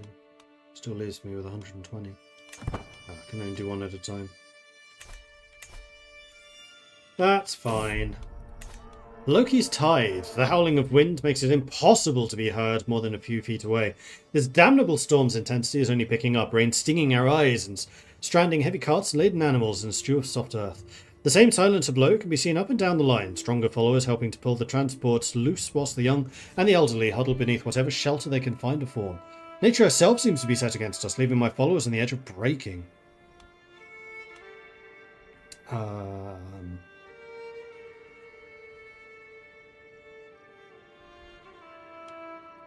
Put your backs into it. Chance of gaining hypothermia. What am I in? I think I'm in excellent. I'm in good. Drill saves the day. We made it. Cutting rations. Leader, Colburn. Begins Colbine. Couldn't help but notice that we're about halfway through the provisions. Shouldn't we start reducing our rations, or even better, plan to stop for a stock up? No, I think we're good. Buy myself something tasty. It's fine. Almost there. There we are. Hurried to the town square as soon as I heard the news. Baldassar is caught red-handed stealing from the market stall. Presiding from on high is none other than King Ludwig, who glares at me with a look that could kill. Baldassar, by contrast, seems much more pleased to see me from his predicament in the stockade. The penalty for theft in Frankfurt is, typically, a severe lashing if the customary fine cannot be paid. However, as a known member of a gang of criminal vagabonds, I'm not inclined to be so merciful.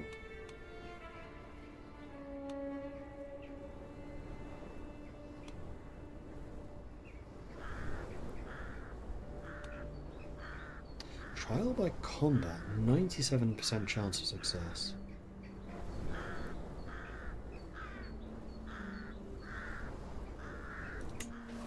Success. Yeah, it wasn't us. See? I punched you in the face repeatedly, and that tells you that is true. Right, let's go to Frankfurt and see if there is anybody here of interest. Barbara, 41-year-old.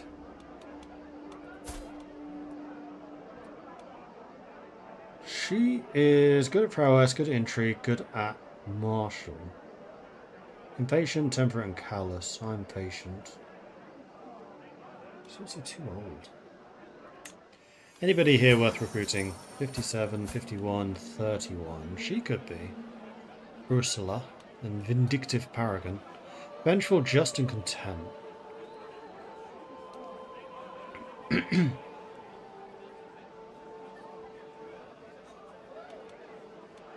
all really expensive.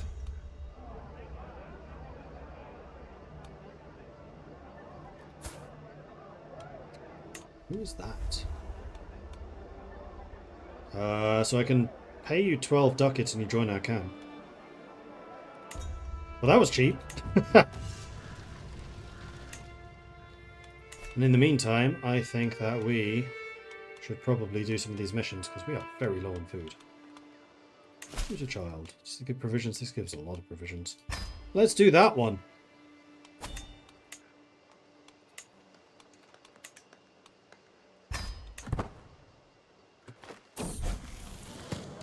Lessons in Stewardship. Werner gives me a curious but expectant look as we meet up for the first session. The tavern collects a plethora of regulars and visitors, and looking around, I identify plenty of opportunities to improve in the current organisation, something that Werner should be informed of. Behind me, my protege is drifting along, picking up a wooden horse from a nearby stand. He starts riding around, gleefully running laps of the area. Skjaldvur, you have a very good opportunity of succeeding here, although I have a 95% chance. You know what? I'm good. It's nice to keep the expert in reserve, because I think you can use them any time, but only once.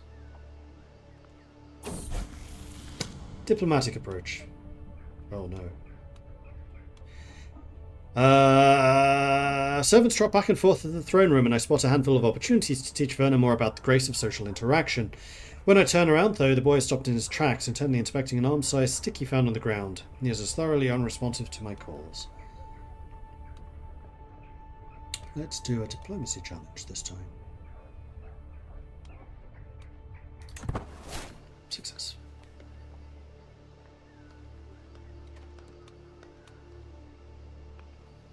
And finally, a faithful visitor.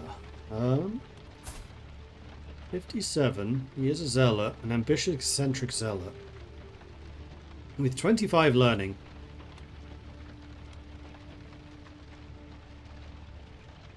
Oh. Stay a while and listen.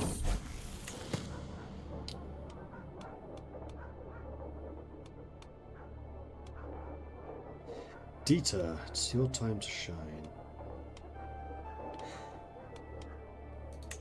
Succeeds. Well, it's a good thing we just hired them in, isn't it?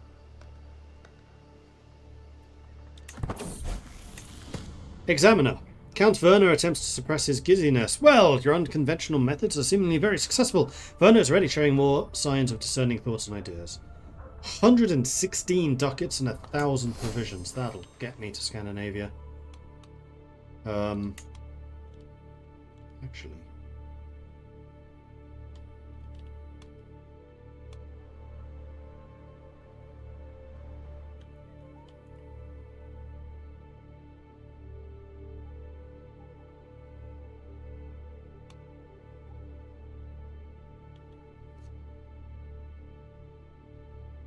Do I just want to go on a pilgrimage to Paderborn from here?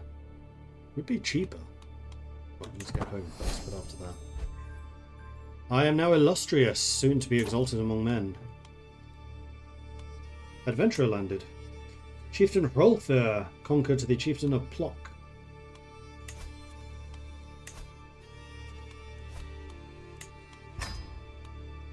So if I go to Paderborn, proselytizing to locals on the way.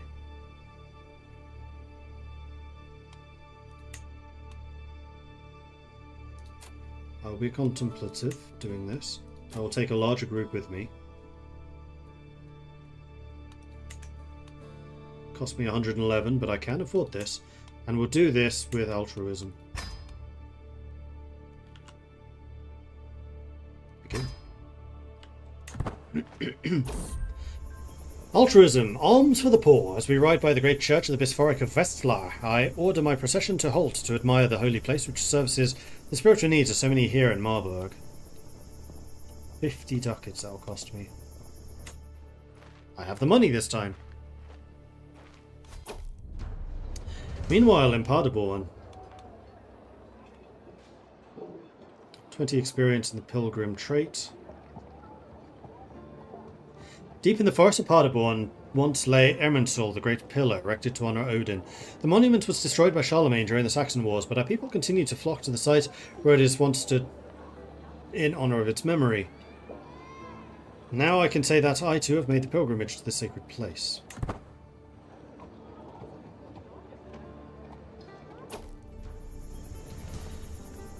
A pilgrim puts down a votive doll before the altar, bowing her head. I see Othel Dennis blessing her and muttering something in her ear. Holy, I managed to hear.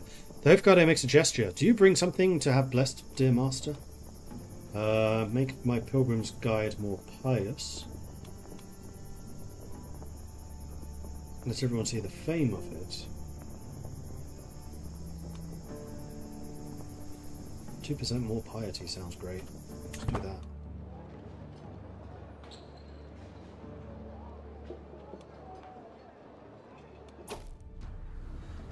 Dieter, my follower, peers out from the sprawling holy site of Paderborn as we make our way through the crowd. Paderborn is truly a sight to behold, a place where cultures meet and faiths come together for worship. Are we not blessed to experience such familiarity and companionship?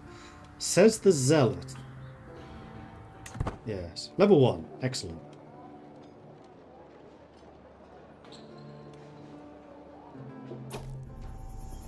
There's only so much a man can pray without looking for other equally important ways to spend one's time. And Countess Adela's lovely residence that she kindly allows me to visit. I see some voices from one of the rooms. In so doing, you'd achieve the greatest technique. Appear inside and see Regenburn, explaining his craft to a group of interested courtiers who eagerly follow his teachings. You're pretty decent.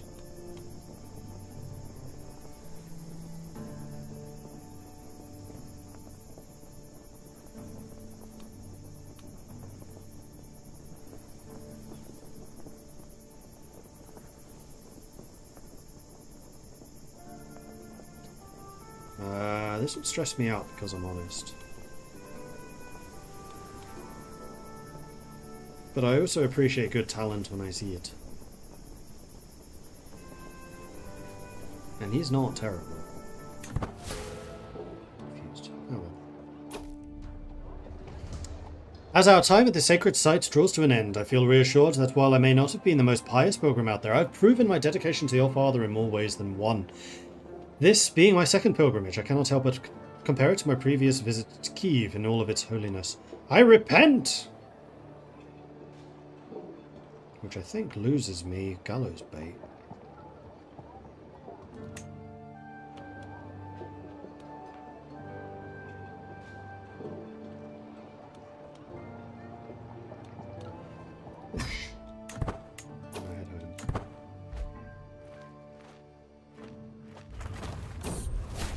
The return. My journey has been a long one, but I've finally come home again. While much remains the same, something has changed in how the Godar and Havgodai greet me.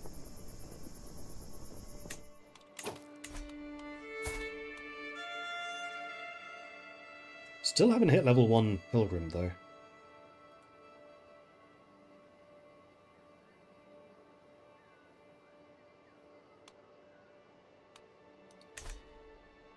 Now, do I have enough food to make it north, or do I want to do some of these?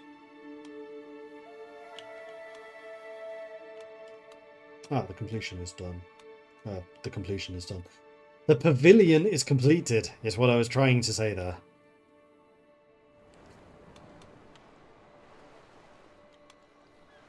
What would it cost me to get that? 1,700 food, so I cannot afford that.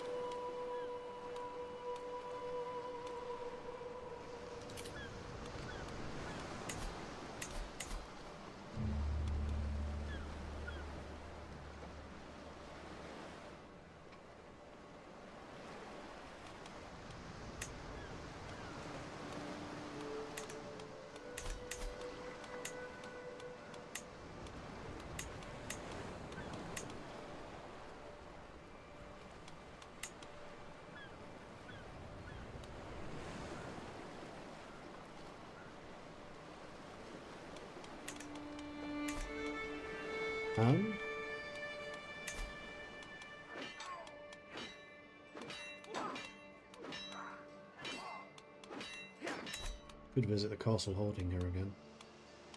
Sure, let's see what's around. Ah, and I can also go hunting, which I should do before winter comes.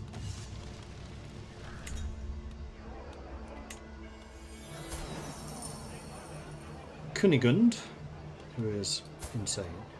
Hardwin. These are, again, expensive. No, we're only going to hire Norse. Oh, I keep checking this. Right, so we want to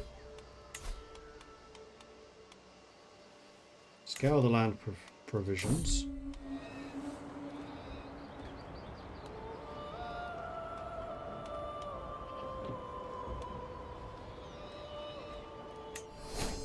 Gained 150.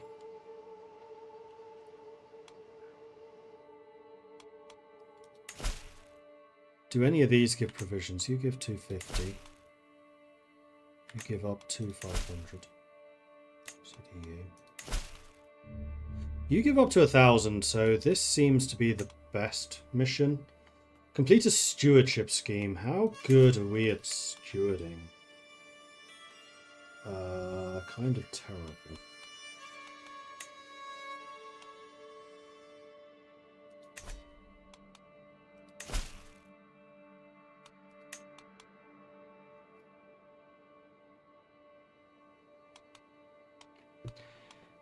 Could always do the escort emissary.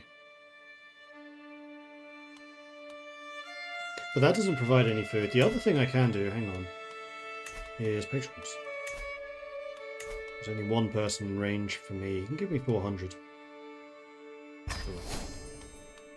Alright, that gives me 1,700, so we can at least make it to Paderborn now.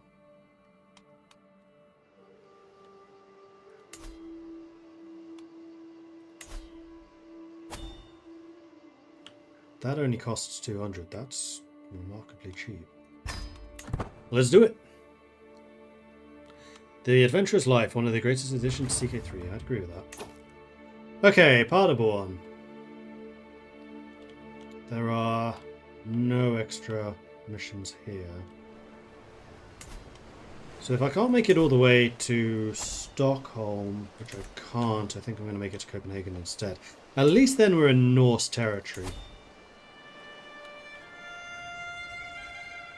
Although now that I'm in Paderborn, hang on.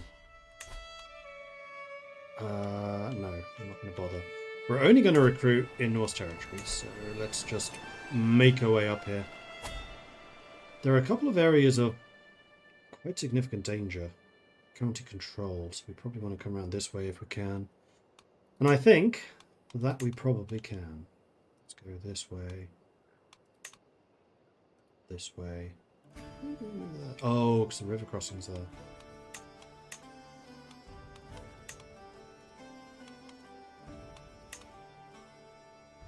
There you go.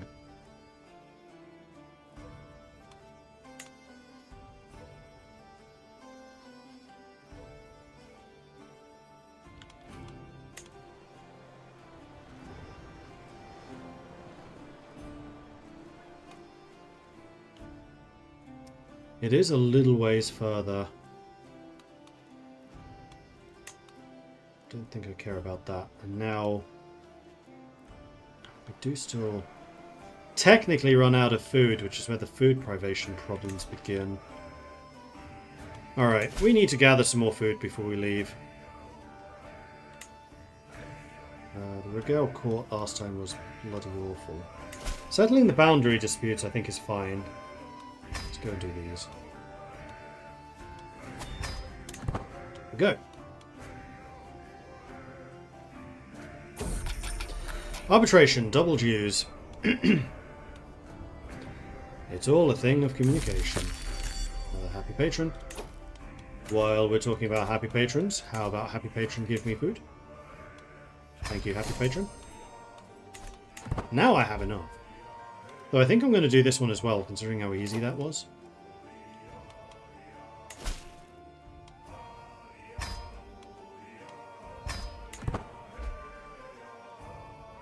Because we just seem to be good at this.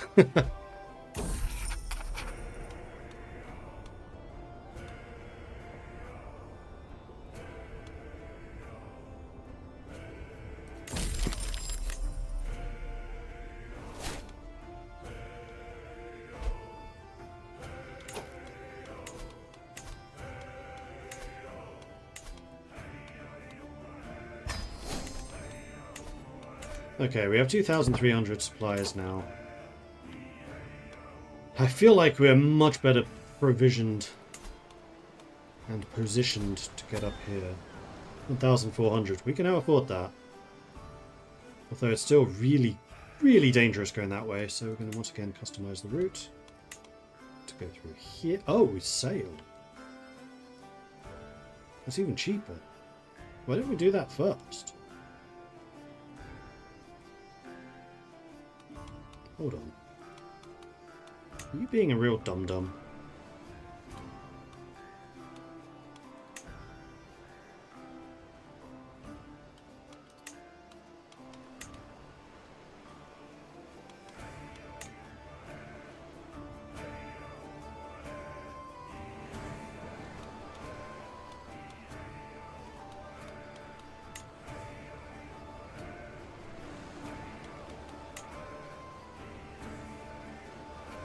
It is a lot cheaper to go by sea.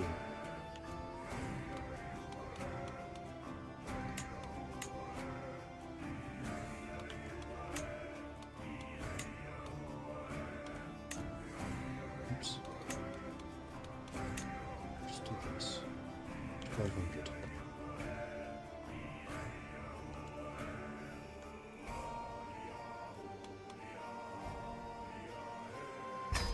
Do it! Learning perk.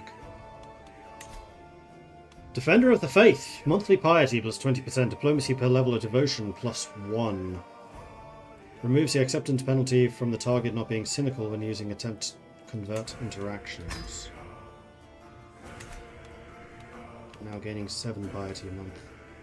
Speaking of which, I haven't actually tried to convert any of my people.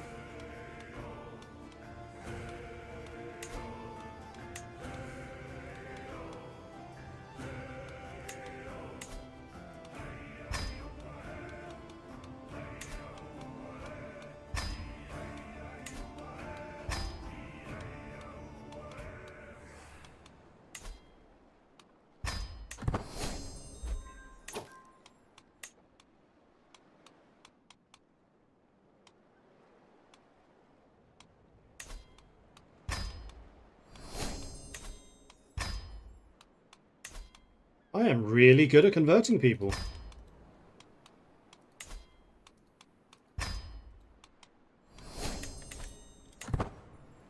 Cool.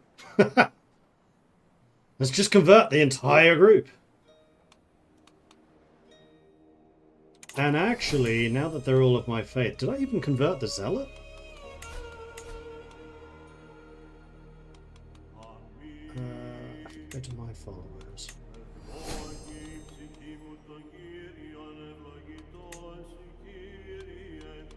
Right, this is only showing the unmarried people.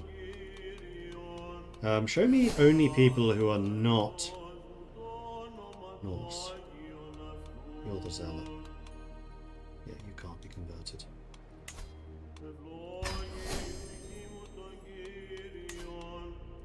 There's only 4 people in my group who are not converted.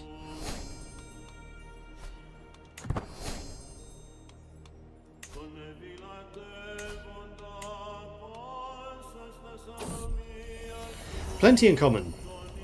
Good for that. So it's only the 2 Catholic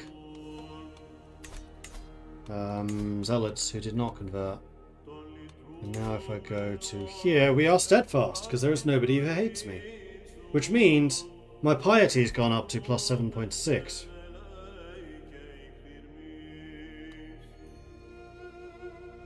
Because mutinous is only for people minus 30 or less. Steadfast requires a majority opinion for all named characters to be 60 or above. Not all. Makes more sense. Yes, the majority are here. Sweet.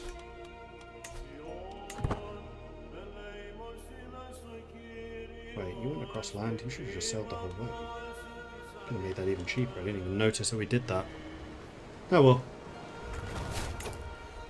There we go. We have visited the capital of the Kingdom of Sweden. Now, are there any good Norse people here at the tavern? 42-year-old Grilla. Wrathful, honest and trusting. You're a bit too old. And Gunhild, this is definitely too old. And Budley. 43, handsome, whole of body and a witch. Craven, paranoid and generous. He's not terrible, he's a pretty good diplomat.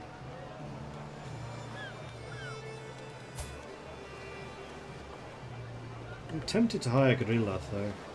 64, that's reasonable. Meanwhile, I am a paragon of virtue. And I can now do the Austrian Path Ascension. But I think what I want to do first is reform the faith and then create my own. And then do that.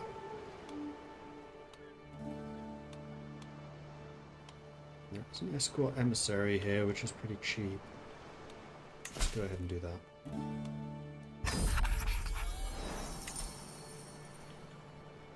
Three serious dangers, so we need the Tiger Travel, which is the wilderness kits.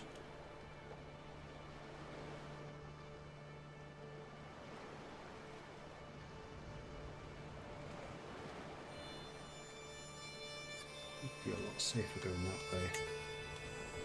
So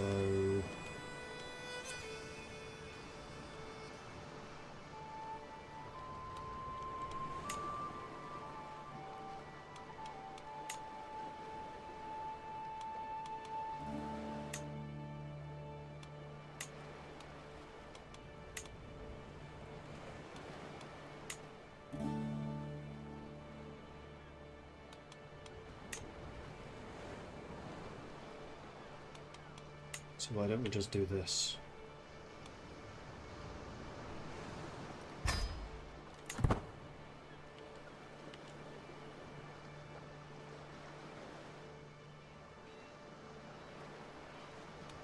Now gaining 14 piety. Most of that from the steadfast camp. Sweet. Ins and outs. As we trudge down the road, the building hove into view. Absolutely require lodging. I think we'll do this as a diplomacy challenge. Successful. Good. We have a Denmark. All three kingdoms have established. There we go. We got paid. Exceptional success, because we did it quickly and with no threats. So I changed my path. Right, I should also make sure that I get my patron pay while I'm down there.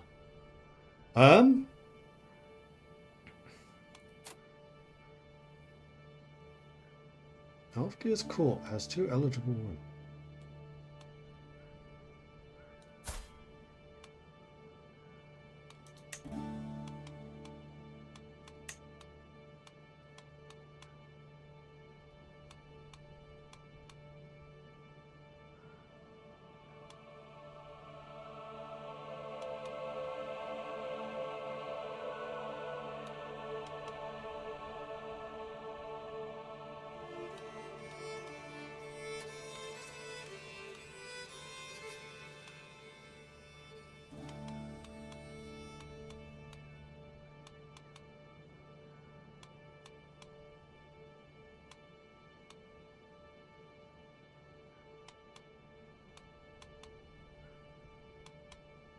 Which doesn't come into this.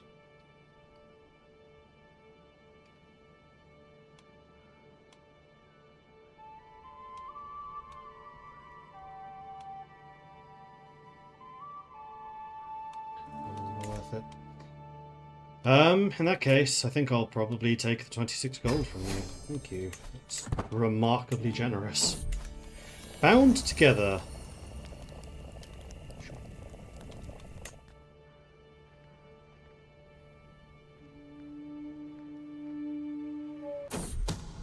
A scheme at camp.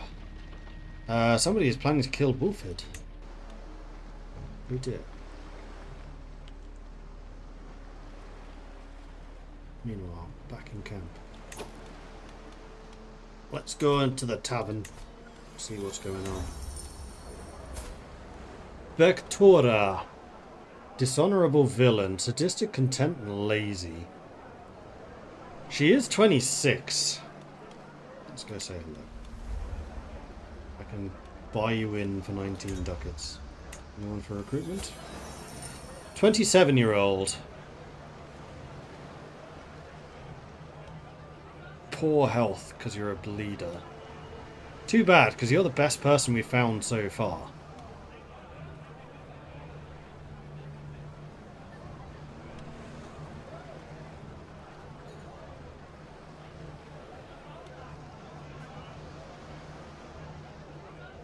Humble, temperate, and ambitious. It cost 108. I'm going to do that, and I think I'm also going to marry you.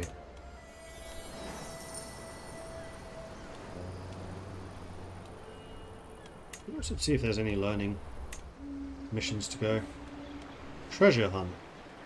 Let's see if there's anything to do with the treasure hunt. Ah, that's the treasure hunt. I lose 88 stress because I'm honest.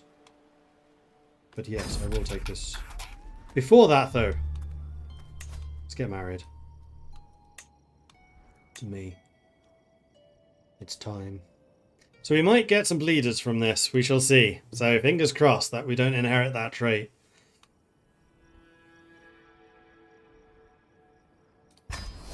There we go. Married. Treasure hunt. Before we do this, I want to take a look at my camp followers. Because she might be a better second.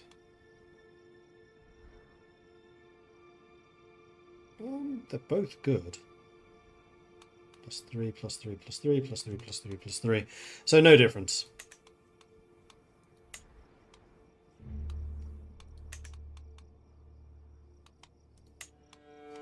Frothweener would be excellent at being the camp priest, however.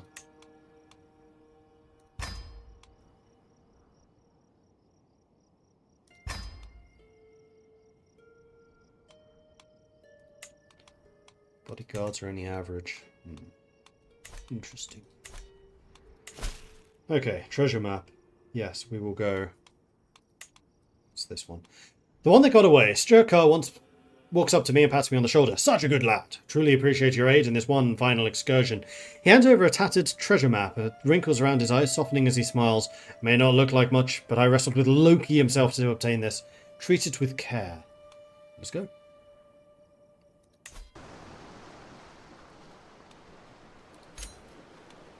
Okay. Let's see what we can find.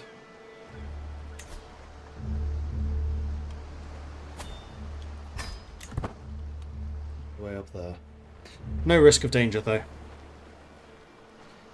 A bit of bleeding never killed a Viking. I may have mixed up something here. Each night, one fire becomes the hub of the camp's social activity, people coalescing around my inner circle to wag tongues and trade friendly barbs. Tonight is no exception.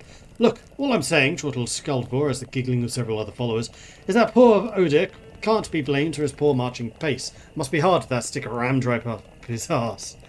Yes, I think this is amusing, apparently. A bird in the hand, we arrive at Hrafa countryside early in the afternoon and begin looking about for clues to where the mark for the treasure camp might point. Walking around the tiger, I notice a well-hidden cavity in a rocky cliff that leads to a small cave.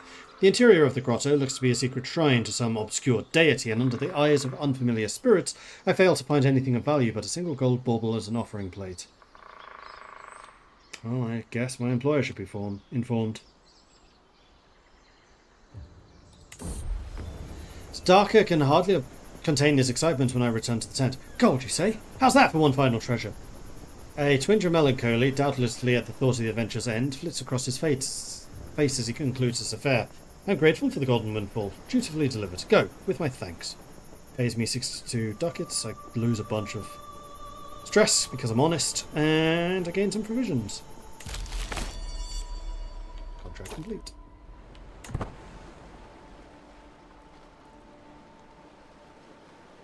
So treasure hunt, really good for treasure for treasure hunters, for honest characters. 5887, getting very close to the 6,000 I said I wanted to achieve before we reform. Hired muscle, we can do that.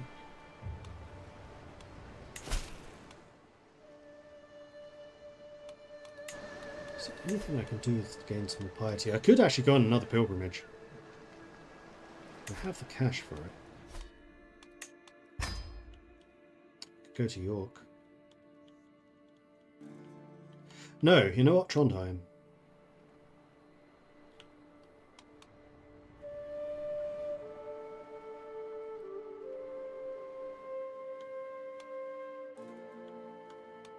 York is apparently going to give me a 150% bonus. It'll have a higher cost, but that I don't mind.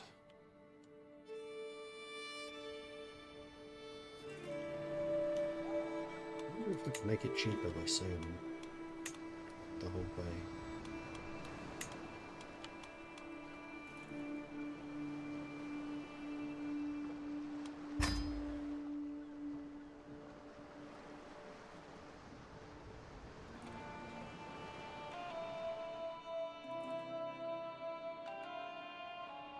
Well, there are no risks. We'll do this altruistically. Take a slightly larger group. Yeah, it's going to cost me all of my money, though.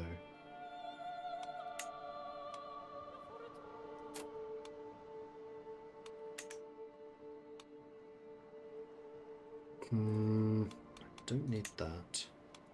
What I can do is proselytize locals.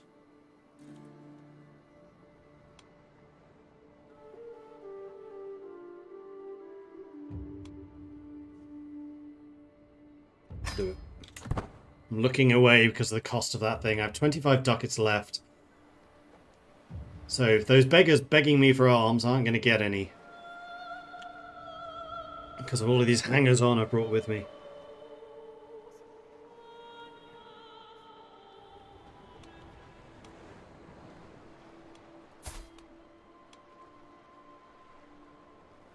"39 prowess. Damn. And my diplomacy has actually overtaken my learning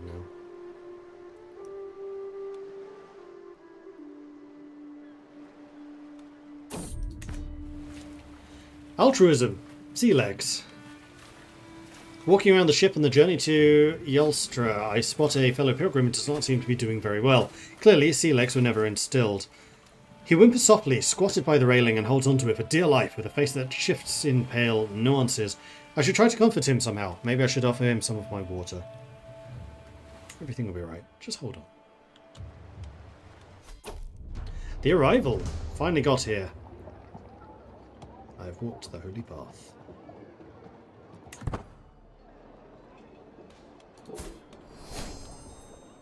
I'm now an experienced pilgrim. And I'm learned. I'm a theologian. Get in. Boom. Track finished. Now the question is, do I wish to remain on this line? Or do I want to switch to one of the others?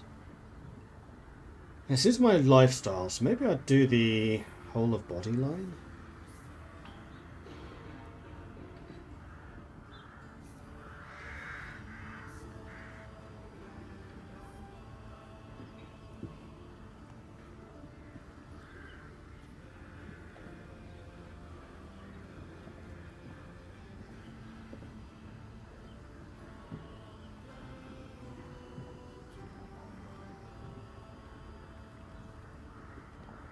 No, you know, I think I'll probably do Scholar.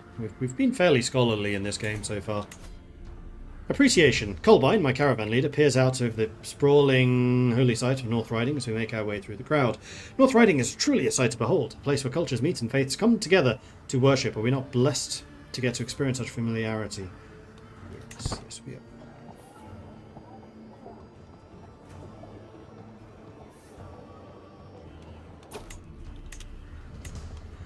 As we saunter past the stalls of the North Riding markets, we're approached by a peculiar man. He unabashedly addresses us. "My lord, you look like a refined gentleman. I know of a simply divine experience not far from North Riding that would surely be of interest to a dedicated pilgrim." Odin will also smile down upon con men. Having studied the maps, I happen to know there is nothing on that side of North Riding except for hazardous wasteland.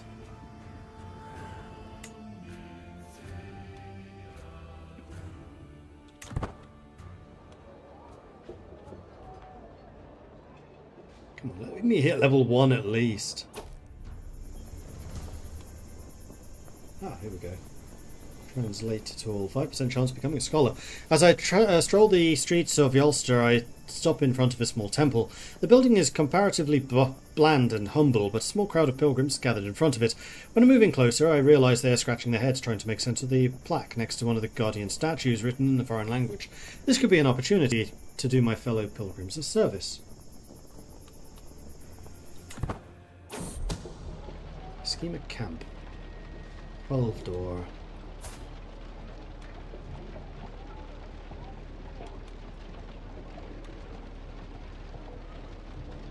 She is just a courtier.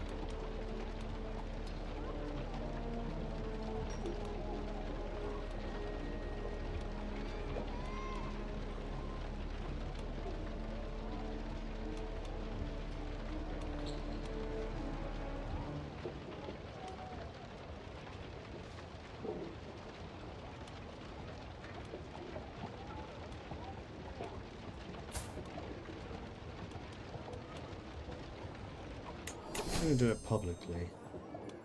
But I will use my hook to say stop it. No, I can just straight up imprison you.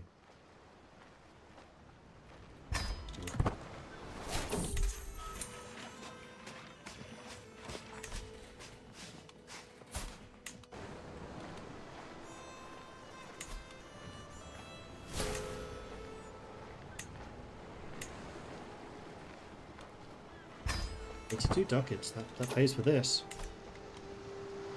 Started holding a grudge. Or something. Oh, and the pilgrimage finished. Well, we got the 6,000 and more. And also this paid my debts off, so, you know, swings and roundabouts. Success. I've become obese. That's not great. I'm still in good health, though. For now.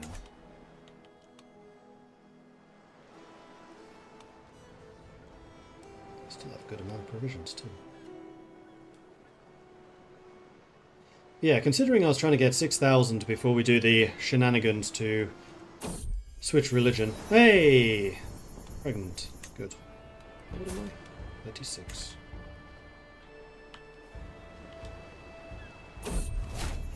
The return. It's good to be home. I'm now a veteran traveller. Oh, yes, I am. Level 2 wanderer. And I'm also seasoned.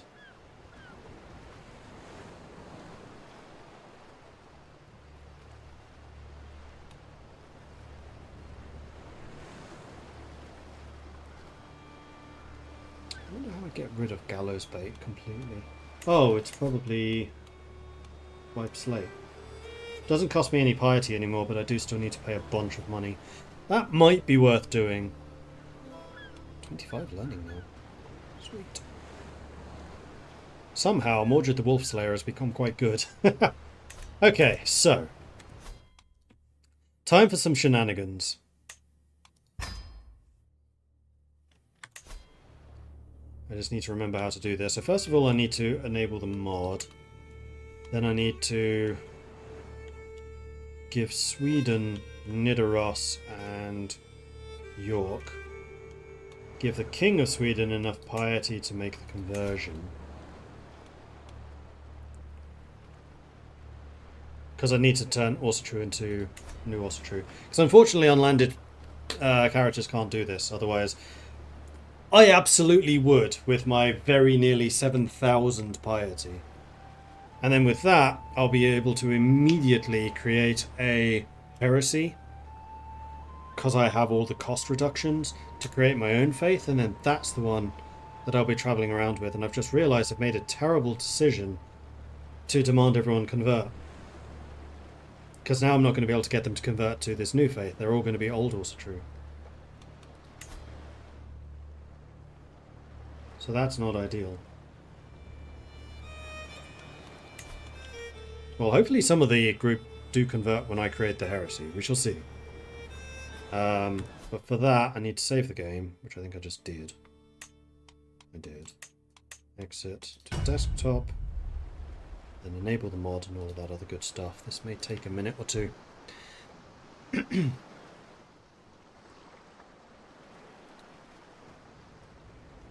Soon as Steam decides to actually wake up, that would be nice.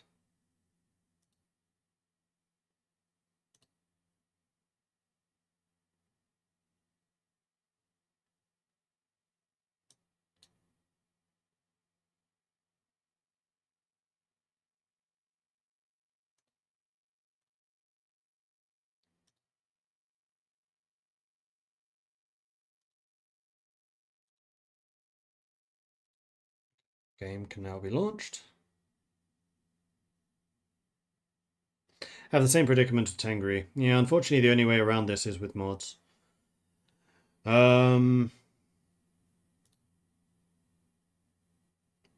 This is the cheat menu mod. Play.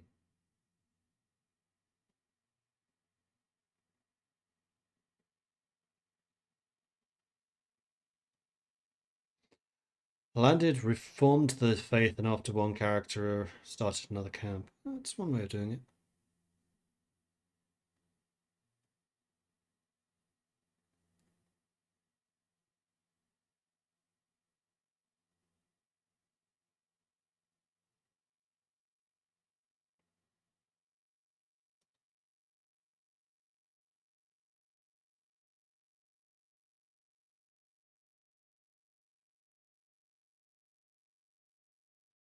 It's a great piece of art. Yeah, the artwork in TK is really good. I do like it a lot.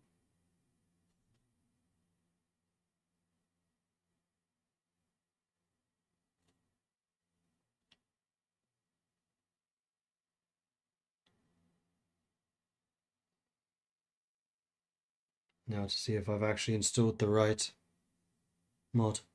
Not installed, enabled.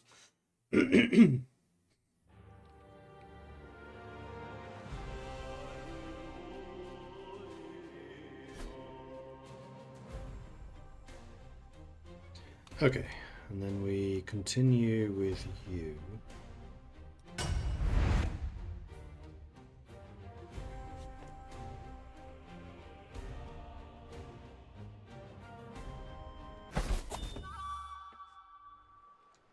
Now I have this menu down here. I need to mark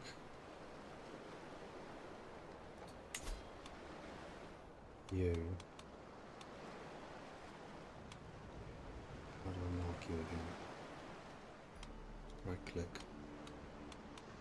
Mark red. Mark this character. Mark characters. And then what I need to do is basically give you direct ownership of East Riding. But that means I also need to mark you so I can give it back to you. Or I think I can probably just make you a vassal temporarily and then unvassalize you. That's probably better.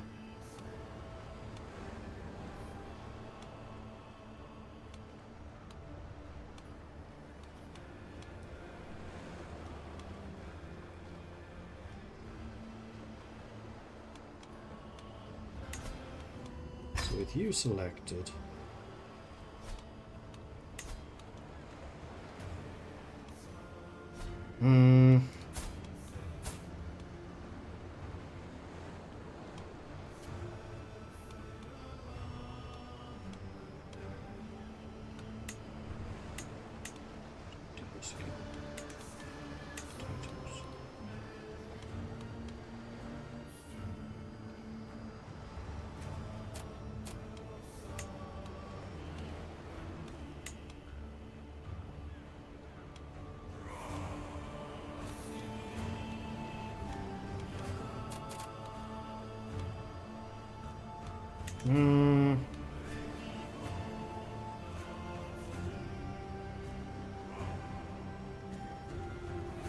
I think you need to be the character. That's possible.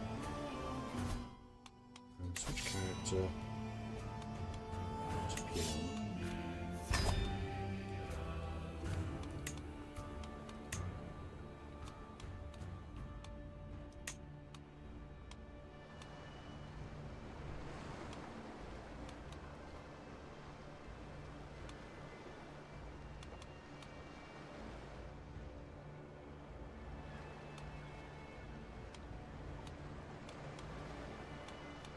Vassalize you. Which should then mean that I can go to here, reform the faith. I do need more piety. Which I can do from here. That's piety.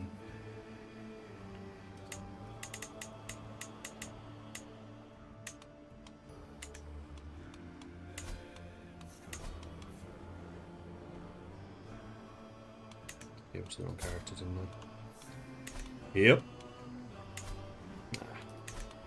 Large characters. You. Down. Oops, wrong one. No! Have some free money. Why are these in such a weird order? You had 308. You also had that. Why is the minus to the right and the plus to the left? It makes no sense. What I was trying to do was select you. Mark for edit.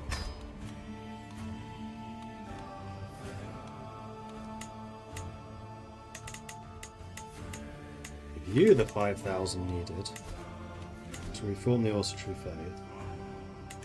I'm at war. I'm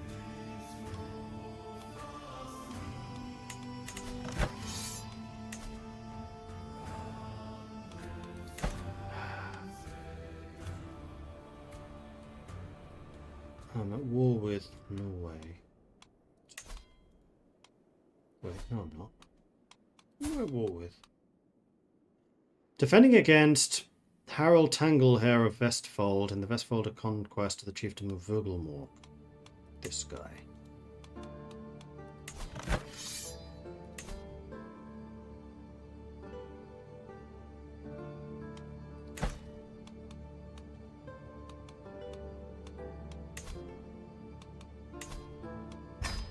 You have been marked.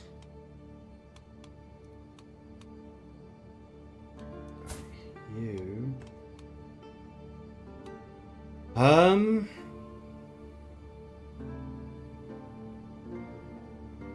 Arrest him.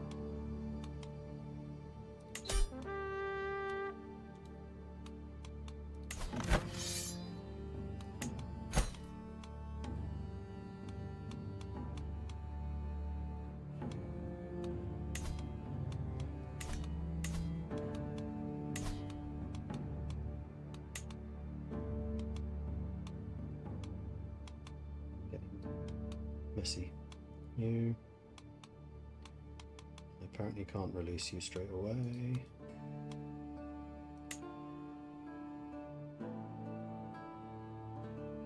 Already considering a proposal, apparently. Well, that's just going to have to be something that you two deal with. Right.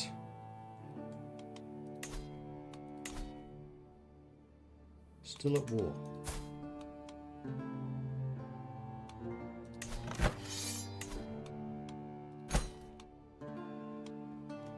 Ah, this is going to make me unpause, and I really don't want to unpause. Blast.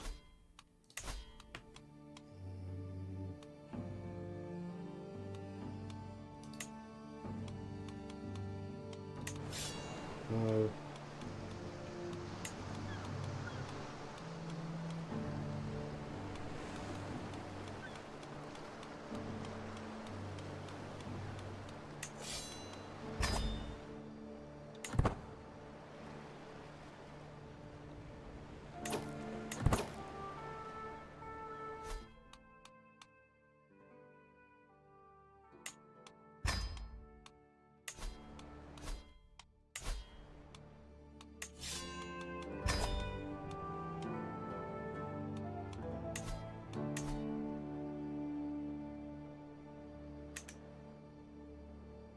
Oh, I have to go Norway as well. This bit is messy.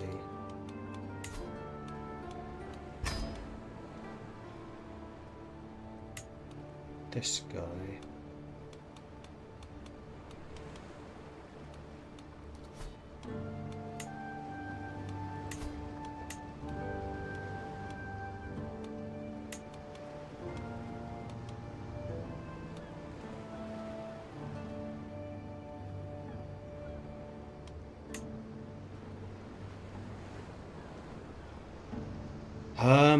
Right, you, Mordred.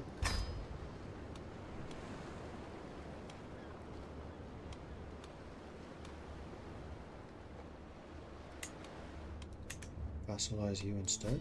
Aha!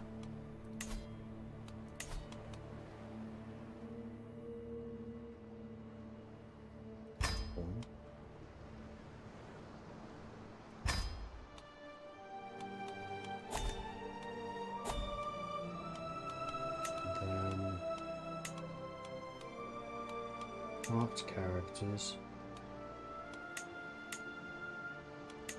I have that much piety, congratulations. And then save.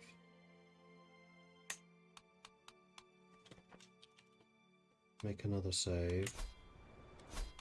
Switch character to Norway. Then Norway goes to marked characters, sees you, makes You a vassal. And then... how do I get rid of this?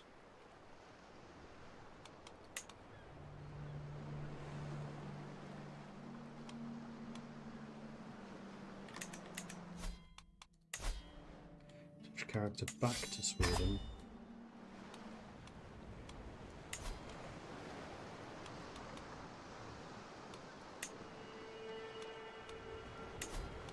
Grant independence. Switch character.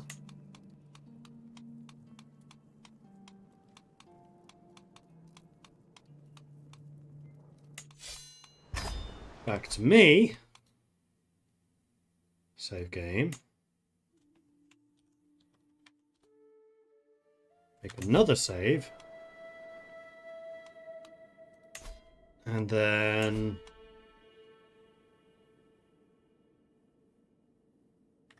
I need to convert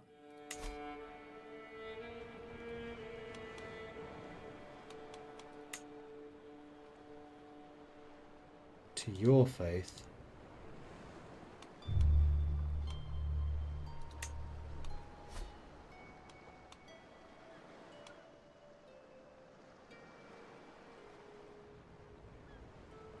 I can convert myself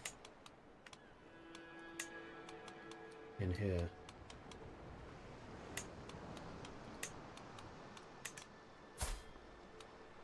Still also true.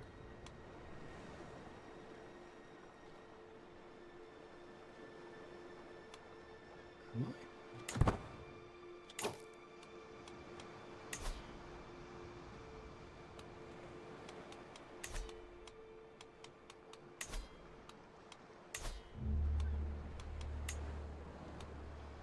Ah.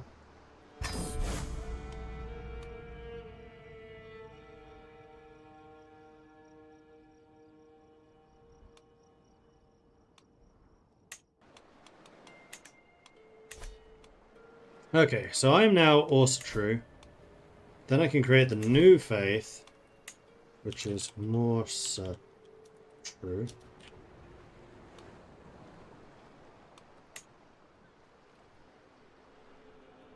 A nice blue colour and the cross ravens. And then the different things that we had here were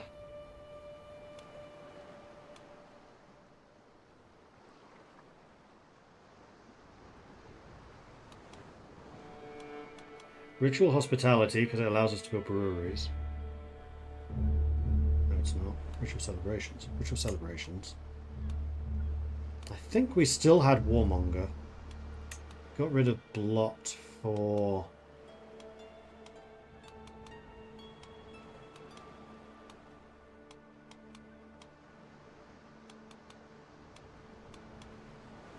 Mendicant Preachers.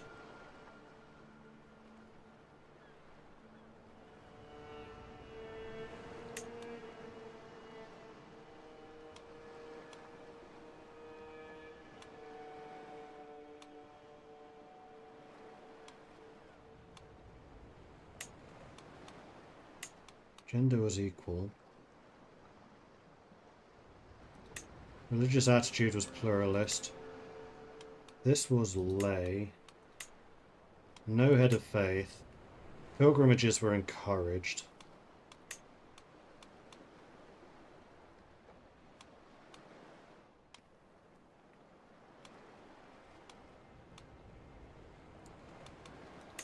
Same sex was shunned. Deviancy, I don't think I had anything for that. Witchcraft was accepted.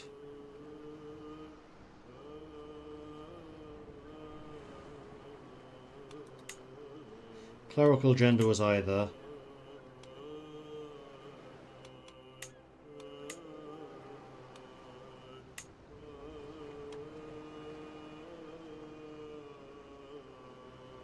I think all of this was just as is here.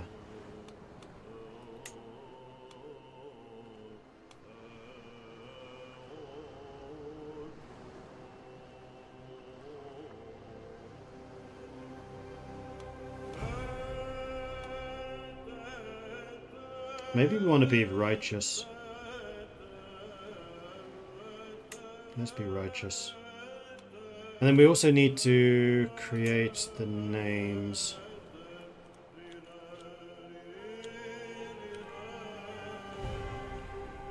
Oh, Marsatruan. Morsatruan. Morsatruan. Morsatruan. Why?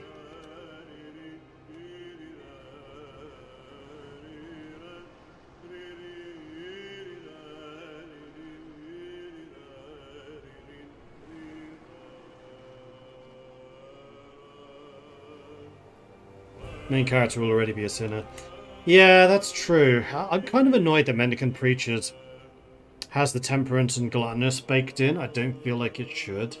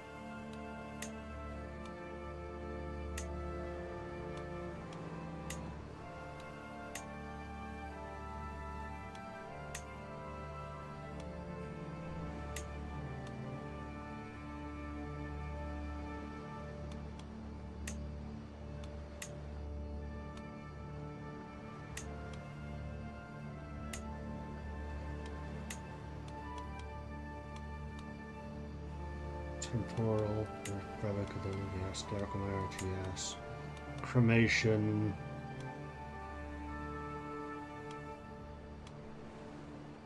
Oh, it's probably bewailing burial. Soul has begun a long journey to Valhalla. We will never see them again in the living world.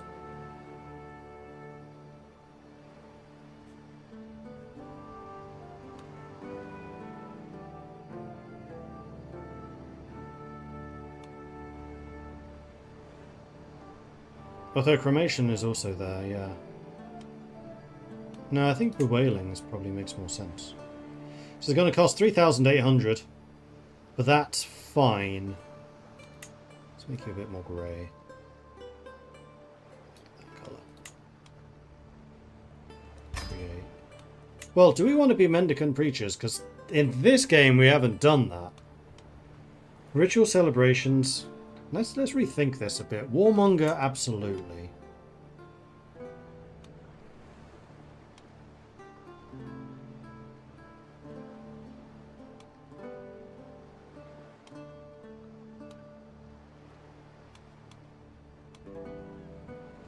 I'm honestly really tempted by Christian syncretism.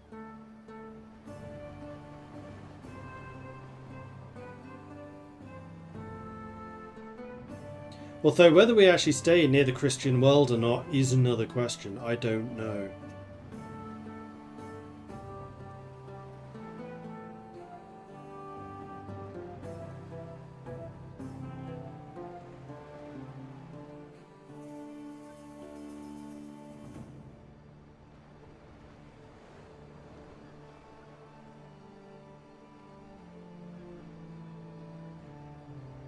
Because there's, I think it was a cultural thing that you can use to allow breweries.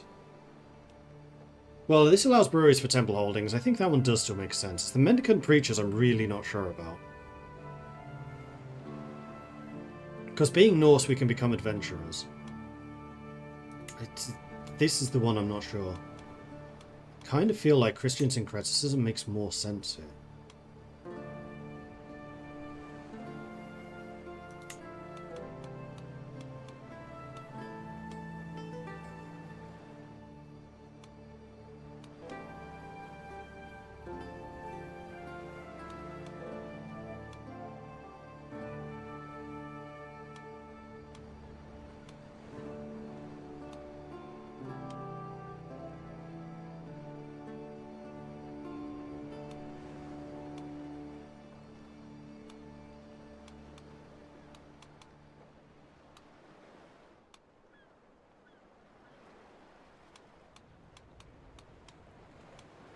Really do wish that mendicant preachers didn't require glutton. Temperate. Like monasticism, that one makes sense.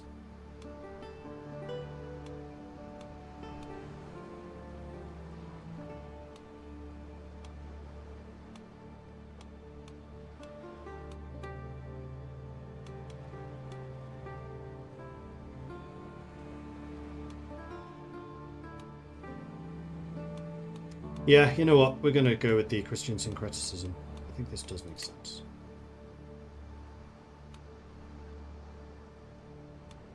Okay. So the virtues are wrathful, brave, compassionate, and vengeful. The sins are forgiving, sadistic, callous, craven, and deceitful. Gluttony is not a sin under this.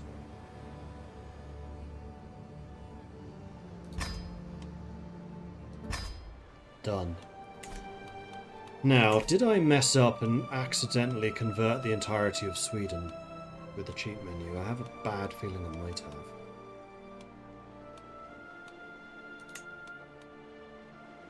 No, they still are also true. Okay, they have the mix. And then within my own camp followers,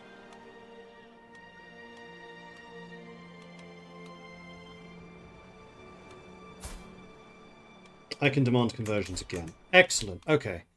So let's save the game here.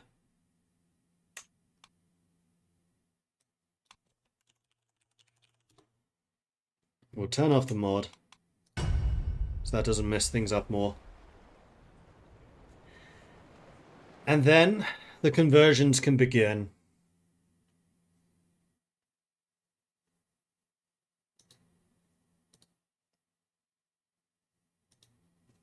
Your learned might now be easier to sell faith-adjacent religions. Yeah. Yeah, I think it's definitely the right decision, going Christian syncretic. Like, I kind of regretted not doing that in the first time around. Although the mendicant preachers made sense because we were such a roving band of missionaries. Whereas in this one, we just want the different faith. See you, Innkeeper. Enjoy the game.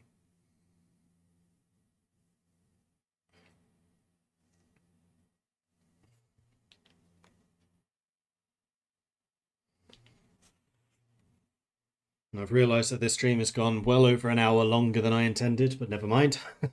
I just need to take a little extra time when I decide to have my dinner.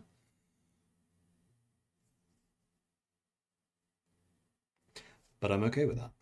It's fine. Might take a 3-hour break. I kind of fancy ordering in a pizza. Haven't done that for a while. Kick back, watch a movie, eat a pizza, and then get back into streaming. Sounds like the perfect Saturday, honestly. Alright. Continuing the conversion save. That's that one. Unfortunately, no longer eligible for achievements, but never mind. Okay, and then I wanted to go through my camp followers, just while I'm remembering this. Sorting this by everyone who is not Morse true. And then we basically go through and convert everyone.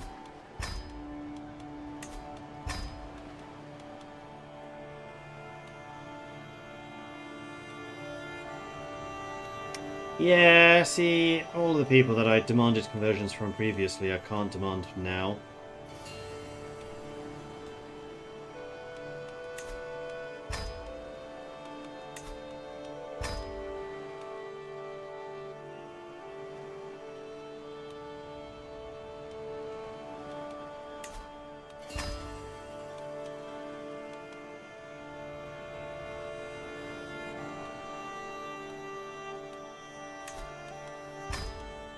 Well, that's okay.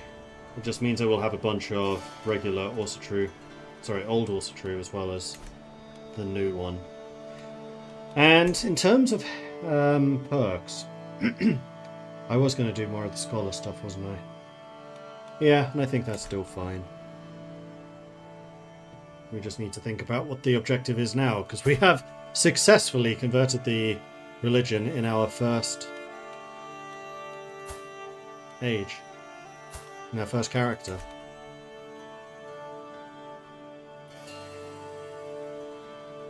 Now that we are Christian syncretic, I still kind of feel like I want to try to set something around here. I did enjoy the idea of trying to get something in Kyiv and basically establish Konungard, but I don't have to do that anymore.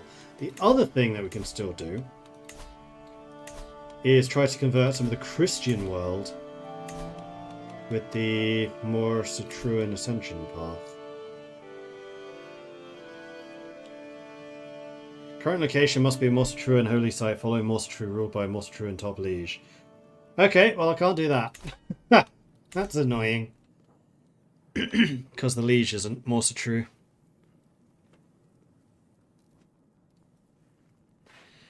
How about I steal Spain?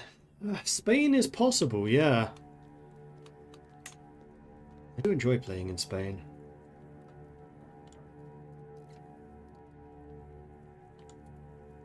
I could also try to convert Britain to Mordred.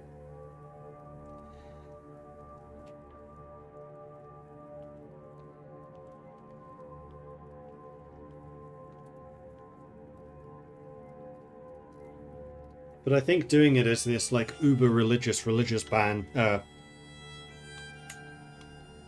this uber religious band is trying to convert people to our faith works. We can also now get 2 men-at-arms regiments, I think one of which has to be light archers or skirmishers. But that's another thing we can start doing, is thinking more seriously about becoming mercenaries. And actually, with my crazy amount of prestige, I can probably, I can switch to swords for hire.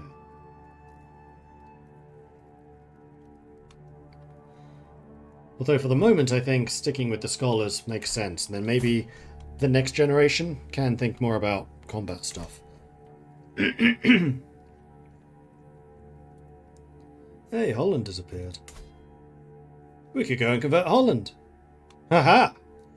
And on that note, I'm going to say thanks everyone for watching. Hope you've enjoyed this. If you have, be sure to hit that follow button to get notifications when I'm live again in the future, which will be in, I'm going to say 3 hours. We'll start again at 8 Central European time. So I have the time to order a pizza, watch a movie, do all the other stuff I want to do on this Saturday evening. But I will be back 8 o'clock, and we will continue this run and see where it is that we get to. And where this game takes us. Because I am now curious. If you've enjoyed this, hit that follow button to get notifications when I'm live again in the future, just like Undisastro and Tumra did. Thank you very much for the follows. If you're on YouTube and you want to see more of this kind of content, then do consider subscribing. If you're on Twitch and you've really enjoyed this, then also consider subscribing. Of course, that has the monetary bit as well. And on YouTube, you can become a channel member. I do have a Discord, which is where the community hangs out. They're a cool bunch. And it's always a pleasure to see some new faces, so come join us. You'll be more than welcome. Yeah, I should raid somebody. That's a good point. Let's see who's live. Oops, I just went to my own Twitch channel.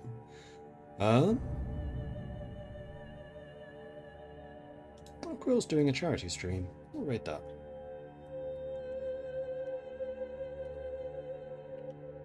Have to do that on here. So head on over to Quill's stream, say hello from Mordred Viking. I'd love to see his chat lit up by the Viking raid. Apparently he's got follower mode only on, but Quill is well worth following. He is an awesome streamer, does some great stuff. And yeah, it's a birthday charity stream, so definitely worth swinging by and saying hello. Thanks everyone for watching. I will see you all later. Until then, bye-bye.